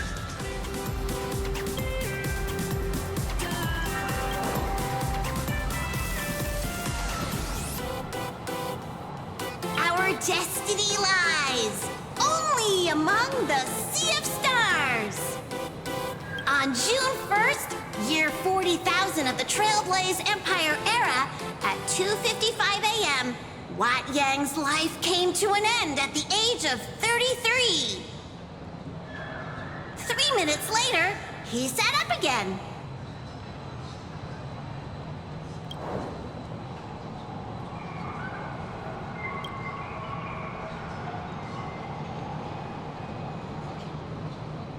I'm sorry, Kafka. You can survive without me. But if I leave Mr. Yang, he won't make it. Well, what about Silverwolf? Are you planning to release her back into the wild?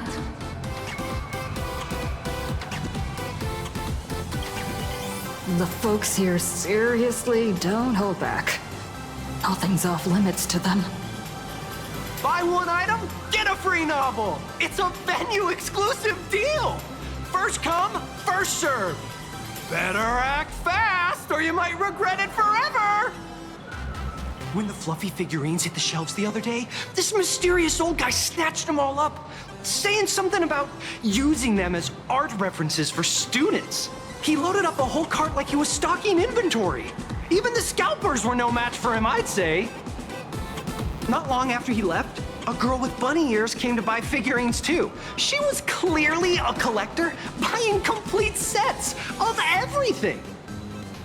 Then she discovered that in every collection she wanted, there was one Hemacat missing. That old man bought all the Hemacats. Oh, that's horrifying. I can't let this happen to me. I have to make the best use of my wallet while things are still in stock.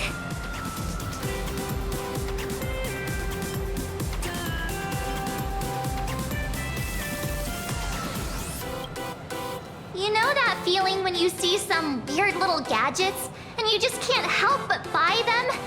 And before you know it, your whole room is full of stuff, so you have to secretly hide them under your best friend's big bed.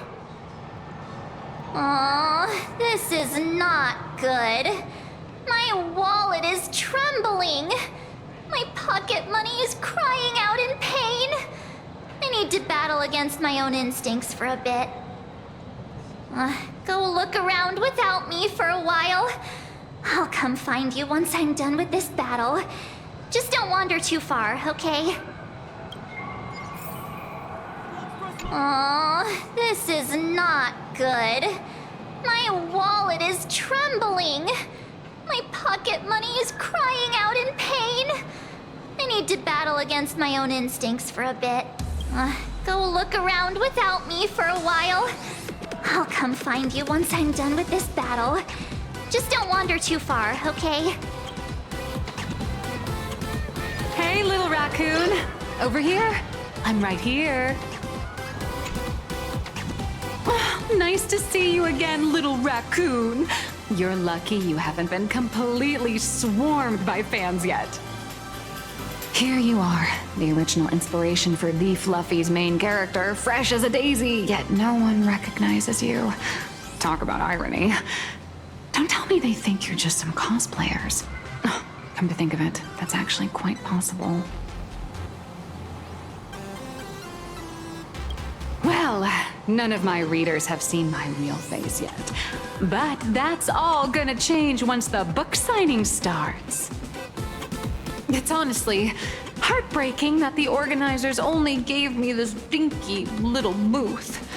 I was hoping for something more prominent, like a spot on the main stage or something.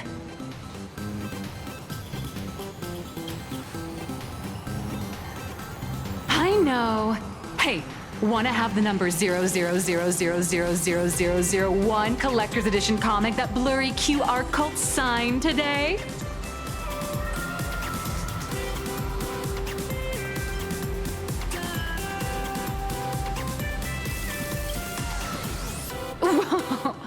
Since when did we get all polite? Of course it's free. But you know what they say, nothing's more expensive than free stuff. Hold up. What's this extra thing?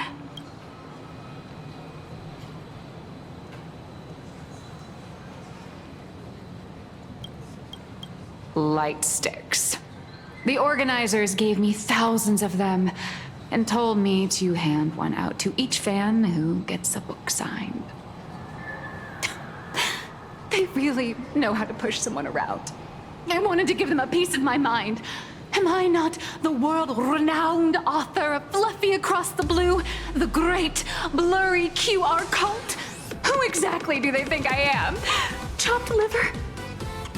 But you're right. This is Star Rail Fest. Today, I'm just a side character. Anyway, it's about time to head to the booth and meet up with the staff to start the signing session. I won't keep you from enjoying yourself any longer. Bye-bye.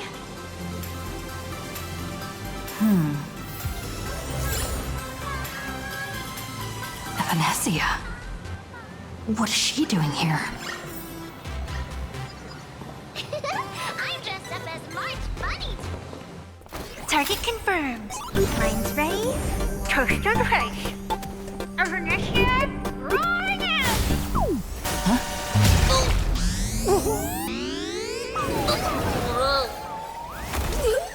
Did that guy just pass out?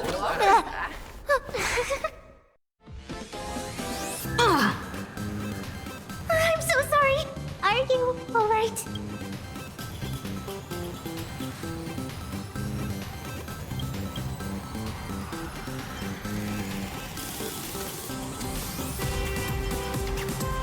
Sorry, I had no idea I could pack such a punch when sprinting at full speed. Good thing I'm built tough. I just wanted to recreate that classic teen rom-com moment. You know, bumping into a schoolgirl running late with toast in her mouth. I'm really sorry.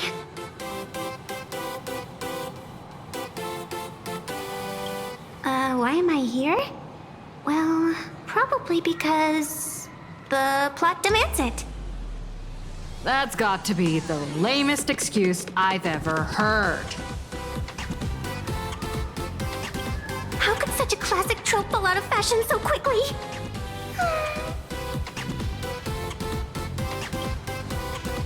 Hey, I helped you out during the Phantasmoon Games, didn't I? Is it really fair to glare at me like I'm some kind of villain?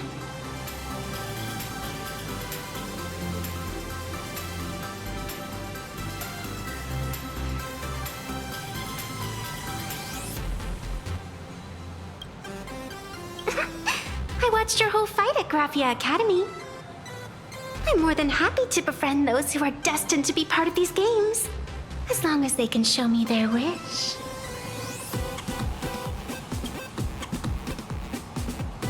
Of course not!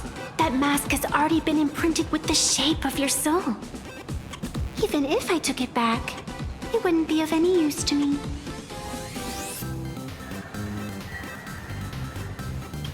An old friend of mine once taught me how to draw. And as it turns out, I'm a natural. If you call those bad doodles you made when drawing the mask talent... I'd always wondered if something I imaginated could actually fool the Phantasmoon's eyes. See? This temporary ticket I gave you shows great promise. Proof that my artistic skills have leveled up. Speaking of which, shouldn't you show me some gratitude?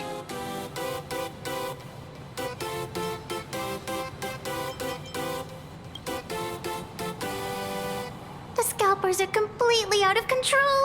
I couldn't snag a single ticket to the exhibition. Could you sneak me in?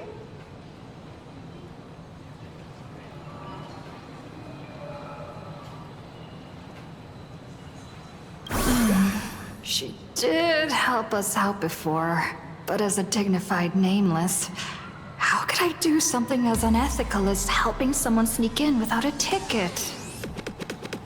After all she's done for us, you're gonna be stingy about a tiny favor? Besides, since when were we such paragons of virtue? I sure don't remember any of that.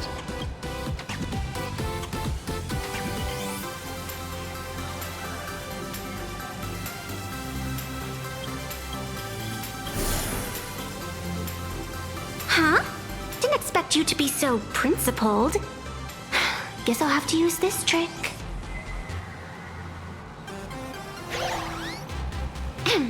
Little raccoon, I've actually been a huge fan of yours all along. From the very first page of The Fluffy, Volume 1, Chapter 1, I was already captivated by you.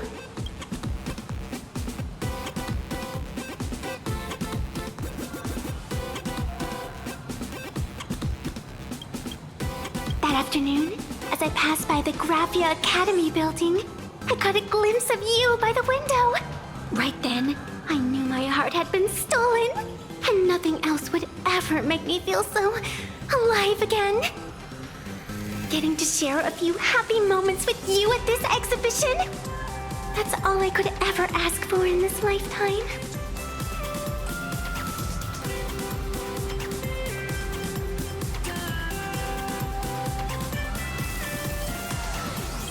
All right, I'll do it! Stop nagging already. Just as I thought. No one's immune to some good old-fashioned glazing. Let's go. We've wasted enough time. I need to meet up with my friends first. What should I get next? A baseball raccoon? March bunny? Or Woof Woof Dawn plushie? Or maybe I should get an autograph from Blurry. So many people.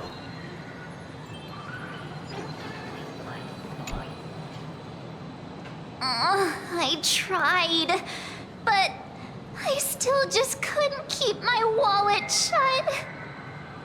Wait, that girl behind you looks kind of familiar. Have we met somewhere before?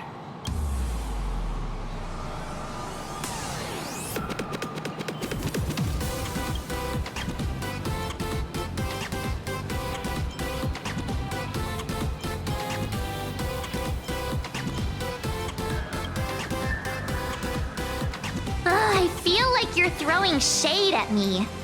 Anyway, I've definitely seen her. I think it was at Graphia Academy?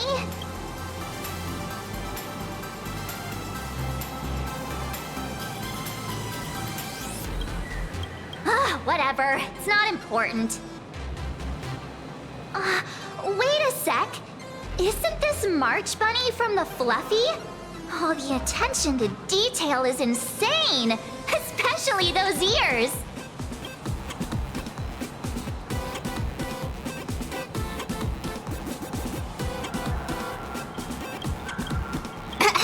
I'm a fox. A fox. Let me introduce myself. I'm Evanesica. Just a normal fan of the Fluffy. You must be the inspiration for March Bunny. You're way prettier in person than in the news. March Bunny, I've actually been a huge fan of yours all along. From the very first page of Volume 1, Chapter 1, I was already captivated by you. Getting to share a few happy moments with you at this exhibition, that's all I could ever ask for in this lifetime. But I can't even get a single ticket. So I can only stand here, gazing up at that world from afar.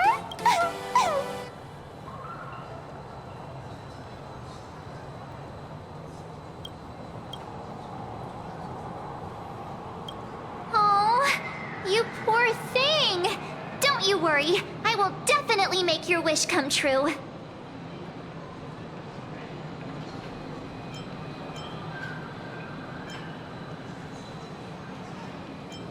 March, don't let yourself be fooled by such a seasoned swindler.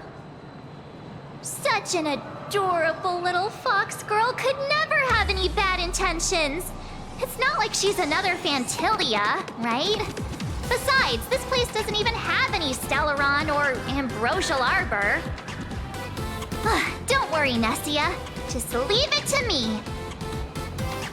That's great! Thank you so much, Miss March.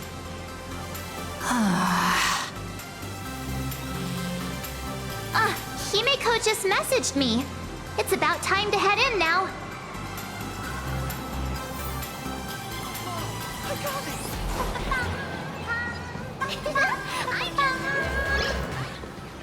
Wow, if it isn't Trailblazer and March 7th! Such incredible cosplay accuracy. Out of all the people trying to sneak in disguised as the Nameless, you two are definitely the most convincing. Have you considered the possibility that they might be the real deal? And how inappropriate it is to ask our distinguished guests for tickets? Hello there, we meet again. HQ arranged for me to wait here and welcome all of you. Miss Himeko has already entered the venue. Miss Trailblazer, Miss March 7, and this is... She's,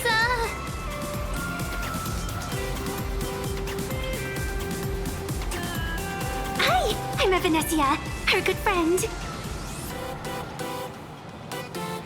Since you're friends with our guests here, I guess it's all good. Come on in.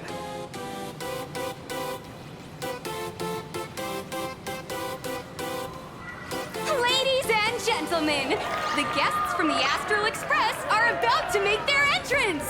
Get ready to make some noise!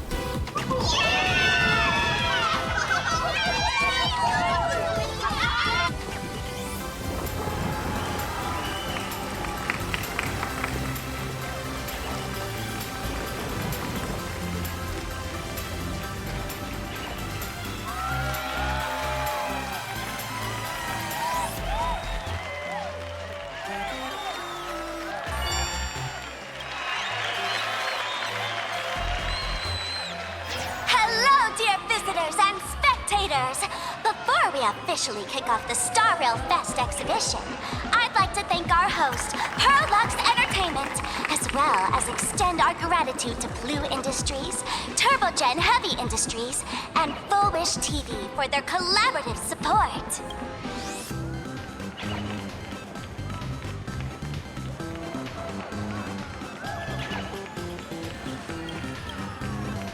Exhibition area is now open will transport you straight into the Astral Express's incredible journey across the Sea of Stars. And right now, ladies and gentlemen, you're standing in none other than Belobog! Now, let me hear you call out the name of our hero from the ice and snow!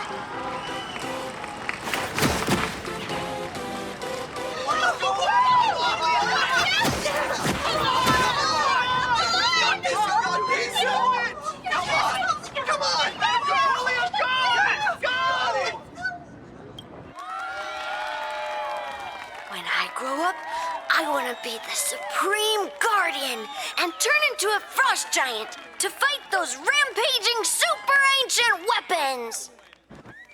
In my next life, I want to be the Supreme Guardian and turn into a magical girl to protect Planaracadia.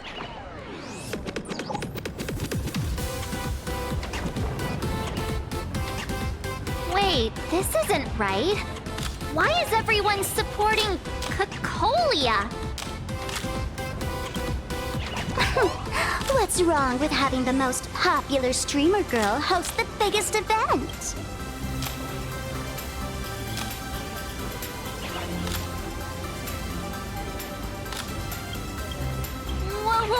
Wait, aren't you supposed to be on the Department of Aberration Defense's wanted list? That's right. So I'll have to go into hiding right after this job. Come to think of it, maybe I should lie low using my Sparkle identity. After all, what does Sparkle have to do with this Sparxie thereafter? Oh, right. Nameless. Won't you take pity on me and give me back my mask?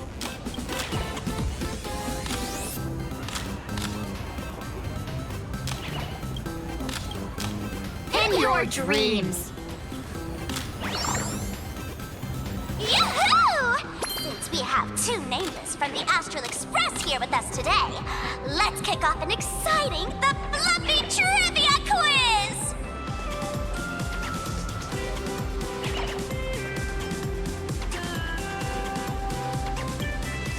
Here's your question.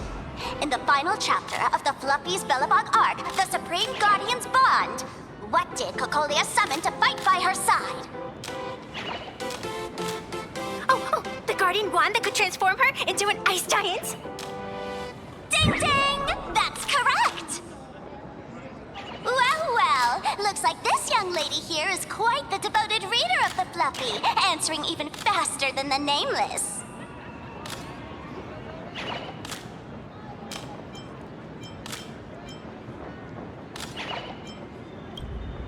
Oh, right. I almost forgot she was the one who first awakened the engine of creation. And what's the deal with this ice giant? Sure, Cocolia can transform, but she shouldn't be anywhere near the size of the engine of creation. What? Lady Cocolia fought the engine of creation in her human form? That just makes it even more awesome! Ugh, but they didn't show that part in the comic. Next question. Before Cocolia was frozen in ice, what did she give to Baseball Raccoon?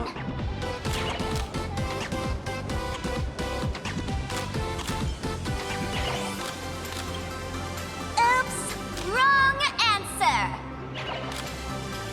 The Flaming Lance! In the end, the little raccoon used that lance to channel everyone's light to Cocolia, restoring her power so she could descend in her wildfire form. Ding ding! That's correct! Every time I turn to that page, I can't help but burst into tears. Actually, I inherited this flaming lance from the previous Supreme Guardians when I got stabbed right through the heart. What are you talking about? In Belobog's final battle, wasn't it like this?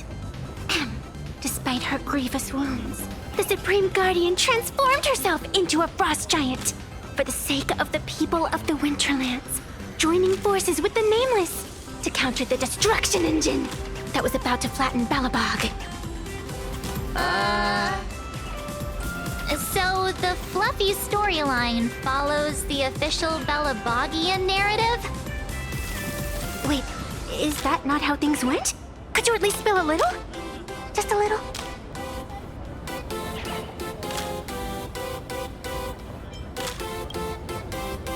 I get it. If the official version of events is that Cocolia and the Nameless defeated the rampaging engine together, then that means, in reverse, Cocolia was the enemy you defeated. I see. If the truth about this were to be revealed to the people of Belobog, the hard-earned peace would crumble, wouldn't it?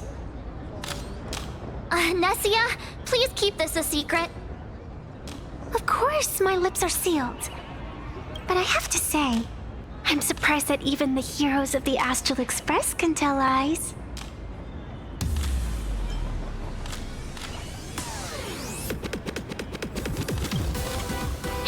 Not really.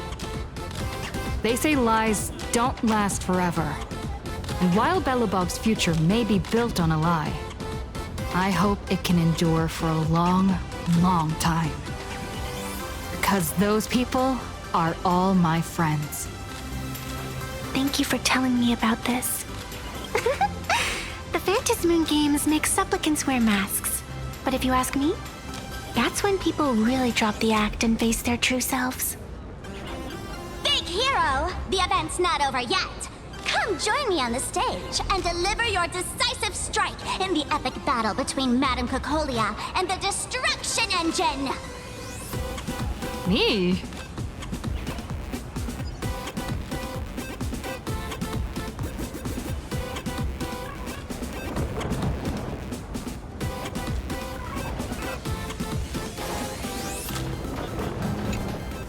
Madame Cocolia is in crisis! Hang in there, Madame Cocolia! Fear not, everyone! I can see our hero approaching! Today, we are honored to welcome to Starlight Fest the hero of the Astral Express, one who survived the Battle of Belobog, the Trailblazer!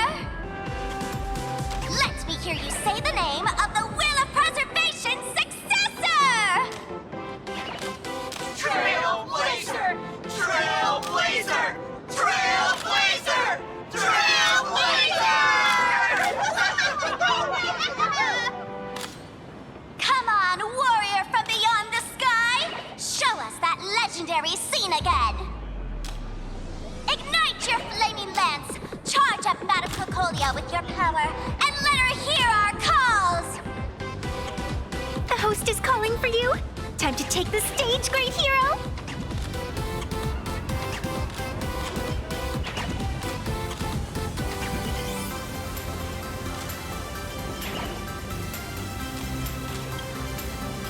Reenacting a legendary scene right here.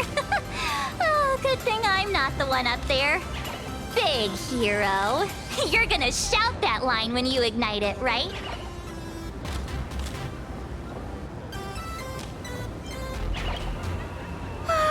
Of course it's Flaming Lance forward. You've gotta shout it really loud. Flaming Lance forward! Little raccoon, aren't you going to go up there? The audience is getting anxious. Nameless! Where's our Nameless? Let's all give the Trailblazer another huge round of applause and welcome them to the stage! Flaming Lance, forward! Flaming Lance forward! The spear tip has been ignited. Kids and grown-ups alike, raise your glow sticks high and let's show our support for Cocolia, shall we? You got this,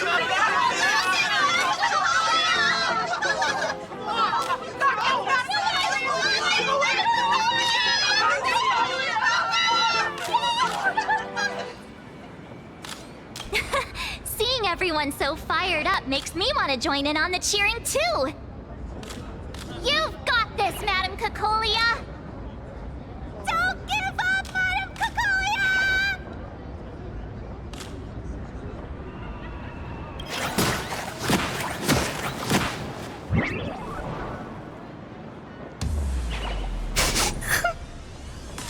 What's wrong, Nessia?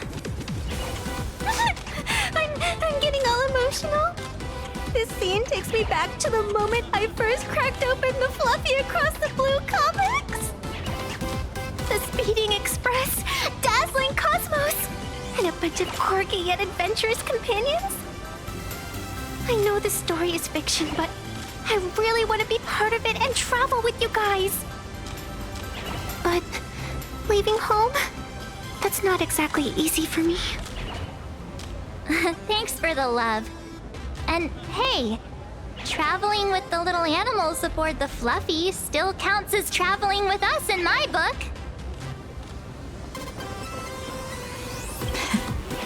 Thank you for the love. Being able to connect with friends like you through stories is probably the most precious part of this journey.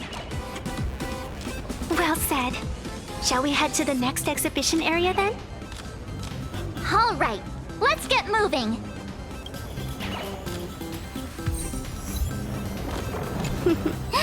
Did you have a good time? Let's see what they have at the next stop.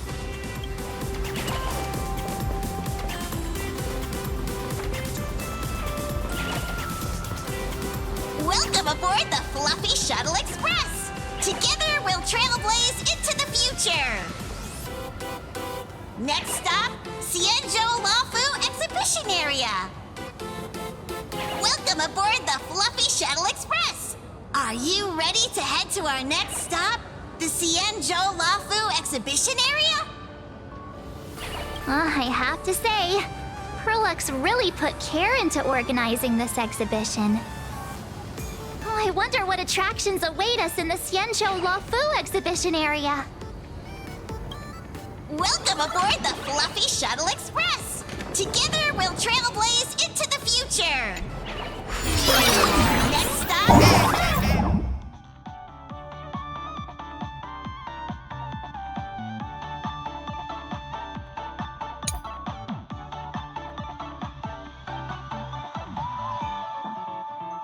Xianzhou Lafu.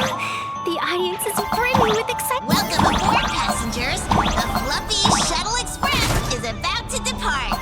Next stop, Xianzhou Lafu Exhibition Area.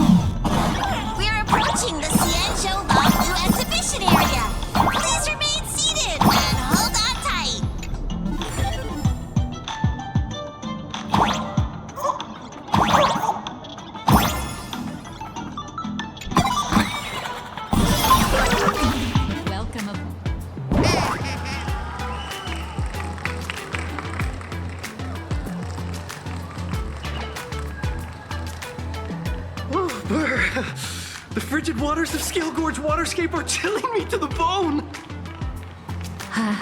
Why is there so much water in the exhibition area? Did a pipe burst or something? I bet this is some cutting-edge immersive theater performance. I gotta say, these tickets are totally worth every penny.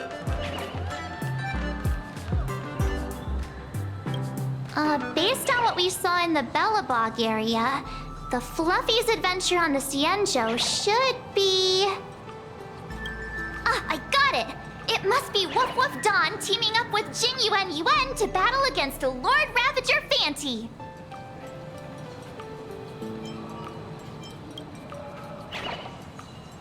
I'm so jealous that you guys still get to experience the joy of seeing the Fluffy for the first time. Well, it's fine, because this means I get to show off all my knowledge about the Fluffy. When people talk about the Astral Express's most memorable moment in the Xianzhou War, it can only be the epic fight, the triumphant return of the High Cloud Squadron.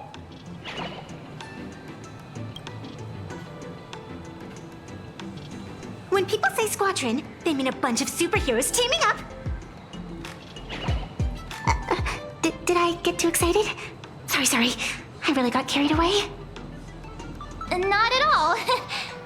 I'm guessing this High Cloud Squadron must be referring to the Xianzhou's High Cloud Quintet, right? Did a memo snatcher steal my memories? When we fought Phantilia, did we really have that many people helping us? 5 at once?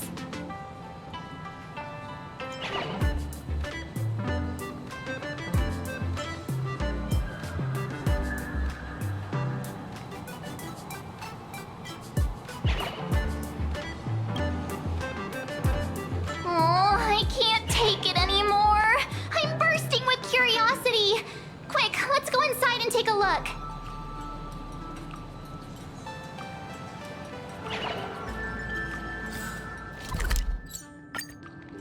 His family living the best life is more important than anything.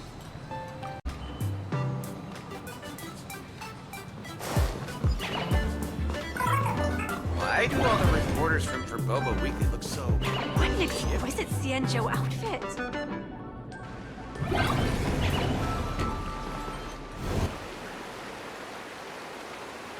Holy moly, they nailed the Scale Gorge waterscape. The whole exhibition area is completely submerged. Little raccoon, I want to see that thing.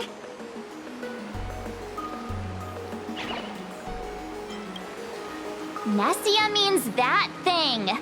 With a flick of the hand, the ancient sea splits apart.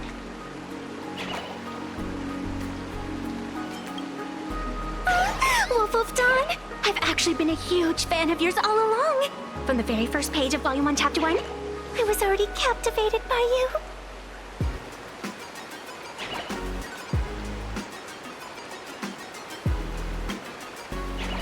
Who on earth did this kid learn to ask favors like that from?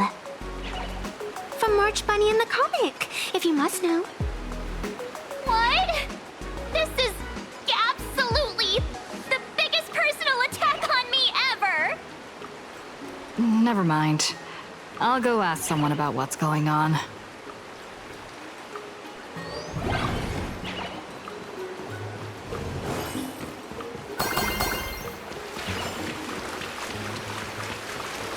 Hey, host, this immersive theater is getting a bit too immersive, don't you think? Ugh. It's been almost 20 minutes. Where's the actor who's gonna split the sea? That's right. The script for this exhibition stage play was written under the guidance of the Xianzhou's legendary literary master, Mr. Cien. We guarantee you'll get an authentic recreation of the Express's most iconic moments.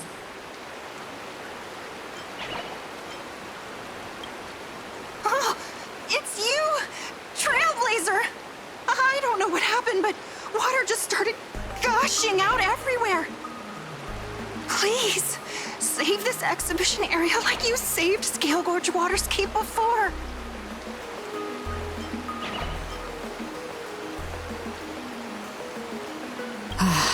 All right then.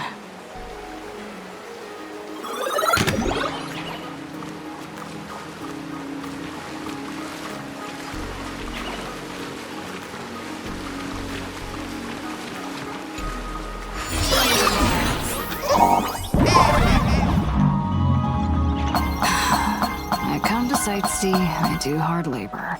I fix these pipes. All for the audience.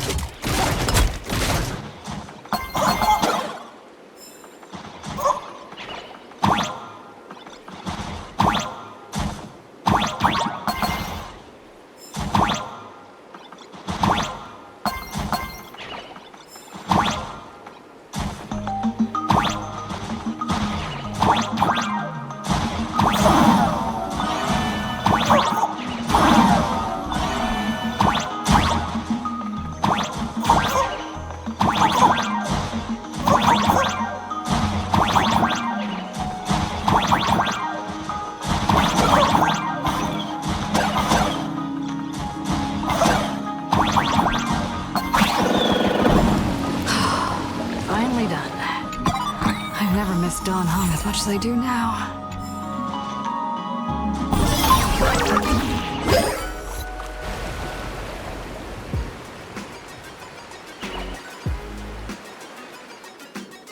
Welcome, dear visitors and spectators. At this moment, you've arrived along with the Astral Express at the ancient and mysterious Xianzhou!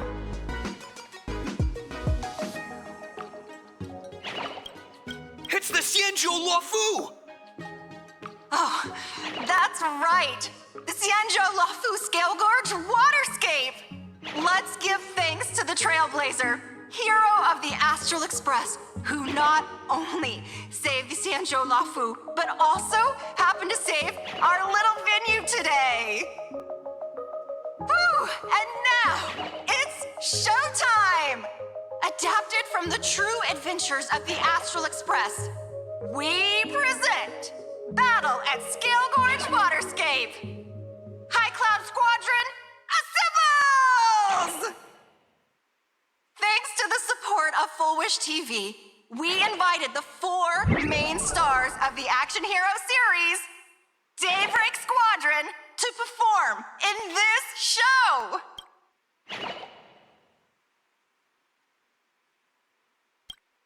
And now, Trailblazer, please come up on stage and reenact that heart-stopping battle where you drove away the Lord Ravager!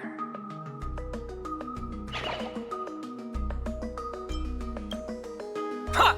We meet again, the Nameless. I don't think that's necessary. Aren't we supposed to be the heroes of the Xianzhou? Why do the Xianzhou's heroes need to rely on others to save their land? Same as us. Shouldn't the heroes of this world be able to protect our own people? Can't we be the ones to bring happy smiles to their faces? Hey! What nonsense are you all babbling about? Is any of this actually in the script?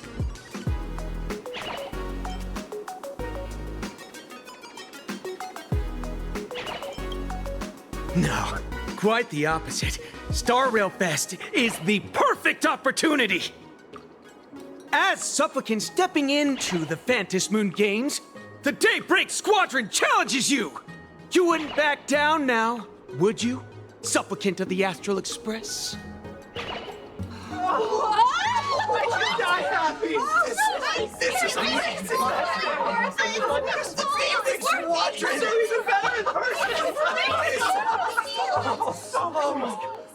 What? This is way too sudden. These people, something's not right about them. I feel like they're way too hyped up. Even characters in action comics don't talk like this. Yeah, in comics, a challenge like this is always a cover for some massive conspiracy. I've gotta fight alongside her. March, you need to have faith in her abilities. Rather than rushing into battle, what you should be doing now is getting in touch with your companions.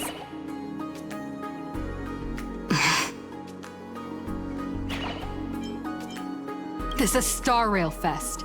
Even if you defeat me, you'll never gain everyone's approval. Boss, do we really have to do this? Gray, we've been putting on a show for long enough. Wasn't becoming a real hero what you've always wanted? We'll tear the legend of this outsider to shreds right here under the spotlight! Then everyone will see who the real heroes are! The ones who can truly protect their smiles! I accept your challenge. But do we really have to fight here? This is exactly the stage we've been waiting for! Let's do this! The Phantasmoon Games are a ceremony to bind those closest to elation. We'll show everyone the heroism of the Daybreak Warriors! As you wish. Embrace a new life. Memories waiting to be woken up by a shooting star. Remember me with love. May life and death sprout new buds. Don't blink. May you fulfill love's promise with me. Cleanse hatred with love. Our bodies have been You don't stand a chance against me.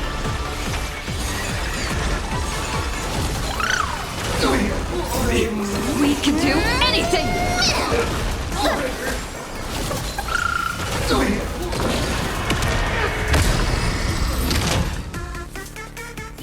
Have you calmed down now? Can we talk? Once a supplicant's challenge begins, it won't stop until one side falls! Don't get it wrong. This is just a prelude to the real showdown, witnessed by the Phantasmoon!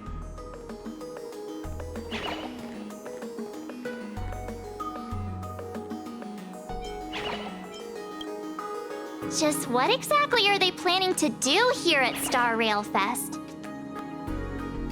Is this the supplicant lurking beneath the surface that Pearl theorized about? But which of the 4 Daybreak warriors is the supplicant? Well, judging from their strength, I think it might be the red one. Forget it. We should go check out what's happening outside the exhibition area.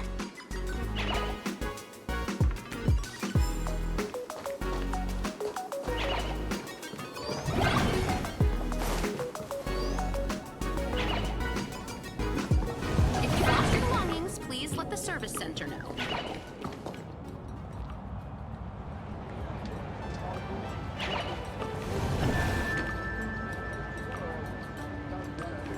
Interrupting a show for no reason. But to be honest, I wasn't dying to watch that High Cloud Squadron Assembles play anyway. So, don't tell me this whole Xianzhou story is also something Blurry made up?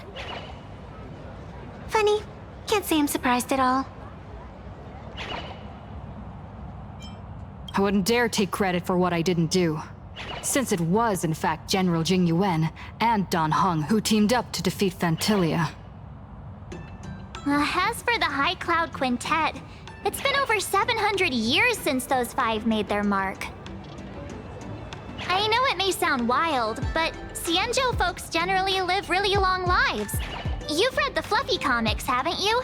Pretty sure they covered all that lore in there. Yeah, immortality. Some see it as a curse. But personally, I don't think the abundance is as terrifying as their reputation suggests. I almost forgot we're not in the Xianzhou anymore. Should be fine to talk openly about the abundance now, I guess. Yeah, that's not an issue. But the Xianzhou's attitude towards the abundance isn't totally baseless. We've clashed with the Borisin, fought against the Mara Struck. Just imagine if we hadn't won that battle against Phantilia back then. The universe would have ended up with an immortal, indestructible Lord Ravager. Actually, I think the abundance and elation make quite a good match. After all, only with infinite life can one pursue infinite joy. In my opinion, those who are alive have the right to choose death, but they also have the right to choose to live on. After all, there's always something out there that makes tomorrow worth waking up to. Wow. Getting all philosophical on me now. When this kid gets serious like that, I swear you can practically see the wrinkles forming. Since we're talking about waking up, shouldn't we head over to the Penacony exhibition area next? Huh. You want to keep exploring? We need to be a bit more careful now, don't you think? I mean, the Daybreak Squadron already came gunning for us. Who knows if there are other supplicants lurking around, just waiting to make their move. Oh, come on, March. Don't be such a worrywart. Didn't our little raccoon take out those guys in no time at all? Such reassuring words. Little raccoon, I I've actually been a huge fan of yours all along. All right. Don't push it. Here we come, Penacony! Exhibition area!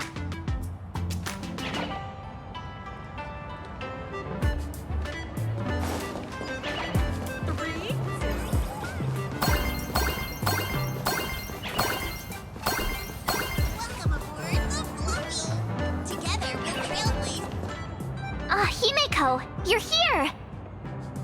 Are you two all right? Welt told me to watch the live stream, and I saw the Daybreak squadron challenging her.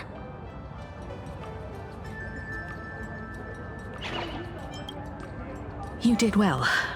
I bet their intention was to stir up their supporters' wish power through the challenge. If you had hurt them recklessly, it might have pushed many supporters straight into their arms. Oh, and you are? Oh, nice to see you again. Express Navigator, Miss Himeko. Pardon my poor memory, but have we met before? Of course. I've seen you in the news more than once. It's such an honor to meet you. This is Evanesica. I think she's a student from Graphia Academy. We ran into her at this expo, and she's a huge fan of both the Fluffy and the Express. Huh? So that girl you saw in the Phantasmoon courtyard, it was her? Wait a second. She made you a mask? So you're telling me Nessia isn't just a normal girl? Who exactly is she?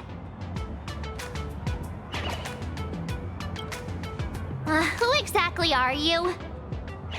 Me? I'm no different from you. Just a spectator of the Phantasmoon Games. Though I suppose my position is a bit special. I had so much fun tagging along with you two. Who would have thought that the Fluffy had such an interesting backstory? I think it's time to say goodbye for now. Are you leaving, Miss Evanesica? Now that my identity has been exposed, Cinderella's magic is about to wear off. And since this little adventure started on a whim, might as well end it on one too.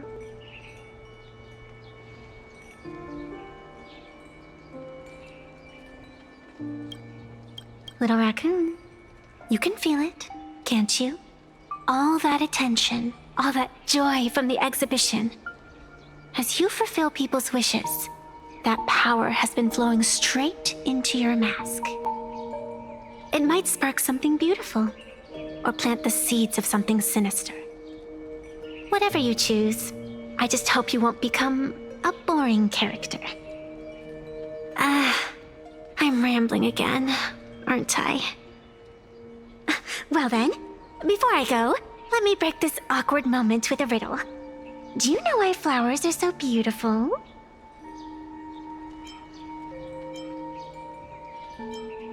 You're quite the romantic, aren't you? But I have to say, wrong answer. Because flowers are always so fleeting. Ah. You left your own special effects behind. She's gone.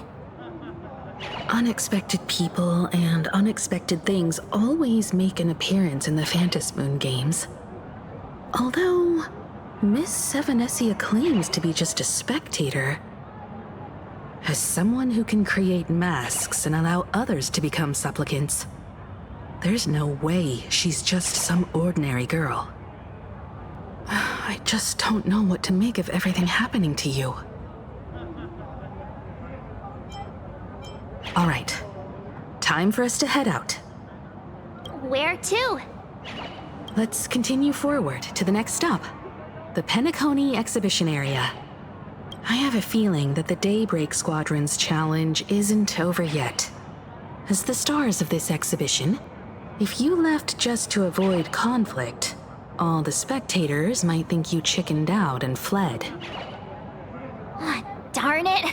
This whole Daybreak Squadron business has got me on edge.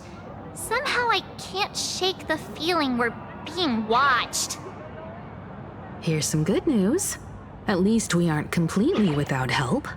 Pearl's people are on their way to the Penacony exhibition area to join up with us.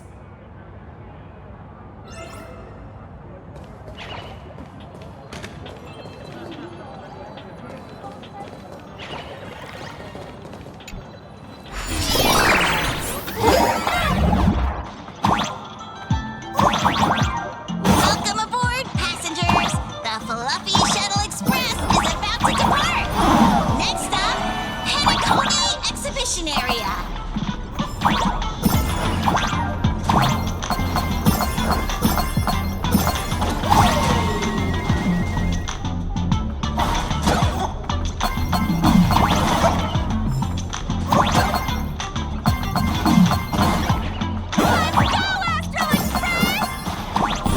The Astral Express? Just another IPC lapdog. For Planaracadia! Let's go, Daybreak Squadron!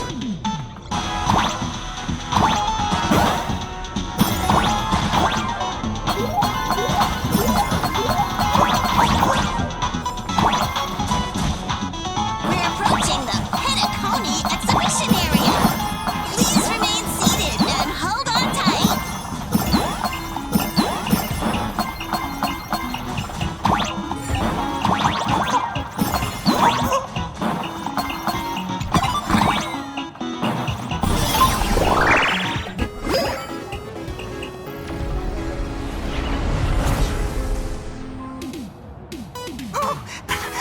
Would I get run over by the Express if I lay down on the tracks? Yup, and you'd get blasted straight into a comic book. Who knows? Maybe you'll be reborn as some superhero or something? That's what I call true happiness! It's hard to believe they recreated the scene where the Express crashes into the Great Septimus. All the previous exhibitions were so hilarious, but they really nailed the Great Septimus part.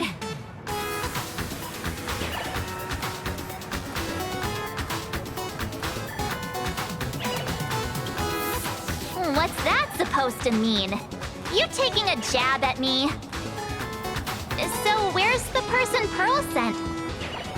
Huh? Who's calling?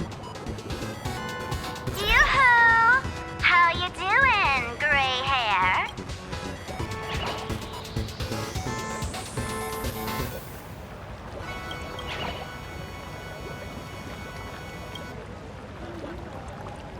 I heard about your big fight with the superheroes, and since I actually respect you as a rival, I thought I'd give you a heads up. You might think you scored a massive win in the Phantasmoon Games, but most people probably don't see it that way. Anyway, the news is on right now. Why don't you go check it out?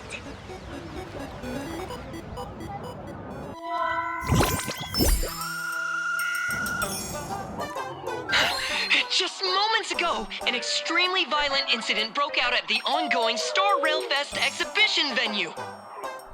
The Astral Express supplicant Trailblazer brazenly launched a brutal attack on the beloved local heroes, the Daybreak Squadron. The scene descended into total chaos. Oh my! This is terrifying! Didn't this nameless just defeat Sparxie and save Graphia Academy? Was that victory still not enough? Could she, like the defeated Sparxie, now be a threat to everyone's safety? How chilling! In the video footage from the scene, the Trailblazer claimed her act was to demonstrate the so-called trailblazing spirit of the Astral Express to this world. You don't stand a chance against me. Is this what she calls the Trailblaze? Using brute force and violence to strike down the guardians of this Arcadia and trample over our own heroes? Was it a sudden violent outburst? Or was this the moment her true heartless nature finally came to light? Foolish Wish TV will continue to follow this shocking incident. Stay tuned and don't go away. It's all over the internet now. Some say you're a violent maniac. Others think you're behind the bloodbath in Delphbrook, that you're the second Herald of Death. Oopsie. How are you feeling right about now?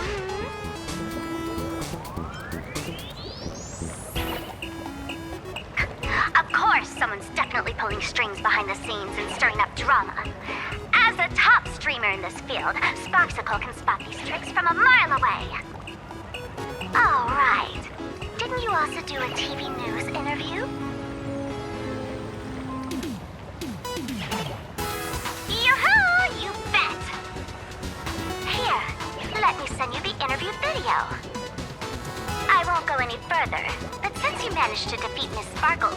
No, I mean Miss Sparxie. I don't want to see you embarrass yourself in front of those clowns. Good luck. See you around. Hi! Trailblazer. Sorry to bother you. We're with Full Wish TV. It's our lucky day running into you here. Do you have a moment? Keep it brief. I've got plans later. First question. Seeing as Planaracadia was the starting point of the Express's new voyage, how would you describe your impressions of this place? Planaracadia. Everyone's chasing the latest trends. Looking for fun. Interesting! Throughout the history of the Phantasmoon Games, it's been extremely rare to have such a renowned cosmic figure as yourself participating. As the Astral Express's supplicant, what kind of changes do you hope to bring to this world in these games? Show everyone the strength of the Trailblaze to change this world. That's an impressive answer. Speaking of which, after joining the games, you immediately went to defeat Miss Sparxie, who represented the Masked Fools. What are your thoughts on potentially facing native supplicants in the future? The other native supplicants? Way too dangerous. I'd rather defeat them through violence. Speaking of local supplicants, we've noticed that Star Rail Fest is Perlux Corp's way of rolling out the red carpet for the Express. There are rumors that the IPC is also sponsoring the Express. So, I have to ask, are you representing the Express or the IPC in these games? At the end of the day, this is a festival for the IPC's interests. Madame Pearl and Perlux extended such a warm invitation. I'm not one of the guests. I'm the master of this place. Wait, what? This is totally a malicious edit to frame her! How shameless.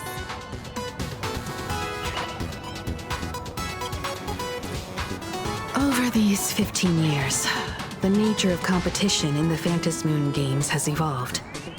The Daybreak Squadron's taunts were just smoke and mirrors. The real game is being played in the shadows, where our opponents have mastered the art of weaponizing public opinion. Come to think of it, it's only natural. After all, the true stars of the games were never the supplicants on stage, but rather the audience, whose gazes they command. Indeed. The audience is all fired up, waiting to see you work your magic, kid. But you know what? I bet what they really want to see, deep down, is the Daybreak Squadron taking the Astral Express down a peg or two. Oh, well. If it isn't the folks from the Astral Express, fancy meeting you again.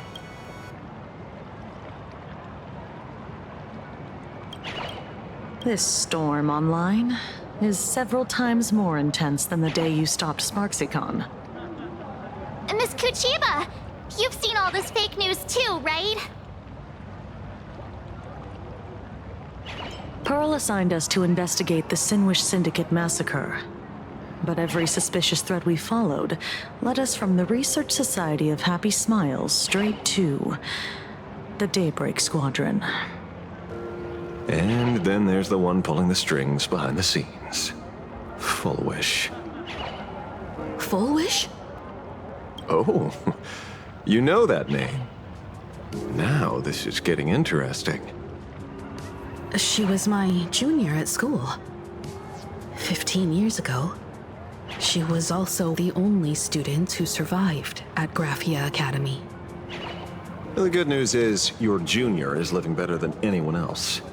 She owns TV stations, charity organizations, has a huge business empire, and wields both wealth and power.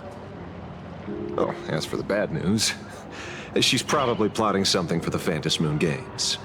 And I mean the worst kind of something. My gut tells me that the Sinwish Syndicate massacre, well, that's probably on her tab too. Madame Pearl sent Mr. Ashveil to ensure everyone's safety. Of course, I understand that with the Nameless's skills, there's no real need for extra protection. But Madame Pearl didn't want to take any chances. Long story short, feel free to use me as muscle. No need to be shy about it.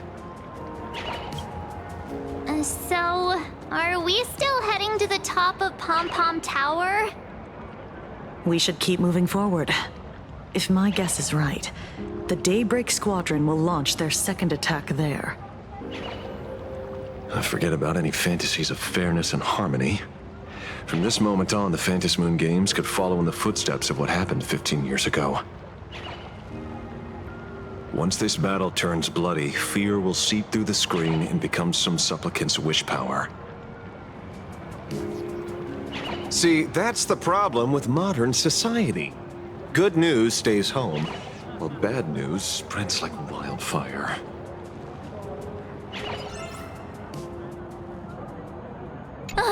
Daybreak Squadron. I thought they were fans of the Express too, but in the blink of an eye, we somehow became enemies. They might not be the real enemy here. Someone could be pulling their strings from the shadows. If possible, I'd rather persuade them to back down. Since once a battle starts, it'll be like pouring fuel into a fire, stoking the audience's bloodlust. A Phantasmoon game like that would only descend into madness. And I certainly do not want to see what happened 15 years ago repeat itself on these lands. Ooh, I know about this exhibition area, thanks to the comic Miss March gave me. Wouldn't have pegged you for a comic book reader. I flipped through it on my way to pay respects to Costide. Even though that volume's story was pretty random and all over the place, it was quite interesting. A group of furry animals took over the Soul Glad soda factory to wake up the other animals in Penacony, using Soul Glad as fuel for the Express. Talk about forced product placement. Time to get to work, Detective. To move forward, we'll need to fuel up the Shuttle Express first.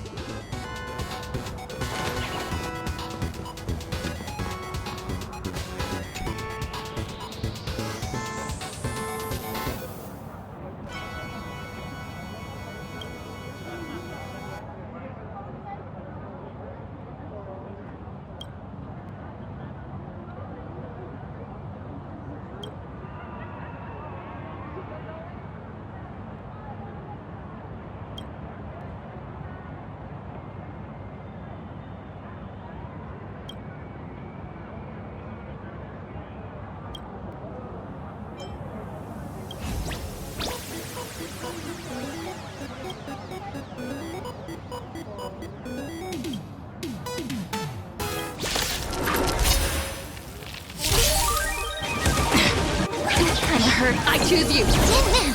Have some sunshine. Me. As you wish. Stars, shine for the heroes. Memories waiting to be woken up by a shooting star. Remember me with love. In life and death, sprout new buds. Don't blink. May you fulfill love's promise with me. with me!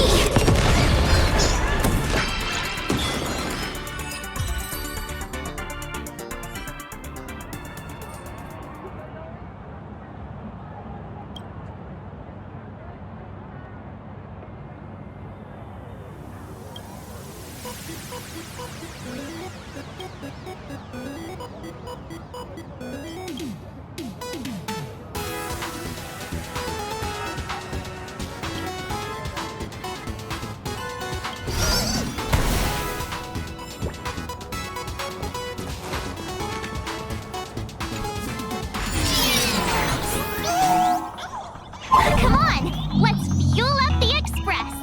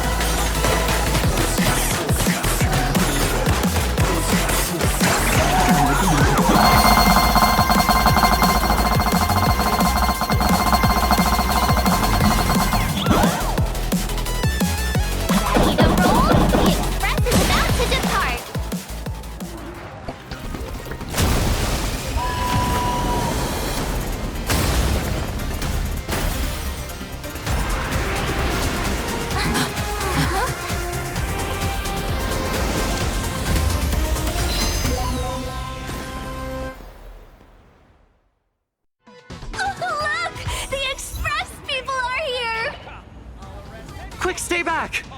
It'd be terrible if you got caught in the crossfire.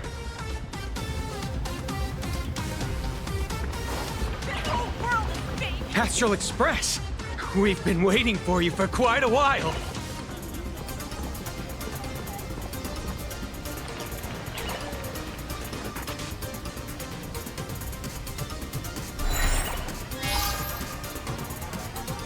The Astral Express. Just as I thought you weren't going to show up. Oh, you brought help? And it's an old friend. Been a while, old man. People who have lived in Dovebrook share a special connection. Since you're treating me as an old friend, I don't want to act like some high and mighty adult telling you what you should and shouldn't do. I'll only tell you this. What you're doing right now has already crossed a dangerous line. Whatever orders Full Wish gave you, there's still time to turn back if you stop now. Wilhelm, Tiana, Lucius, and you, Magnus. After my heartfelt warning, do you still insist on taking Full Wish's side? They're my partners! Listen up, old man. Supplicants' challenges during the Phantasmoon Games have no restrictions. That means you have no right to stop us. Like the Herald of Death. Oh. We're not the Herald of Death. And we're definitely not here for bloodshed this time. We will prove to the people that we are true heroes who can protect their happiness! The Astral Express. These visitors from beyond the sky claim they saved the cosmos from a Lord Ravager. But who knows what the truth really is? This so-called saving the cosmos might just be another scheme of the IPC. Just like us back then. Putting on a show on TV, desperately trying to comfort the kids in front of the screen. Tell those children. Tell my past self that when the Herald of Death comes, there will be heroes who put themselves between everyone else and a threat. Captain. But where were the nameless of the Astral Express when we children needed protection 15 years ago?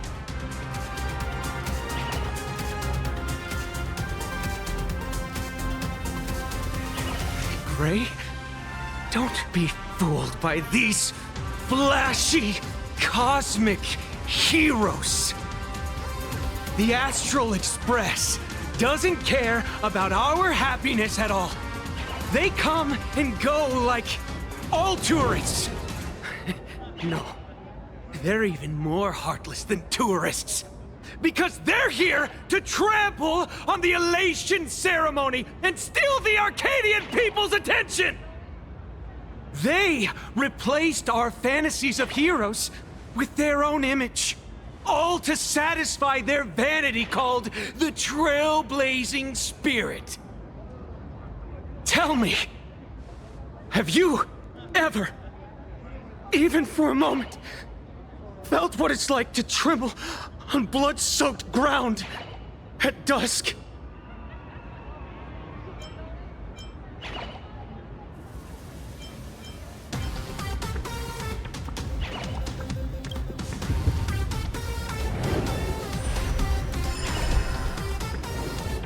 I'm afraid of losing my companions, afraid of death. There are so many things that I fear. It's not the Astral Express you hate. You're just hating yourself. That powerless child who couldn't protect everyone. But I want to tell you, being powerless was never your fault.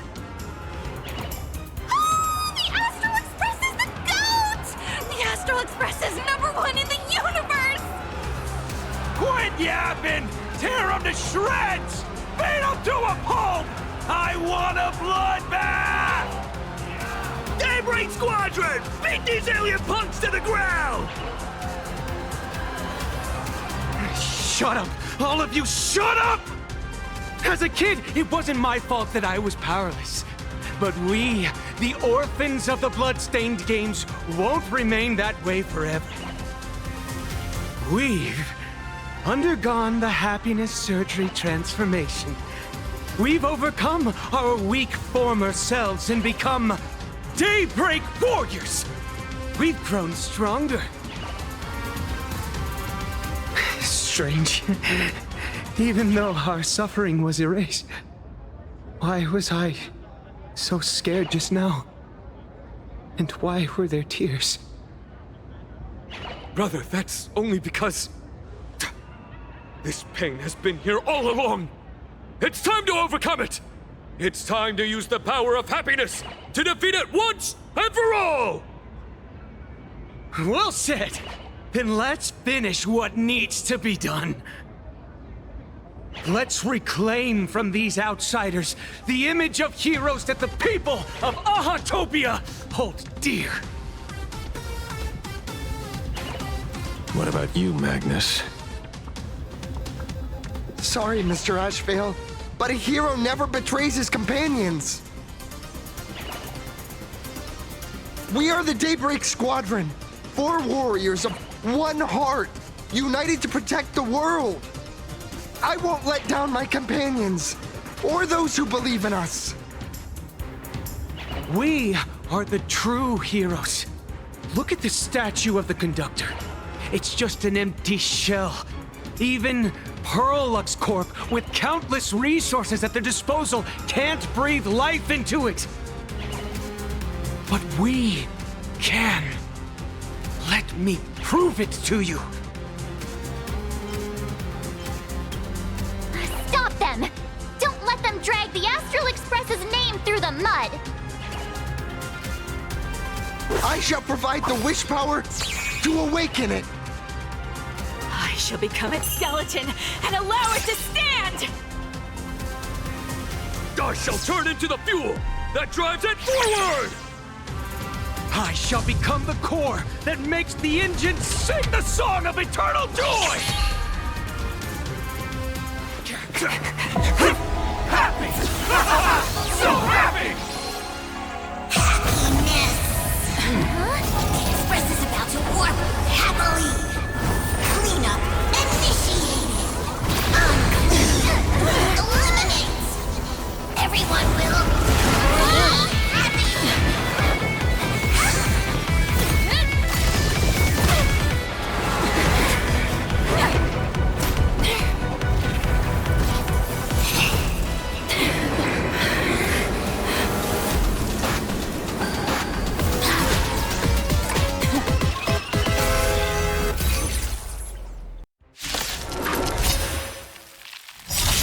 Clean up the trash, and everyone will be happy! The unclean and the unhappy! Sweep it all away!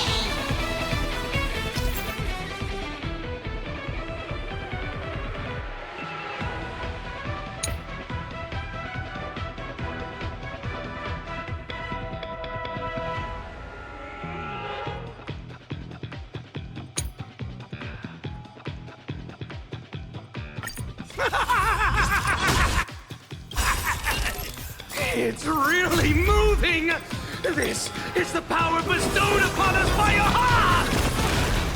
I will stop you at all costs. I won't let you trash the conductor's image like this! Thanks. All energized. Oh! Insufficient cleaning power! Do not disturb! What are you doing? The future is great. So make it win.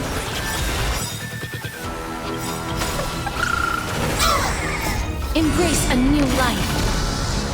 Memories waiting to be woken up by a shooting star. Remember me with love. May life and death sprout new buds. Trust me. We can do anything! Don't blink. May you fulfill love's promise with me. Rewrite destruction with me! Me! Darkness with me. May this fate dispel the gloom, restore the skies! Did you hear that? Aha is beckoning us! We don't have to be afraid anymore! The Astral Express is nothing but the IPC's lapdog! No worries. We've already dealt with one of them. Won't mind handling a few more. What did you say?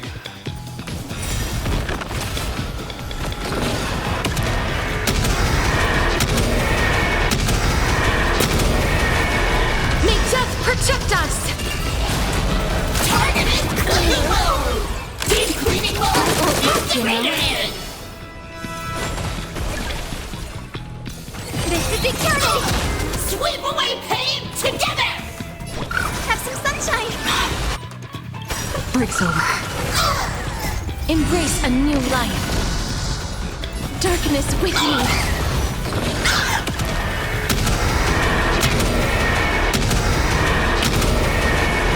May death protect us!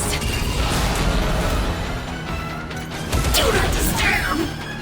Do not disturb! Cleaning begins! You know? This place is dirty! I'm on it. Mini. As we've written! Cleanse hatred with love! Oh, stop working!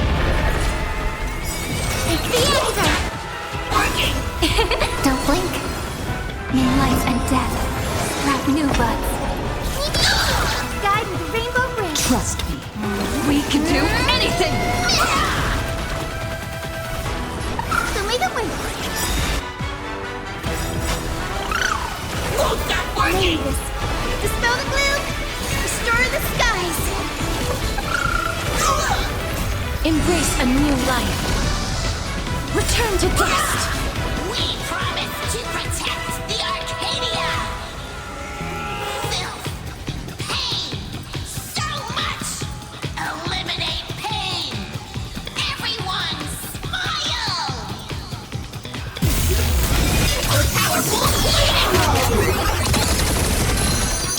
That won't work, you know. Me! Darkness awakening. Surely that did the trick this time. Reboot. Self-repair. Must bring happiness.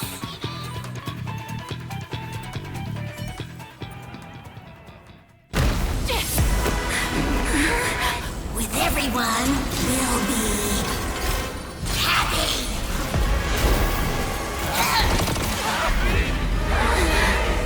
I offer my blood to consume this vendetta. I offer my heart to shoot down this injustice. I, lead Hunter La Mancha, call upon you in the name of the Star Hunt Oath. O Skybow, gaze upon this broken-legged wolf and steer my hunt toward victory! So happy. Now arriving at Terminal Station, land of sneering gods.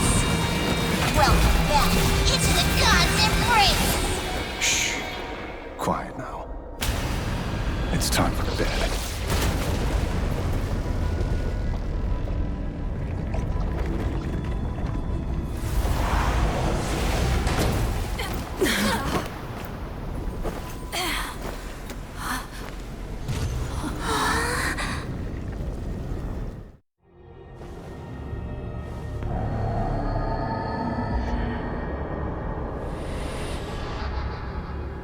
Are we still alive?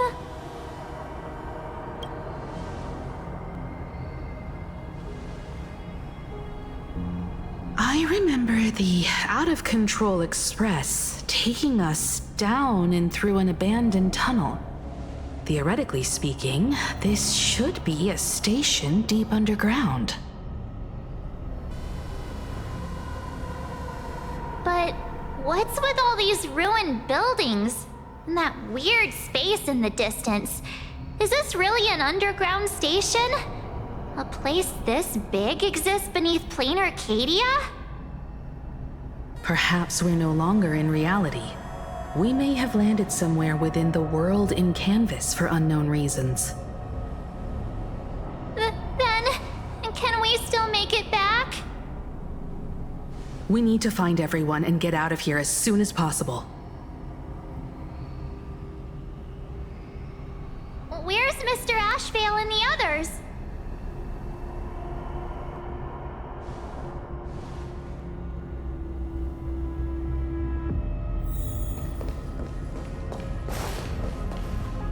We've been reborn. See? I knew we weren't like those Sin-Wish Syndicate trash. You're right, Red. We're heroes. We are justice. We are the undying happiness! If you are justice, then forgive me for playing the necessary evil. Everyone, please!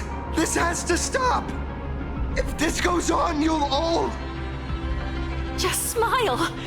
Embrace the everlasting bliss and true happiness. I beg you, please, listen to me. It's not too late. We can still go back to the Department of Aberration Defense with Miss Kuchiba and explain everything. It's no use. They are just creatures that can only react to joy now. All shall be blessed with happiness. All shall live forever. So smile and laugh.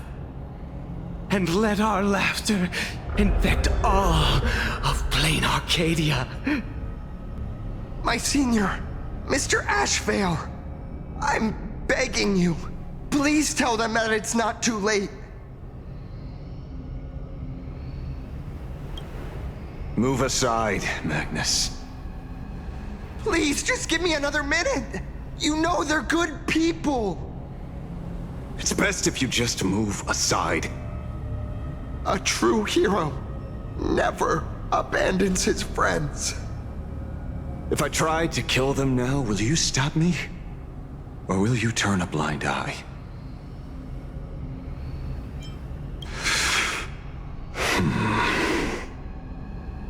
A tribute of life unto death, and a debt paid in blood.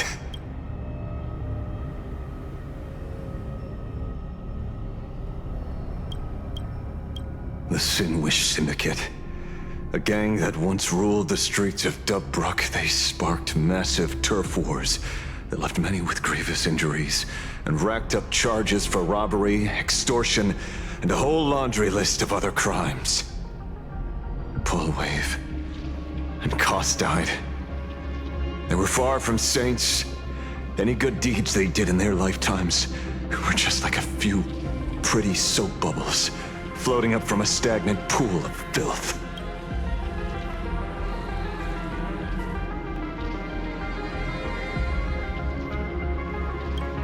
That's why we brought them down. They and this whole world have now become happier.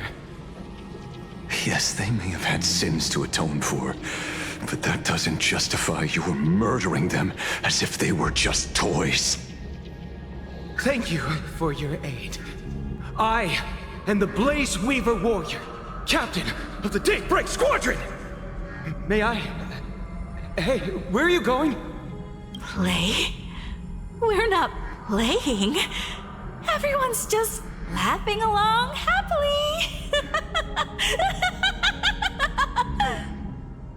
Mr. Detective, do you know about the Galaxy Rangers? I heard they are a group of righteous heroes roaming the universe.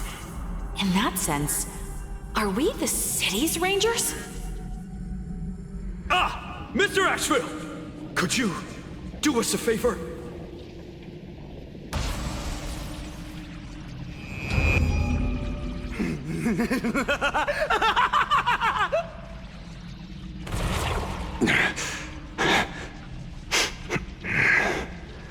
This familiar scent.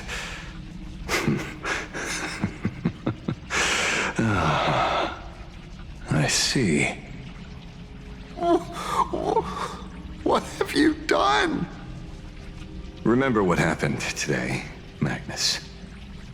You may seek revenge anytime. I won't stop you.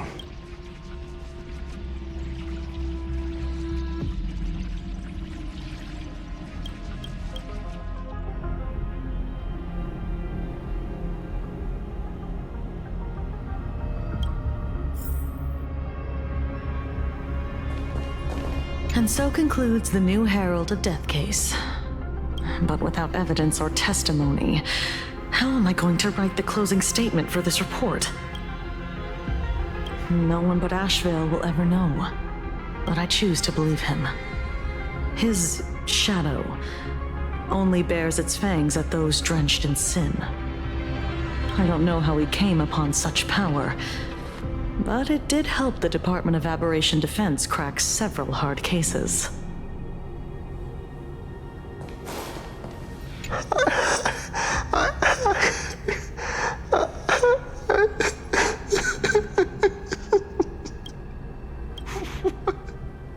What have we done?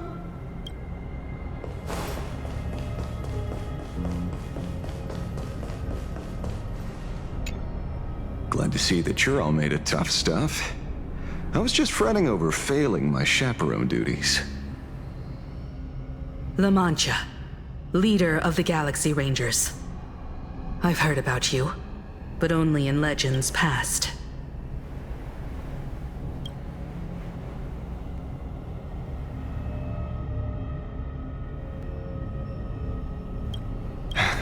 Then you're well informed, Nameless. I'd expected the name to be long forgotten by now. So much for turning over a new leaf.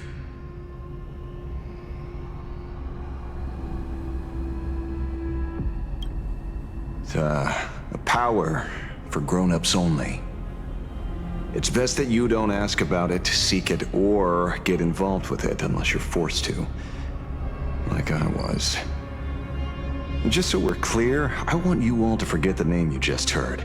Right here and now, in this world called Planaracadia, I am just Detective Ashveil. Instead of obsessing over my identity, or pitying the 3 dead criminals, I advise you to work on a way out of this place first. I've long heard rumors about unsavory things hidden deep beneath the Arcadia. It's strange how the people here can sleep so soundly. The train broadcast called this place the Land of Sneering Gods. I don't think I've ever seen this station on a map. Are we going to be trapped here forever? Mr. Ashveil, despite being at such a bizarre location, you've been oddly confident and unconcerned over your safety since the very beginning. Do you truly know nothing about this place? I'm afraid that's classified information. Besides, well, I'm simply doing what any professional private investigator would do. Trust my employer. It's time to show us the trinket Peral gave you, kid. Oh, come on.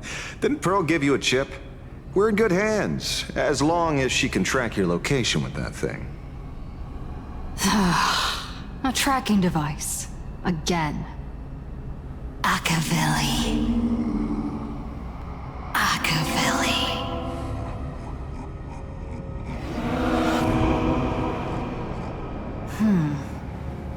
Come this way. Come slowly. Yes. At the end of this path, come. I beckon you.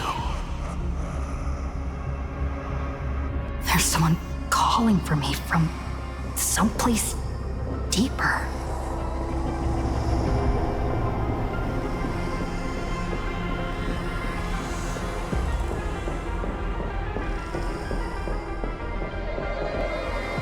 Did you hear that?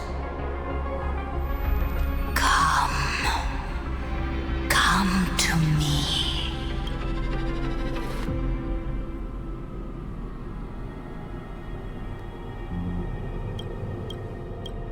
Where did everyone go? There's someone calling for me from someplace deeper.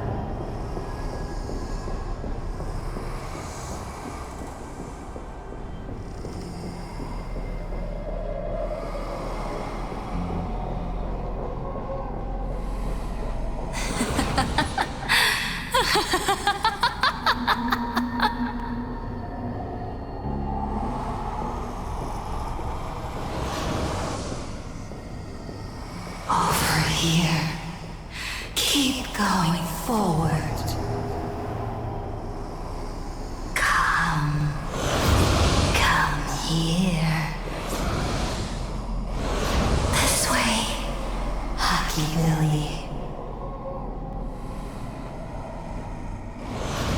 Come, embrace this wondrous world.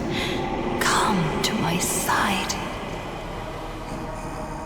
You want to go further, deeper, become one with me. The joy, the positive feedback, sweet enough to flicker from your cortex. Gentle, wonderful. Listen, it's breathing. Slumbering, whimpering, and grinning.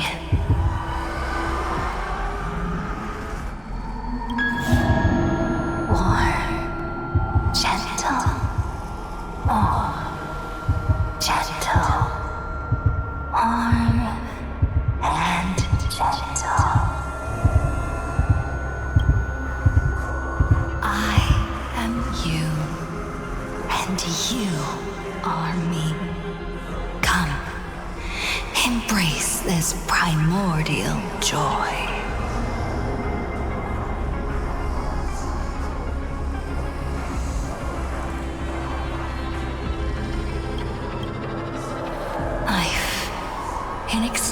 secret boarding pass on the Express toward the end. Become one with me. Become a part of me. Become mine.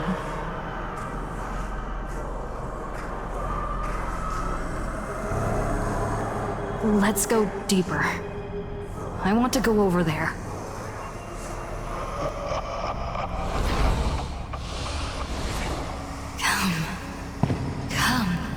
Come. Just like that. Step forward.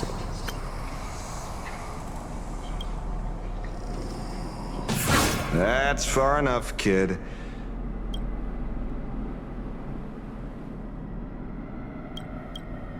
My golden principle while working on cases in this world is to keep my curiosity in check and not get involved with matters beyond the case itself. Especially things that already look considerably dangerous. However, the thing that slumbers in the deep here does look awfully familiar.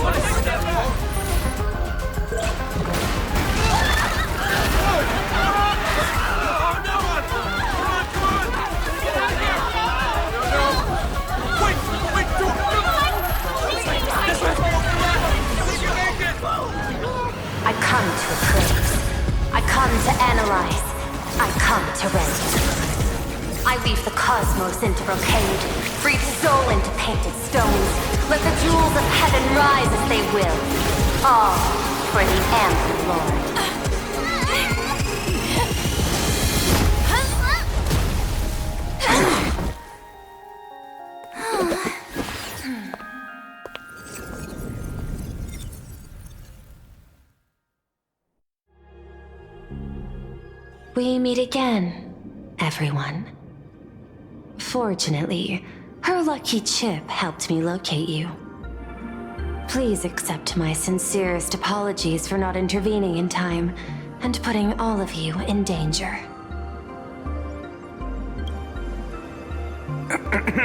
Actually, she put one in my pocket too, but I auctioned it online as a souvenir.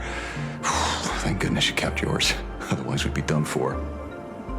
Madame Pearl, where exactly were we just now? The place where you fell is called the Torn Scroll.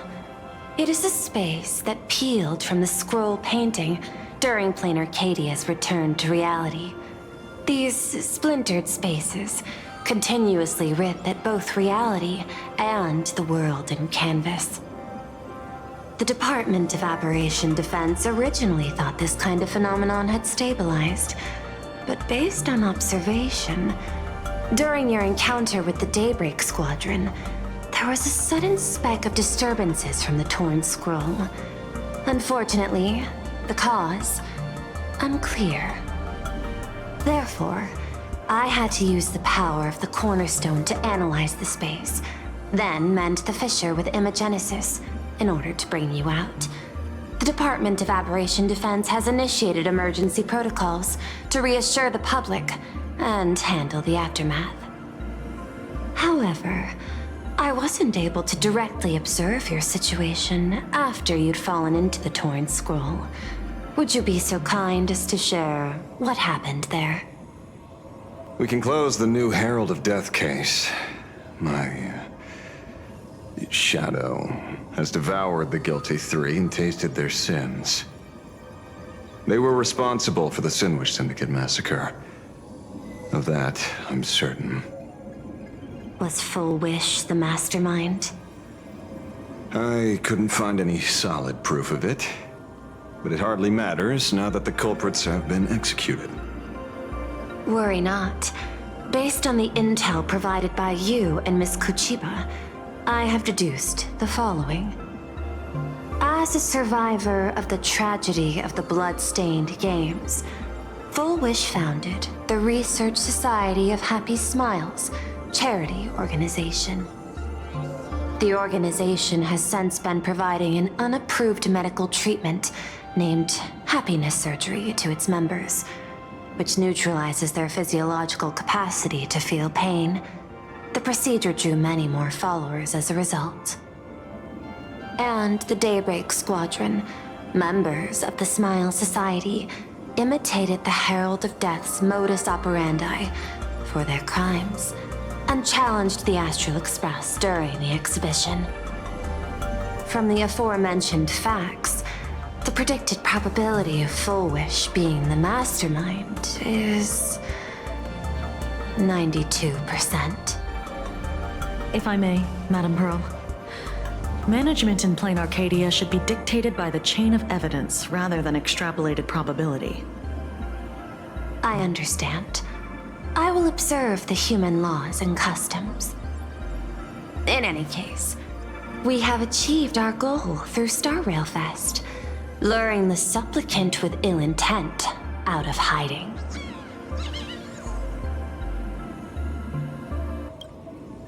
Since Full Wish is exposed now, and we've defeated her supplicant, shouldn't we hurry and arrest her as soon as possible? I'm afraid it's not that simple. We've defeated Full Wish's supplicant, yes. However, all 3 Daybreak warriors were supplicants. That can't be. The supplicant should be the only one who wore the mask and participated in the games with the Phantasmoon's blessing. Those devoured by my shadow can no longer lie nor deceive. All 3 of them had worn the mask before. If they were all supplicants, that means it's still possible for Full Wish to intervene in the games.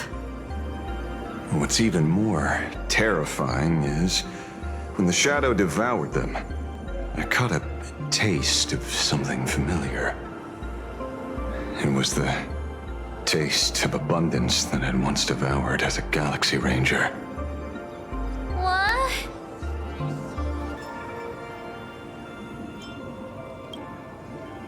That's something that happened a long, long time ago. Living in seclusion dulls one's senses. I should have realized it earlier. Darn it. There is no point in beating yourself up over it. Therefore, the conclusion must be corrected. The Research Society's happiness surgery is a medical technology related to the abundance, and not simply about relieving pain. Assessing the risk involved in this procedure. Unable to extrapolate. General Yao Guang told us that she foresaw a great calamity upon Planaracadia. According to her divinations, Blade, the Stellaron hunter, could be its catalyst. So that's why she asked me for the authority to extradite Blade. Regardless, none of us had anticipated this. Planarcadia's calamity had already taken root, long before the arrival of the Stellaron hunter.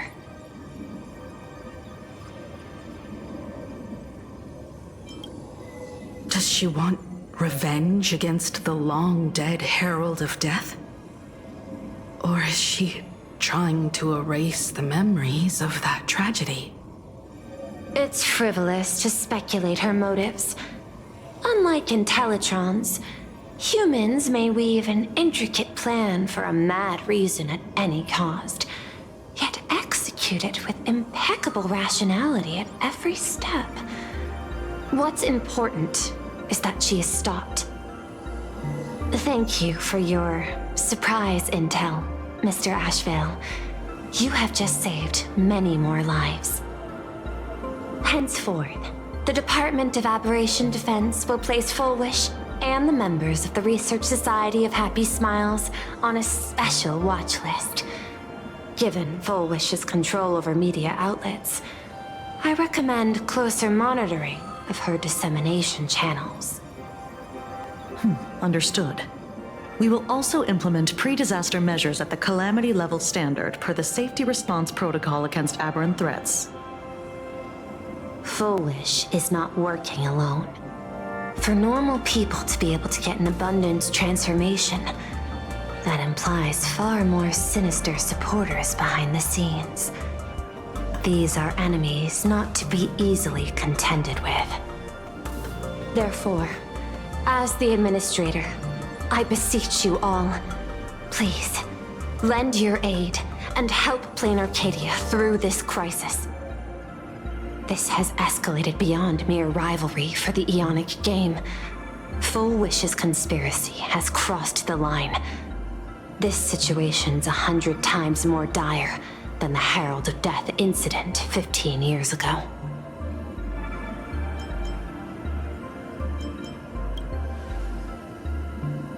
Please, Madam Pearl. This is my homeworld, and I won't allow the tragedy to repeat itself. Besides, there may be an even greater conspiracy behind all this. As a Nameless, it is my duty to see it through to the end. Indeed, there are old scars and fresh wounds to settle. For the way she toys with life, and the taste of that flesh, Full Wish must be held accountable once and for all. You have my eternal gratitude. I won't forget this bond from our shared trials.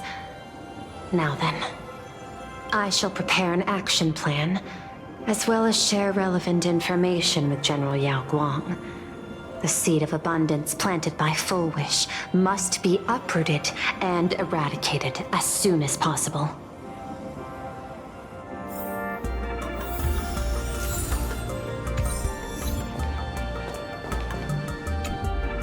Oh, leaving now. We're counting on you, Hero of the Express. Because it's just another Phantasmoon Games for me. Check the records in the Ministry, and you'll see. Save the mythological times. They always end up in a huge mess, without fail.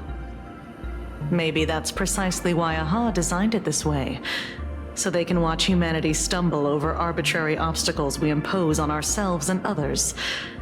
Otherwise, they'd probably die from the boredom of an orderly universe.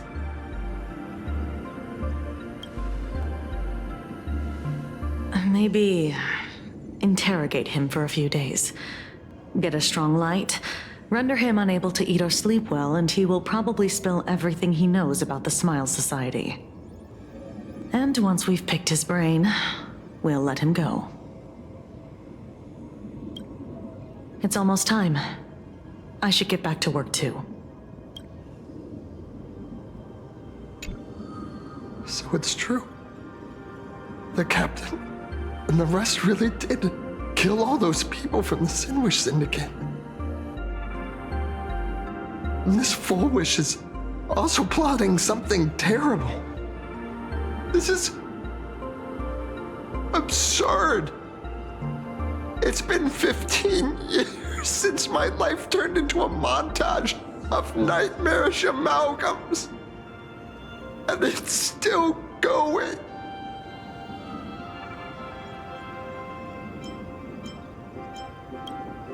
Thank you. Mr. Ashveil is right. This is not the same as playing the hero on a stage. In the end, I'm just an actor.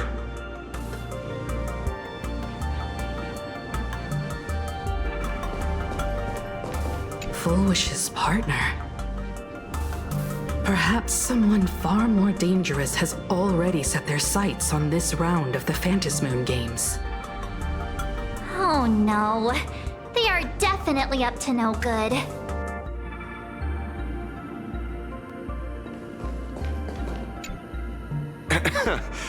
Terribly sorry, Nameless. It was your exhibition and your enemies. And there I was, stealing your spotlight. Curious. I wonder how much wish power my appearance this time accumulates for the mask.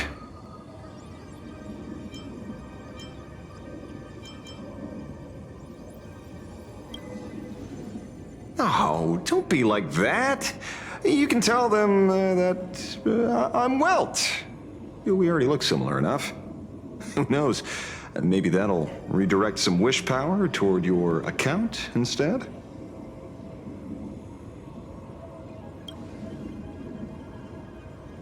We fought side by side in the past, and, well, I know a few faces.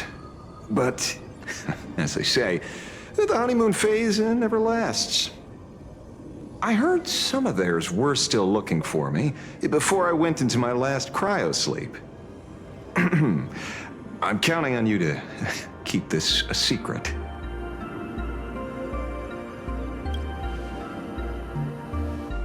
Some people want the head on my shoulders, while others want the shadow in my arm.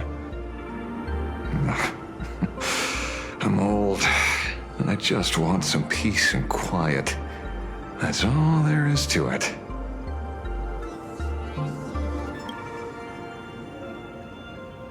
What? Itching to get rid of me already? Well, you're not that hasty, are you? An even greater prey just joined the game. Sure, she could be small fry by your standards, but in terms of viciousness, she might surprise you yet. Before the supplicants go their separate ways, Full Wish is definitely a good hunting target for us to align our goals.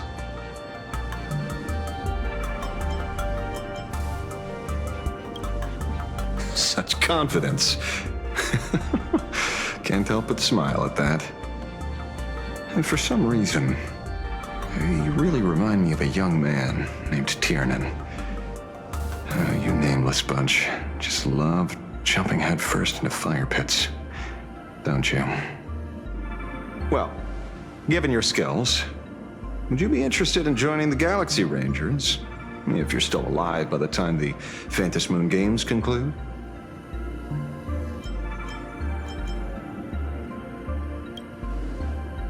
Good answer. I apologize for my presumptuousness.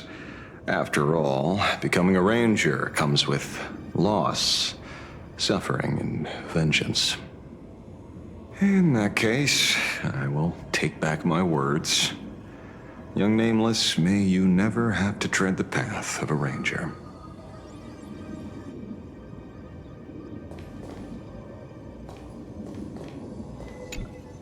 Is there something else I can help you with?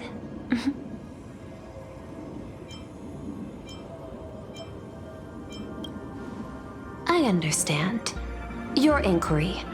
How did they manage to operate with so many years unnoticed?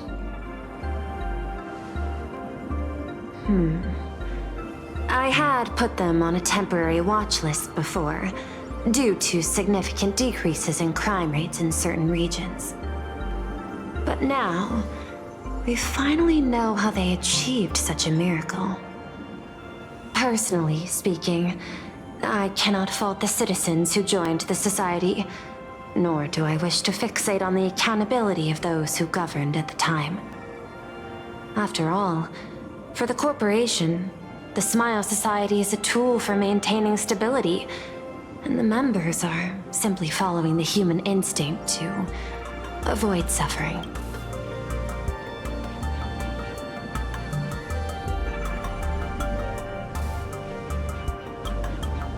You've been to Penacony.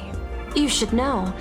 There, the family's members lull guests to sleep with power of the harmony and soothe their pain. From a human ethics point of view, it is well within people's rights to avert pain in moderation. Humans cannot turn off their innate negative feedback like Intellitrons do. I understand and deeply sympathize with that. My assigned theme is analytical art, but at the same time, I am fortunate to be appointed governor of a world. The portrayal and sublimation of pain in human works of art shine among humanity's greatest treasures. Tragedy, elegy, and lost epics. Their soul-stirring power springs from a profound understanding of this negative feedback. This so-called happiness surgery does more than just obliterate people's perception of pain. It strips away human complexity and turns what was dynamic and brilliant into a monotonous blotch.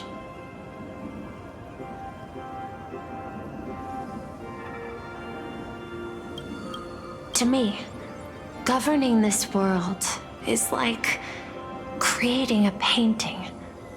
My vision is to maintain the diversity of life forms and preserve their potential for growth and change. The Research Society has disrespected my work. Thus, my duty and theme have become one and the same. I will do all that I can to cleanse the misguided strokes of the Research Society from this land.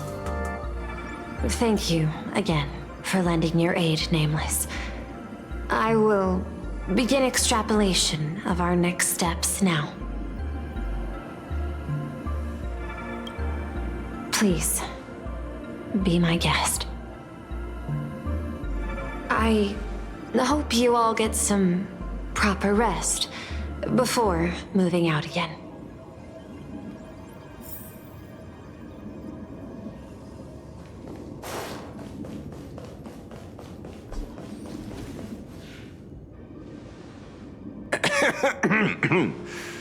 You know, I'm not here to be an ornament. Assessment. You have something to ask me, Mr. Ashveil. Well, lately, I've been on an extremely lucky streak. Be it Full Wish or Magnus, the elites practically gained sentience and came to me one by one. Luck is also an important part of one's toolkit. Wouldn't you agree? I'm beginning to think you're the one behind it all. You tasked me to investigate the Society and protect the Astral Express, which all led to me unleashing my shadow on those people. Just so you can confirm your hypothesis. You had everything planned out since the beginning, hadn't you? If I answer yes, would it wound your ego? Perhaps. Yes. I paved the way for your investigation, leading you straight to the suspects. Through you, I confirmed my suspicions about the Research Society. However, the question of abundance transformation remains a thorny issue for me. Fortunately, there's a ranger who specializes in confronting such abominations, having lived in long seclusion within Planaracadia. But you know, the shadow sealed inside my arm can be very dangerous. Simply removing the nail can cause it to stir and resonate with the fragment and fissure. Had I not kept it under control at that time, the fight would have ended with all of us buried in that bottomless abyss. Is that part of your plans too, Pearl?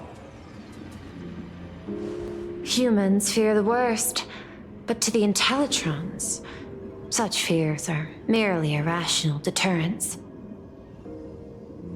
Wasn't the mask of elation I gave you enough to pin down the shadow? That gift you found through the guidance of the Express Navigator, Star Seer, I see.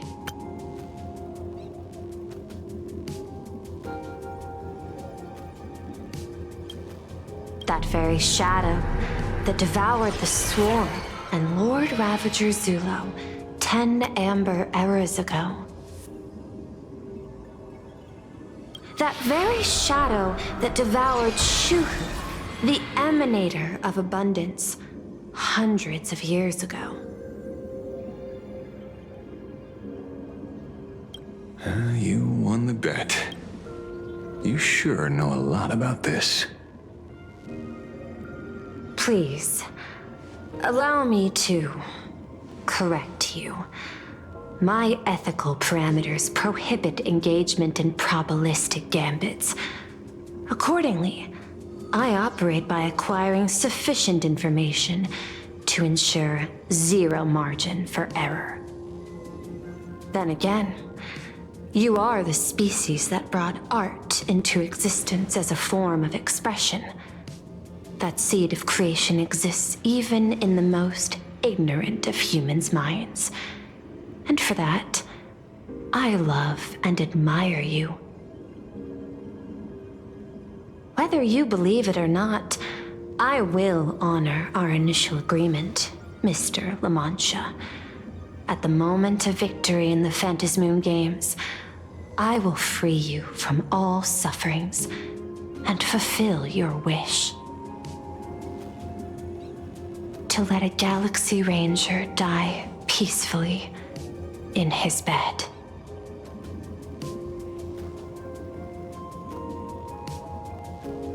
In that case, I will continue to fight for you, my lady.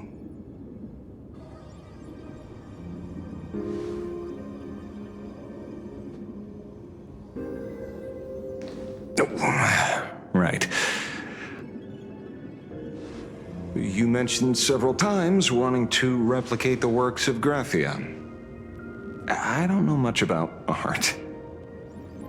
But I was considering that, despite the lack of artistic quality in your strokes when sealing those fissures today, to the people of this world, your creation is just as important as the works of Graphia.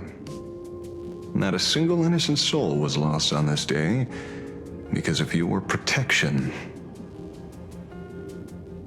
Looking back to the ancestral painter of the Cinderth Age, do you truly think she cared about the artistic value of each stroke when she created world and canvas?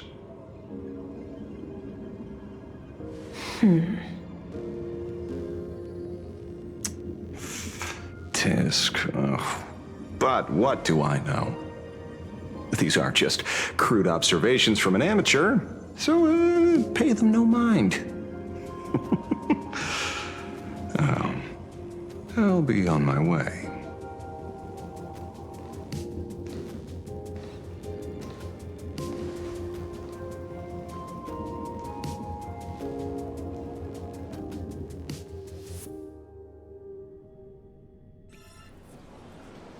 We meet again, Ashen Detective. It's hard to believe that I came back for you, especially after learning that you wanted to sell me out to Peral. We gotta thank nature's gift. The 6.1 billion credits reward has appeared again. Fortunately, I bypassed you and struck a deal with that Intellitron instead. Regrettably, my current bounty stands at 0. Do you always turn your customers over to the police? How impressively short-sighted. No wonder your clientele is so small. Speaking of short-sightedness, no one rivals the Stellaron Hunters, aka Destiny's slaves, isn't it? You are all fated to march toward the finality, and nothing can stop you. On the contrary, there are many paths for us, as long as that person can see. In other words, he can't see the trajectory of your destiny in this world during this mission? Take a guess. I've heard about what befell Euphorius. The war among the Eons is now inevitable. Whether it's the IPC or the Express, they are fighting for an uncertain future. And in the world where the elation is the center of attention, there will eventually be more than one Eon interfering. Even a Destiny slave would not be able to see the path ahead. Keep guessing. We're getting pretty close. Enough of your games. I'd say it's not too late to rename the planet Adlevin. It's still too early to despair, old man. I came prepared, but I could use a helping hand. 30 million credits. Pay or die. Come on, give your friend a discount, will ya? Say 0 credits? I ain't your friend. I meant him.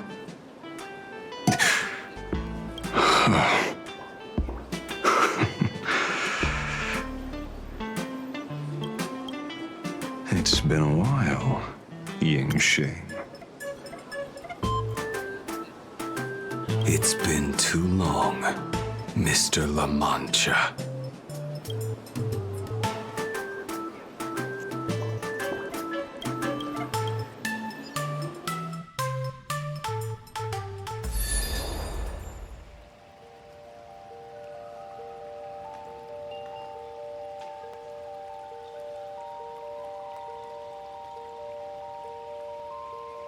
I knew it.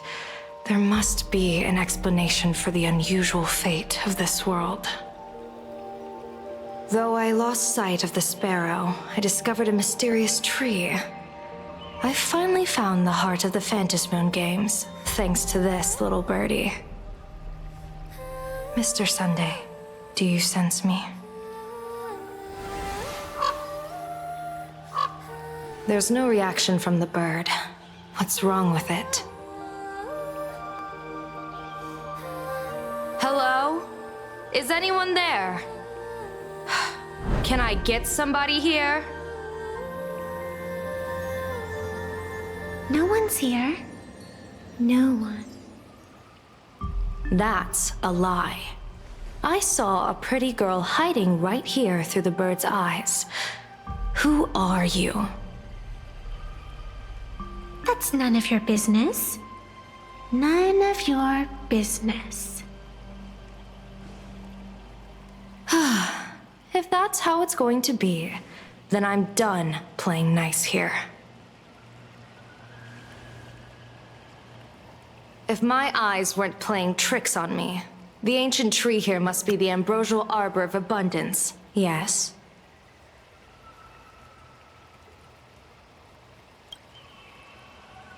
Little girl, are you going to keep playing hide and seek, or will you come out and have a proper conversation with me?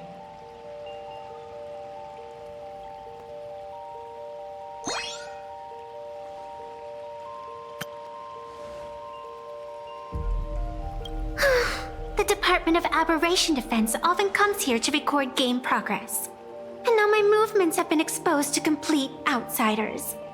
I suppose it's time to leave. You sound unpleasant to talk to, but since you have eyes keen enough to tell what I am at a glance, I'll have a short chat with you. I will answer 3 questions, so ask away. Once you have your answers, I'm going to show you the door.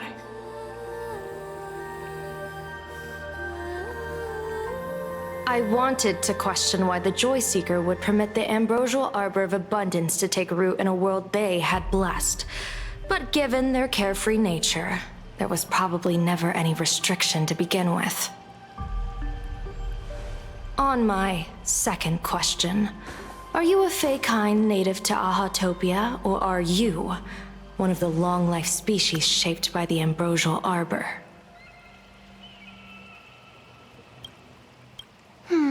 Aren't you good at divination? Can you help me take a look whether the slip on my head says wheel or woe?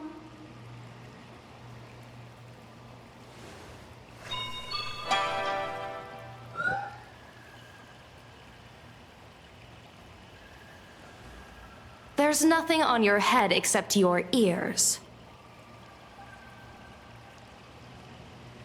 And that itself is the answer. I am the arbitrator who determines the outcome of the Phantasmoon Games. I am the raging waves of joy, and the living pulse of this world. Diviner of the Xianzhou, the weal and woe you behold are but a single petal fallen from my hand. It blooms with the morning and withers by evening, reducing to dust in a fleeting moment. My true form is the Panarch Elwood, the embodiment of instant and eternity.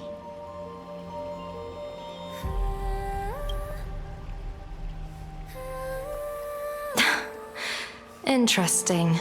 Took you quite some time to come up with those words, huh? The one who created me did say most people wouldn't believe me. Turns out they were right. I believe you. I feel the same way. For many do not trust the words of a diviner. Besides, no weal or woe has befallen you, which means your fate cannot be determined like that of ordinary mortals. You're not the first one I've met with this condition since my arrival here. You're left with one question.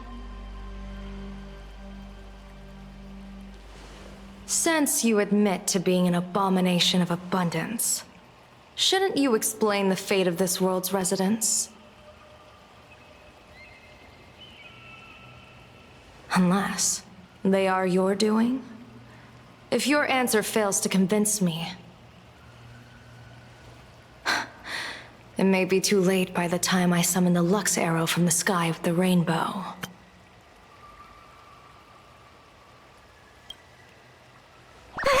Chill out! You shouldn't make jokes like this.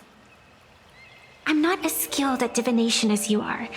When you suddenly speak of the great weal or woe and interrogate me, I get confused too. After all, isn't every rule and every variable of the Phantasmoon Games dictated by the impulse of some god?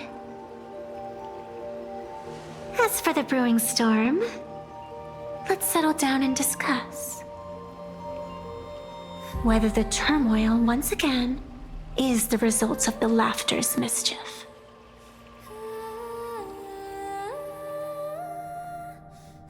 This entire day has felt unreal.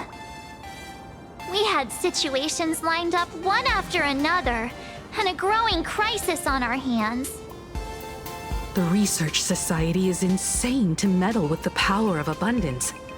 There's no telling how many have already undergone the happiness surgery. Full Wish witnessed the tragedy caused by the Herald of Death 15 years ago. And now, she herself has assumed that dreadful mantle. We have to relay this information to Dan Heng, Sunday, and General Yao Guang as soon as possible.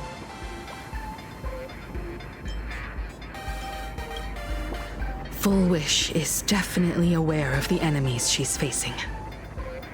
That is why we must win an audience with Aha. At the very least, we need to stop Full Wish from winning the game. Yeah. The thought of the Research Society of Happy Smiles going through with their plan gives me the chills. It's been a long day, and all of you must be very tired. Take this chance to get some proper rest. I'll go meet Weld back on the Express. March? What about you? The best way to recharge is to waste time. So, I'm staying outside for some fresh air. Sounds good. I was thinking of heading to the streets for a walk.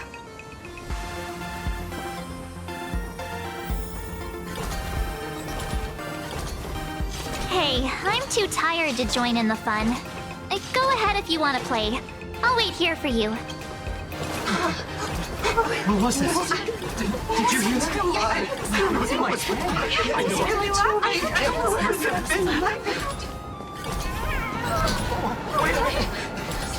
This can't be!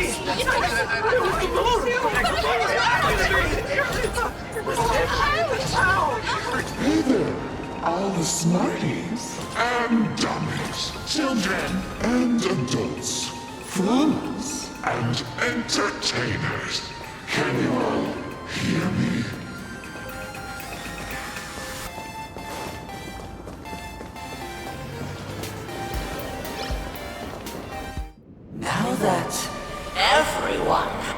dismaying. Their appearance. No need. To keep further secrets. What you can. As a spark. Must grow. To wildfire. As an extra one of these. Phantasmoon Games. Shall receive all. Of my authority. More than a thin minute. To become. The true permanent. Demon of elation. As such. It's time to revel on the great